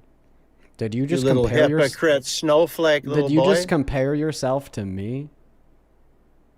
I just compared myself to someone that likes to have conversations with far left weirdos. So then you compared yourself to the person who ran? So you're running from me? No, I made a comparison the way Between that you Charlie lied and Kirk said running that from me Oh, I'm speaking. and me I'm trying to running make from the you, but point. then you You say asked a question. that Let you me speak. compared yourself to Charlie Kirk in that analogy. Therefore, the analogy would be that you're running from me, not that I'm I running didn't from you. compare. No. I made the comparison that you two had an interaction in the world of debate, and that you said that he was running from you. Now you're doing the Super same true. thing to me. See the comparison? I Liam. didn't say that I am Charlie Kirk, but Yeah, I mean, I know you what just that said means. it. You just said that I am Again, Charlie Kirk. Again, I am. Wait, you know what? speaking. Actually, Liam, are we Charlie Kirk? Those who follow Christ, are brothers and sisters in Christ. Yes, that's who we are. Charlie Kirk is. You're not. So you No. are Charlie Kirk? No, you. No. Wait a minute. But I'm not Charlie. I But am are Charlie- you Charlie? Are you Charlie Kirk? Yes, we're brothers and sisters in Christ. Charlie Kirky. You can't debate back. me, Dean. Bro, you Dean, came can't back, debate me. dude. Yo, that's crazy. Oh Dean, my God. Dean, you can't debate me. We Does already know Erica this. does Erica know yet? Why do you use your moderators to block me in the chat and say Liam's here? And I'm gonna kick. Go ahead, dude. You wanna- Kick me. you Show wanna- them. you Show wanna the know why? 20,000 people how weak Want to you know are. Go. why? Because you were Show me. blacklisted, Show me. Liam. You're on the blacklist. Let's go to get that next. He actually is on the blacklist, though. Let's go to get that next guest connected. Only opposite side of the queue if you happen to be MAGA. We got Miss MAGA loading up to the debate. That's a troll, so we're actually not going to add them up. Let's go to get Kate up here. That's a high schooler, so we're actually not going to add them up. Let's go to get, let's see here, Vance up here. There we go, everyone. Hey, do you support Trump? We are Charlie. Ooh, I'm so happy I kicked you. I just don't think that you were going to be able to support that C5, bro. Let's going to get that next guest up here. Only hop inside of that queue if you happen to be MAGA. Please, we are looking for some debates today. Hey, welcome in. Who we got? Hello, hello. Whoa. I'm going to assume that she's not a Trump supporter. Wow. Hello. Hey, do you support Trump? I do not, but I just wanted to say thank you for what you're doing, man. You're impacting a lot of lives, and I'm very grateful for what. Hey, man, I appreciate you for your kind words, Rylan. That's very kind of you. Shout out to Rylan. Rylan, today we are just looking for some Trump supporters, which is why I kicked you, man. But just I appreciate you. I do. I do appreciate you. Thank you for the $10 over on Super Chat, Noah, who says, I just wanted to say that I love what you do. Well, I appreciate that. Thank you, Noah. That is very kind of you. Huge shout out to Noah.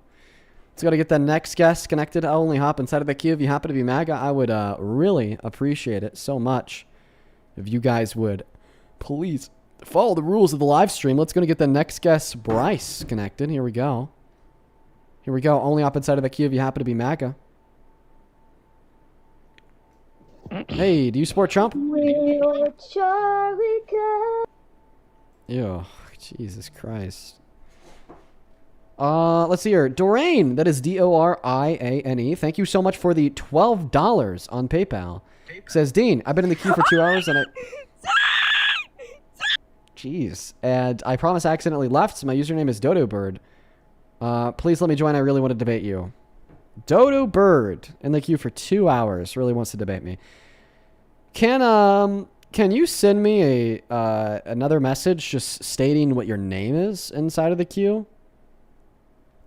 Because that's your username, but it only shows me the screen names. Let's go to get that next guest connected. Only hop inside of that box if you happen to be a Trump supporter, everybody. I'd really appreciate that. That's very kind of you. I love you. I love you. I love you so much. I love you. I love you. I love you. I love you. Oh my God, I love you. That is also very kind of you. Thanks for your supportive words. That is very kind of you. Let's go to get that next guest connected. Only hop inside of that queue if you happen to be mad. Guys, I'm just a TikTok debater. I swear to God, I'm just a TikTok debater. You don't need to be going that crazy. Love y'all though. I just go to a room in my house, I hit a button, then I debate chuds on the internet for 4 hours a day. That's my life. Listen, nothing too special, nothing too crazy. Let's go to get that next guest connected. Only hop inside of that box if you happen to be MAGA. We got Jesse Shorter loading up. Let's see here. Thank you so much, Dana, for the $30. Oh my God, thanks, Dana. Dana with a 30 says, Dean, if I hear one more debate over abortion from these young idiots, I'm going to rip my hair out. Dude, honestly, Dana, I feel you there, man. It's been abortion all day long, dude. All day long it's been abortion. I'm finally happy I got to debate that, like, squad of people, though. That squad of people, Just Start USA, Country Revival, Jay, Meg.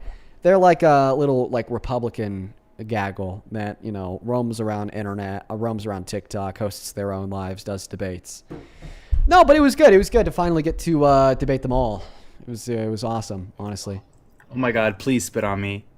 All right, Julian. That's fucking nuts. We're going to go ahead and actually ban you for that one. No. Yes, please. I can't do it. Hello, Courtney? Wait, what? Hi. Yes. You're on the live stream. Hi, welcome in. Are you Dude, I'm so sorry. I'm in a... No, do it. No, please. You don't got to do it. You don't got to do it if you don't want to. You don't got to do it if you don't want to. You need to change your mind. No, I will. Listen, I have 4 kids who are completely like anti-Trump. And the thing is, though, I kind of want to be anti-Trump. Like, I'm not, but I want to be, if that makes sense. Oh, you're in the right place, ma'am. You're in the right place. How about this? They convinced me you could change my mind. Yeah, dude, let's just make this easy real quick. If you're like good faith, maybe you want to be anti-Trump, this might be really quick. Would you still support Trump as president if you knew with certainty that he had engaged in sexual violence before? No. The thing with me is I've never seen any like actual proof of it. Yeah. Like I've heard about it. And I'm more of like I have to see it to believe it type of person. Sure. And I've never seen it. I've never seen like actual proof. I've seen hearsay, you know, he's done this, he's done that, but I've never actually seen like an actual account of a child coming forward and saying like this has happened. Sure, yeah. Yeah, okay. Well, let's see if we could do that for you today. So the question that I asked you was, would you still support Trump as president if you knew he'd engaged in sexual violence? So let's first get clear on what our definition of sexual violence is, so we're not talking past one another here. Do you agree that we could define sexual violence as any sexual action that's unconsensual? Yes, be it towards children, adults, like men, women, yes. Perfect, awesome. And can we agree that an example of a sexual action that would be unconsensual would be like for a man to barge into a woman's dressing room and look at all the people inside while they're naked? Absolutely, yes. All right, here's what I'm going to do for you. First, audibly, I'm going to play you a clip of Donald Trump proudly admitting to and boasting about barging into the dressing rooms of naked beauty pageant contestants to look at them. And then he mentions how incredible they look, which was a violent sexual action. It was unconsensual sexual actions. While on screen visually, I'm going to show you the jury verdict form from the court that found Donald Trump guilty of sexually abusing or raping a woman by forcefully penetrating her vagina with his fingers. Let's go and do that now. Okay. So you have done that. Now, I'll tell you the funniest is that I'll go backstage before a show, and everyone's getting dressed and ready and everything else, and no men are anywhere, and I'm allowed to go in because I'm the owner of the pageant, and therefore I'm inspecting it. I'm inspecting. I want to make sure that like everything is good. You're there. Yeah, the dress. Is everyone okay? They're standing there with no. Is everybody okay? And you see these incredible looking women, and so I sort of get away with things like that.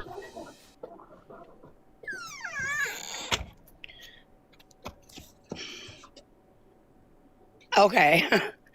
Yeah, see, like being a normal, I don't want to say normal, just like a regular American who doesn't really have access to a lot of that stuff, who I guess if I when I say this, I don't mean it to be like I don't care about the country or I don't care about like what's happening, but I'm the type of person that's like, I can't do stuff. I want to say the bad word, but I probably can't. I can't do anything about what's going on. So why I don't care to look into it, because what is my like one singular opinion going to mean? You know what I mean? Listen, I think that you're speaking for a majority of Americans. A majority of Americans don't vote at all, probably for the reason that you just described. Yes. And the fact is, I do understand if the majority who thinks how I think did vote, it would make a difference. But there's so many people like me who are like, my one vote is not going to matter, that it's probably that actually would matter. But, well, listen, the first thing I'll say here is it actually matters more than you think. Because not only are we concerned with elections on the federal level, but we're also even more concerned with elections on the state and local level. The first thing that I'll say here is the margin is smaller than you think. It's not your vote cast into a pool of 340 million, because the vast majority of voters vote for the same party in every single election. There's around 10 million votes that will sway depending on the qualifications of the candidate. And ultimately, those 10 million votes decide who wins the election. So you're not just 1 out of 150 million. It's around 1 out of 10 million. Okay? But every vote matters, because every other person who's casting a ballot is just like you. The 1 out of the 10 million that's going to determine the outcome of the election. But outside of that topic, was I able to change your mind on Trump? Because you said that you're open to changing your mind. If you knew he'd engage in sexual violence, you would. Yes. No, and you were, but I just out of genuine curiosity, were you a Kamala Harris fan, or were you, I don't like either of them, and I don't want to see either of them in office? Like, were you like a hardcore Kamala, obviously not Trump? I was riding for Harris. I voted for Harris, and I wish everyone and that's else what I was did too. curious about. Sure. I mean, she ran on policy to benefit you. That's why I voted for her. And if I'm being honest with you, a lot of my opinion is based off of, my parents and my family. And, I work so much and I have 4 kids, and, I don't really look into a lot of it. It's like, hey, this is who I'm voting for. This is what I want. This is why you should vote for them. And of course they leave out all the bad stuff. And granted, I'm on TikTok, I'm on Facebook, I'm on everything. I see, the news and the different posts and stuff. But I also see all the bull word I can't say posted about Harris, and posted about Biden, and posted about, every other president that's ever ran. So for me, it was like, okay, I don't really have an opinion, but I'm going to vote for this person because this is what the people around me are telling me to vote for. Okay. Well, Does that make sense at all? Yeah, listen, I think it's a really important thing to educate yourself about the state of the nation that we live in. Because not only do you want to be on the good side of history, so, 30 years from now, when we look back in the history books and refer to Trump as this crazy madman, you get to say that I protested against him, but also because, why not be a part of that history? Why not be a part of the movement that was able to successfully counteract one of the worst presidents in the history of this country, why not be a part of the movement that even just ethically speaking cast a frown on the president who started a war of choice that's killing kids overseas, taking healthcare away from women and girls, healthcare away from 10 million low-income Americans, is skyrocketing the price of oil and gas and groceries, destroying our economy, eroding, the very important virtues intrinsic to us as a nation, like our Constitution, like our checks and balances.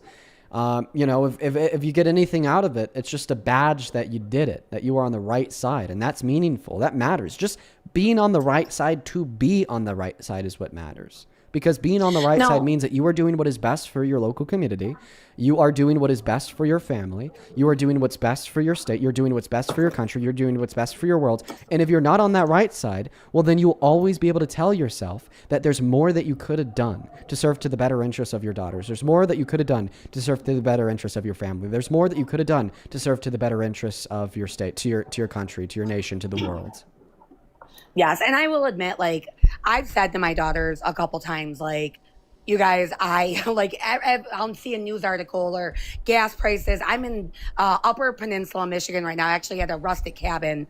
The kids and I are on vacation, and the amount that it took for gas and whatnot. I've said 2 times on this trip, kind of jokingly, but not. I've said I kind of regret voting for Trump.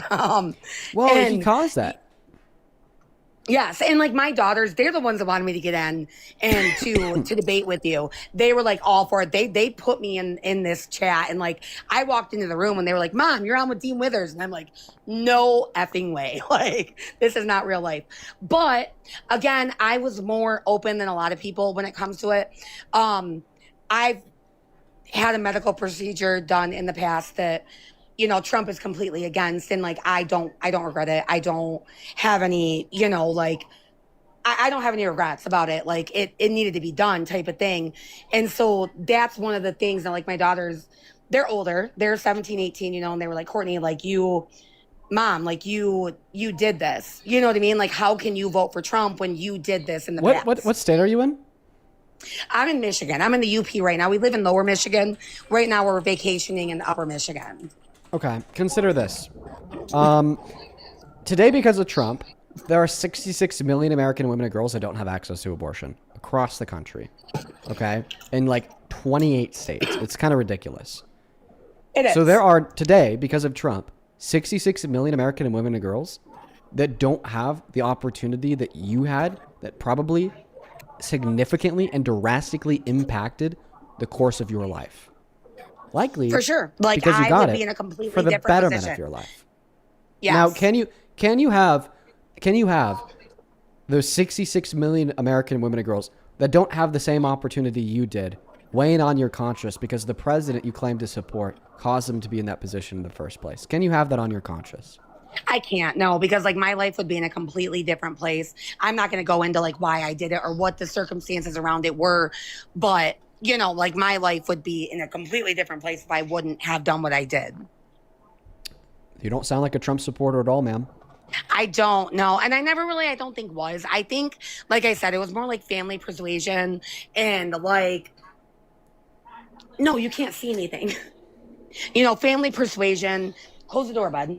Sorry, we're in like a rustic cabin and we have like a single air conditioner, so we're trying to keep the air in.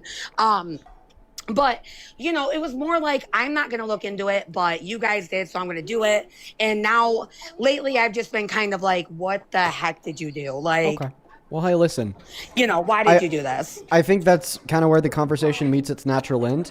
I appreciate you for your time, and go share the good news with the kids. You take care, okay? Thank you. Thank you so much. Yeah, take care. Have a good one. I don't know how to end this. I got you. Don't worry about it. It's ended. You're good to go. You're no longer on the stream. Let's go to get the next guest connected. Only opposite side of the queue if you happen to be MAGA. That's a good one. Honestly, I think that guess is representative of a lot of the Trump supporters. I think that like the super like crazy people that we get on this stream, at the end of the day, they're a very small minority. And there is still a lot of like support behind Trump.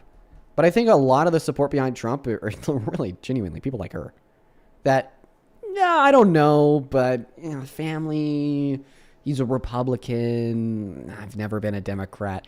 That's the majority of the support for Trump. In fact, I think that his state fair in DC proved it. I think that his state fair in DC proved it. The fact that there were like events being thrown on the main stage where there's more people on stage than those in the audience. Because like those are like the super crazy pro-Trump USA like idiots, okay, that love Trump so much, like the other guests on this live stream. People like that last guest who would, you know, quote unquote support Trump, they would never show up to that state fair. And that's why there was no one there. Hey, welcome in. Do you support Trump? Yeah. Okay, how old are you? 19. What year are you born in? I was born July 6, 2007.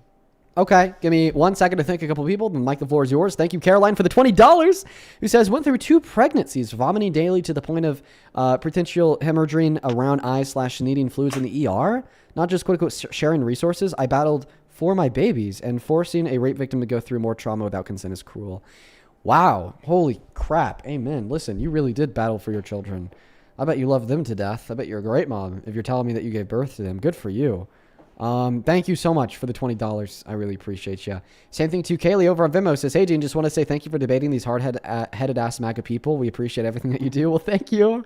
Thank you, Kaylee, for the $10. You are awesome. And then Sarah with the $10 as well says, thank you for being a helpful distraction over the course of the last couple days. I came out to my MAGA family, and you've truly helped by being a welcome distraction. Okay, well, I hope that that went well, Sarah. I hope that it goes well. I appreciate you for the $10, and I hope that you enjoyed the rest of the stream.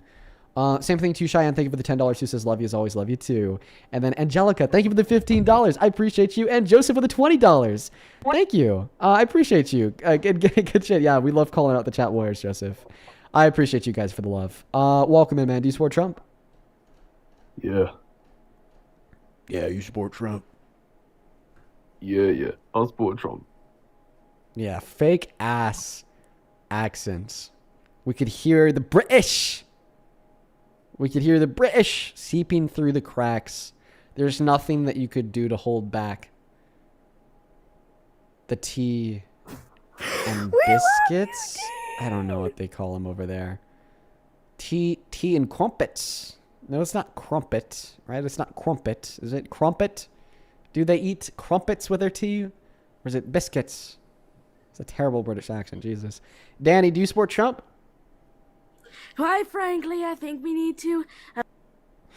Quite frankly, get out of here. Moving on to the next guest. We're probably going to hop off soon, by the way. We're over 4 hours, but I'm chilling.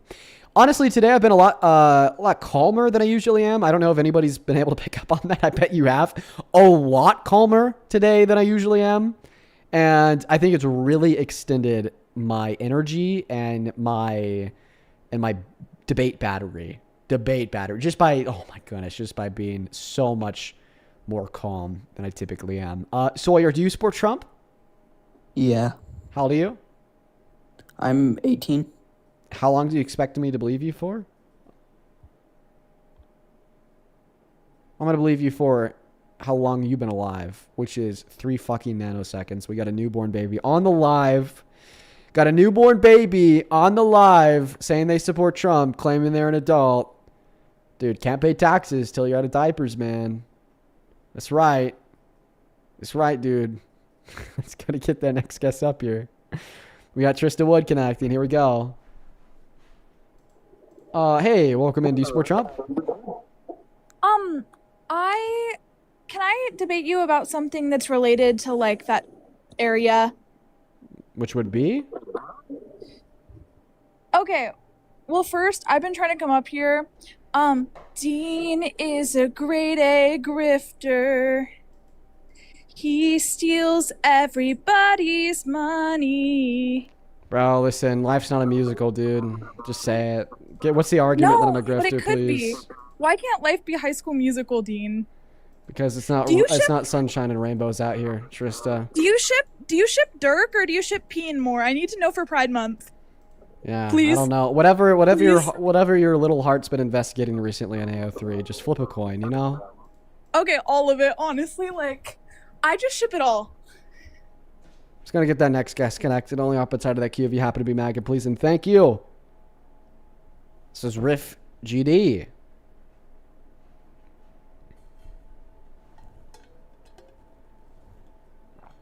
You know, I actually have a question. For all the Dean haters. I see so much about me being performative.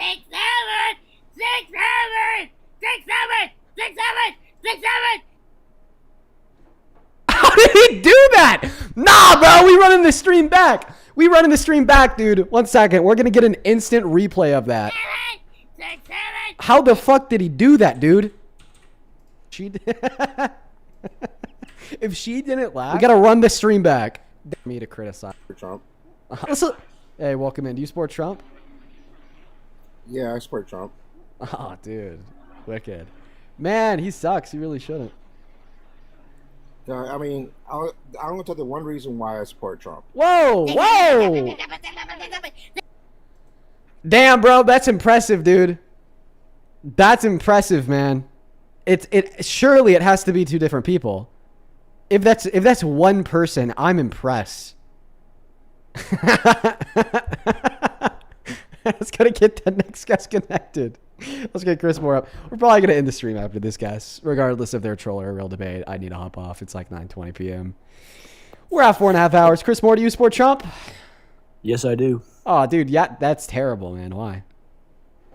Well, listen, I really want to see like your perspective. Like, I'm a rising freshman in college, and okay, I just want to see like, okay, I'm a conservative, yeah, and I just want to see like, why do you like support like the entire liberal like movement?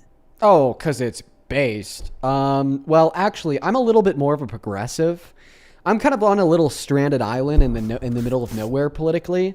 Like, I agree more with like DSA than I do establishment liberals, but then again, like I'm a social democrat, so I'm a socialist or a communist. So that's like a weird question. I'm just kind of on a stranded island politically. Like, there's no super big movement that I align with 110%. But I think that the left is much better than the right, because the left at least fights for the betterment of the average American. The left fights for affordable housing. The left fights for higher livable wages. The left fights for expansions to Medicaid and Medicare.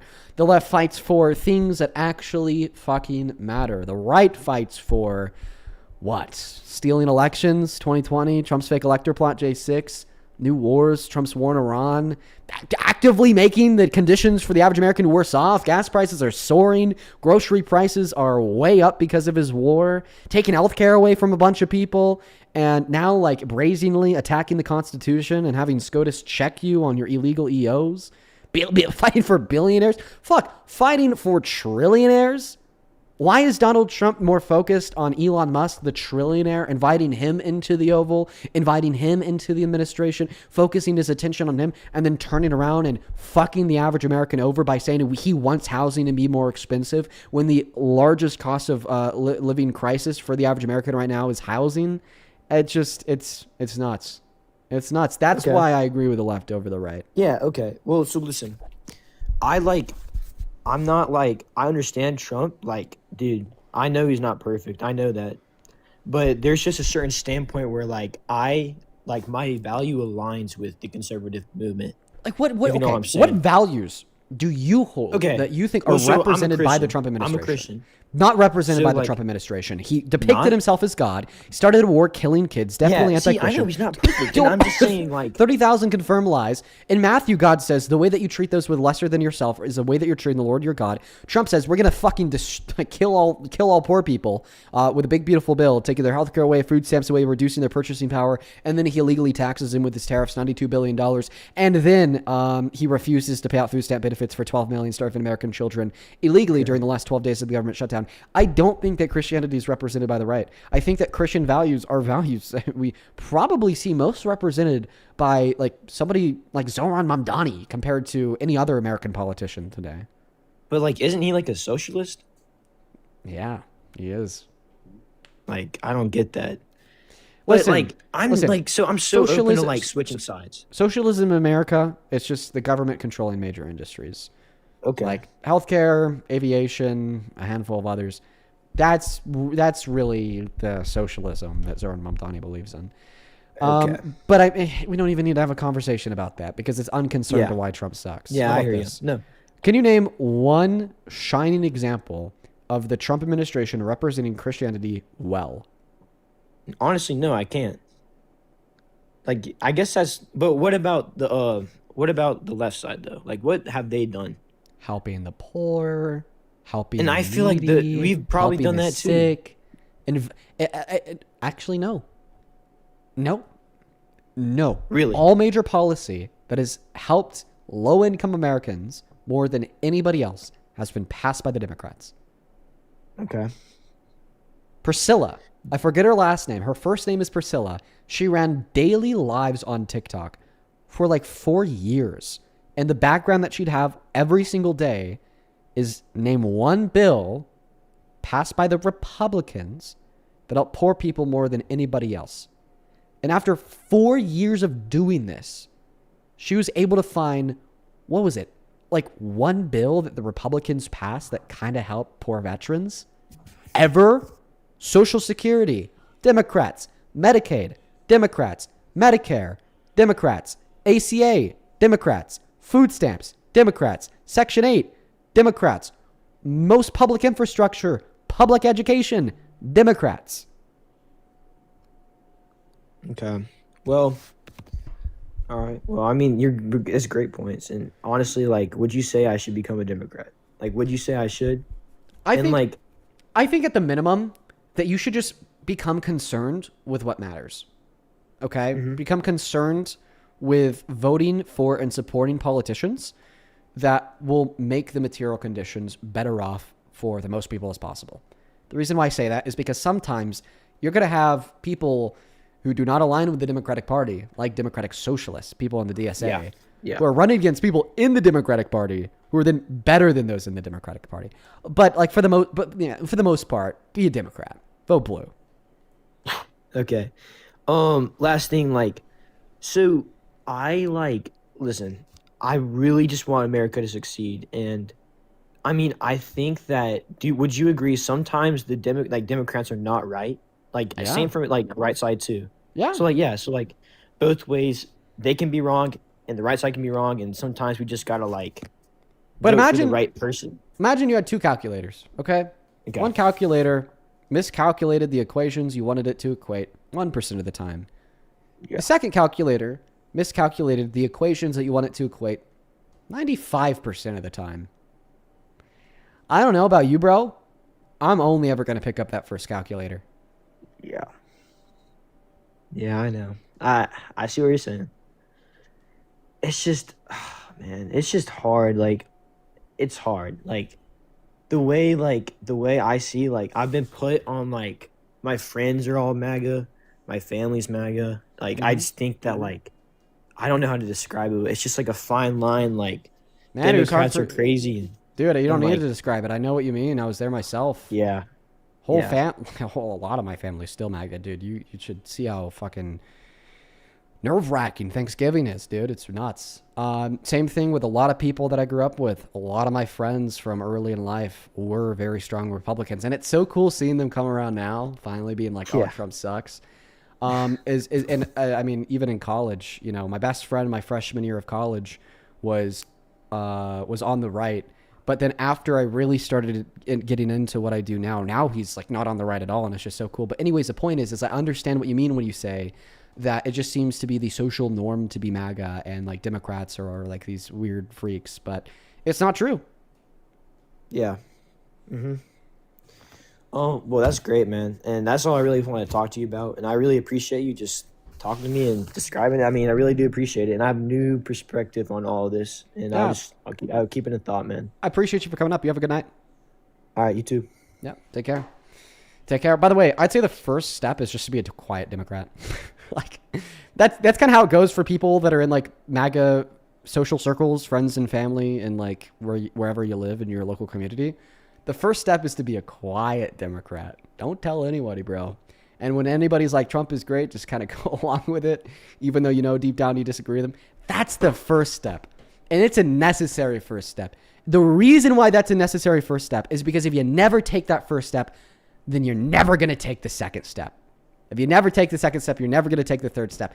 You need to take that first step to truly find conviction in your political beliefs that the right sucks, even if it means keeping it quiet. It's just much easier that way because then you don't have to fight against all the social pressures and biases pushing you to never find that conviction. Once you find that conviction, then it's time to start speaking up. On Venmo, thank you so much, Rami, for the $50 who says over 18 million in TikTok plus YouTube. Go, Dean, congratulations. Dude, we have 18 million likes on Venmo. Crazy. 18 million likes on Venmo. Dude, wish I had $18 million in my account on Venmo. Yikes. 18 million likes on TikTok. That is so exciting. Holy fucking shit. Good for you guys. Huge shout out to Rami down below in that chat for the $50 donation on Venmo. Please show some love to Rami. Thank you, thank you, thank you. Same thing to Justin with the $20 who says, thank you for everything that you do. I appreciate you. You are awesome, Justin. Thank you so much. And then same thing to Victoria. Thank you for the $50 as well. Jesus, you guys, who says, I think that performative means to do stuff and make an impression, not necessarily things that you don't believe. Maybe. Like I said, I don't know. Thank you for the $50. And then David and John, I appreciate you guys so much for the $10 as well. John with $10 says, you got to do a performative male live stream where you drink matcha, have a bunch of classic literature up in the back, and you wear a Kill All Men shirt, and some of these people will explode. I should do that, bro. Folks, should we do that? That'd be funny. It just, it can't be taken the wrong way. I think that Baby No Money tried to do something like that, and honestly, it kind of blew up in his face. Kind of blow up in his face. Even me, jeez, I don't know why. Just the way he executed that performative male bit kind of made me not like him that much. So you just have to do it right. On PayPal, thank you for the $2 to Rain. Kathy, thank you for the $100. Thank you so much, Kathy. Kathy with the $100 says, thank you for being as constant in my life as I deal with taking care of my dying mother. Queen Kathy's in the house. Kathy, thank you for the $100. It is so good to see you. And I'm sorry to hear about your mom. My grandma died not too long ago, and her daughter was taking care of her for a long time before her death. And, I watched that firsthand, and I, because of that, know pretty much exactly the position that you're in right now, and I wish you the best of luck. It is such a difficult position to be in. Thank you, Kathy. Same thing to Jessica. Thank you for the $10. She says, I love you in your debates. Thank you, Jessica. And Z, thank you for the $10. And then Clayton, thank you so much for the $20. Who says, tell Liam he is no brother in Christ. He is a false bad fruit poisoning the basket. They sent that when Liam was on. I wish I saw that when Liam was on. I would love to have passed that message along. And then Moosh, thank you for the 10 euros on Super Chat. Everybody, it is time for me to end the stream. Super late, 9:30 p.m. Wowie zowie. Listen, hit that follow button on your way out on TikTok. Drop a sub on YouTube. It's totally free. Literally, if you enjoyed the stream today in the slightest, you should consider dropping a follow. In the slightest, you should consider dropping a follow. Seriously consider dropping a follow. We are going to hit a raid. We're going to hit a raid to Manda Rose. I kind of like Manda Rose. I like tuning in. She has Barbie, I believe, on her panel. She's pretty cool. We got a bunch of people watching her now, so might as well. Manda Rose is a TikTok creator. Sometimes she does a lot of anti-Trump debates. I don't listen in too much, but when I do, she's usually cooking. And right now she has 538 viewers. With our current audience, we might be able to get her up to like 4 or 5K because only like a small percentage of people rate her. Sorry, chat, not playing piano tonight. I will tomorrow. I'm down. It's just really late, so I'm gonna hop off. You guys should all go raid Manda Rose on TikTok. Her handle is MandaRose00. That is MandaRose00. This is not on YouTube. This is just on TikTok. So if you're on TikTok, go raid Manda Rose. I'll say it again. You guys should spam the ad in the chat so everybody knows what it is. That is MANDA, Manda, ROSE, Rose, 00. Manda Rose, 00. Honestly, a really clean, self-explanatory ad. Okay, folks. I'm out of here.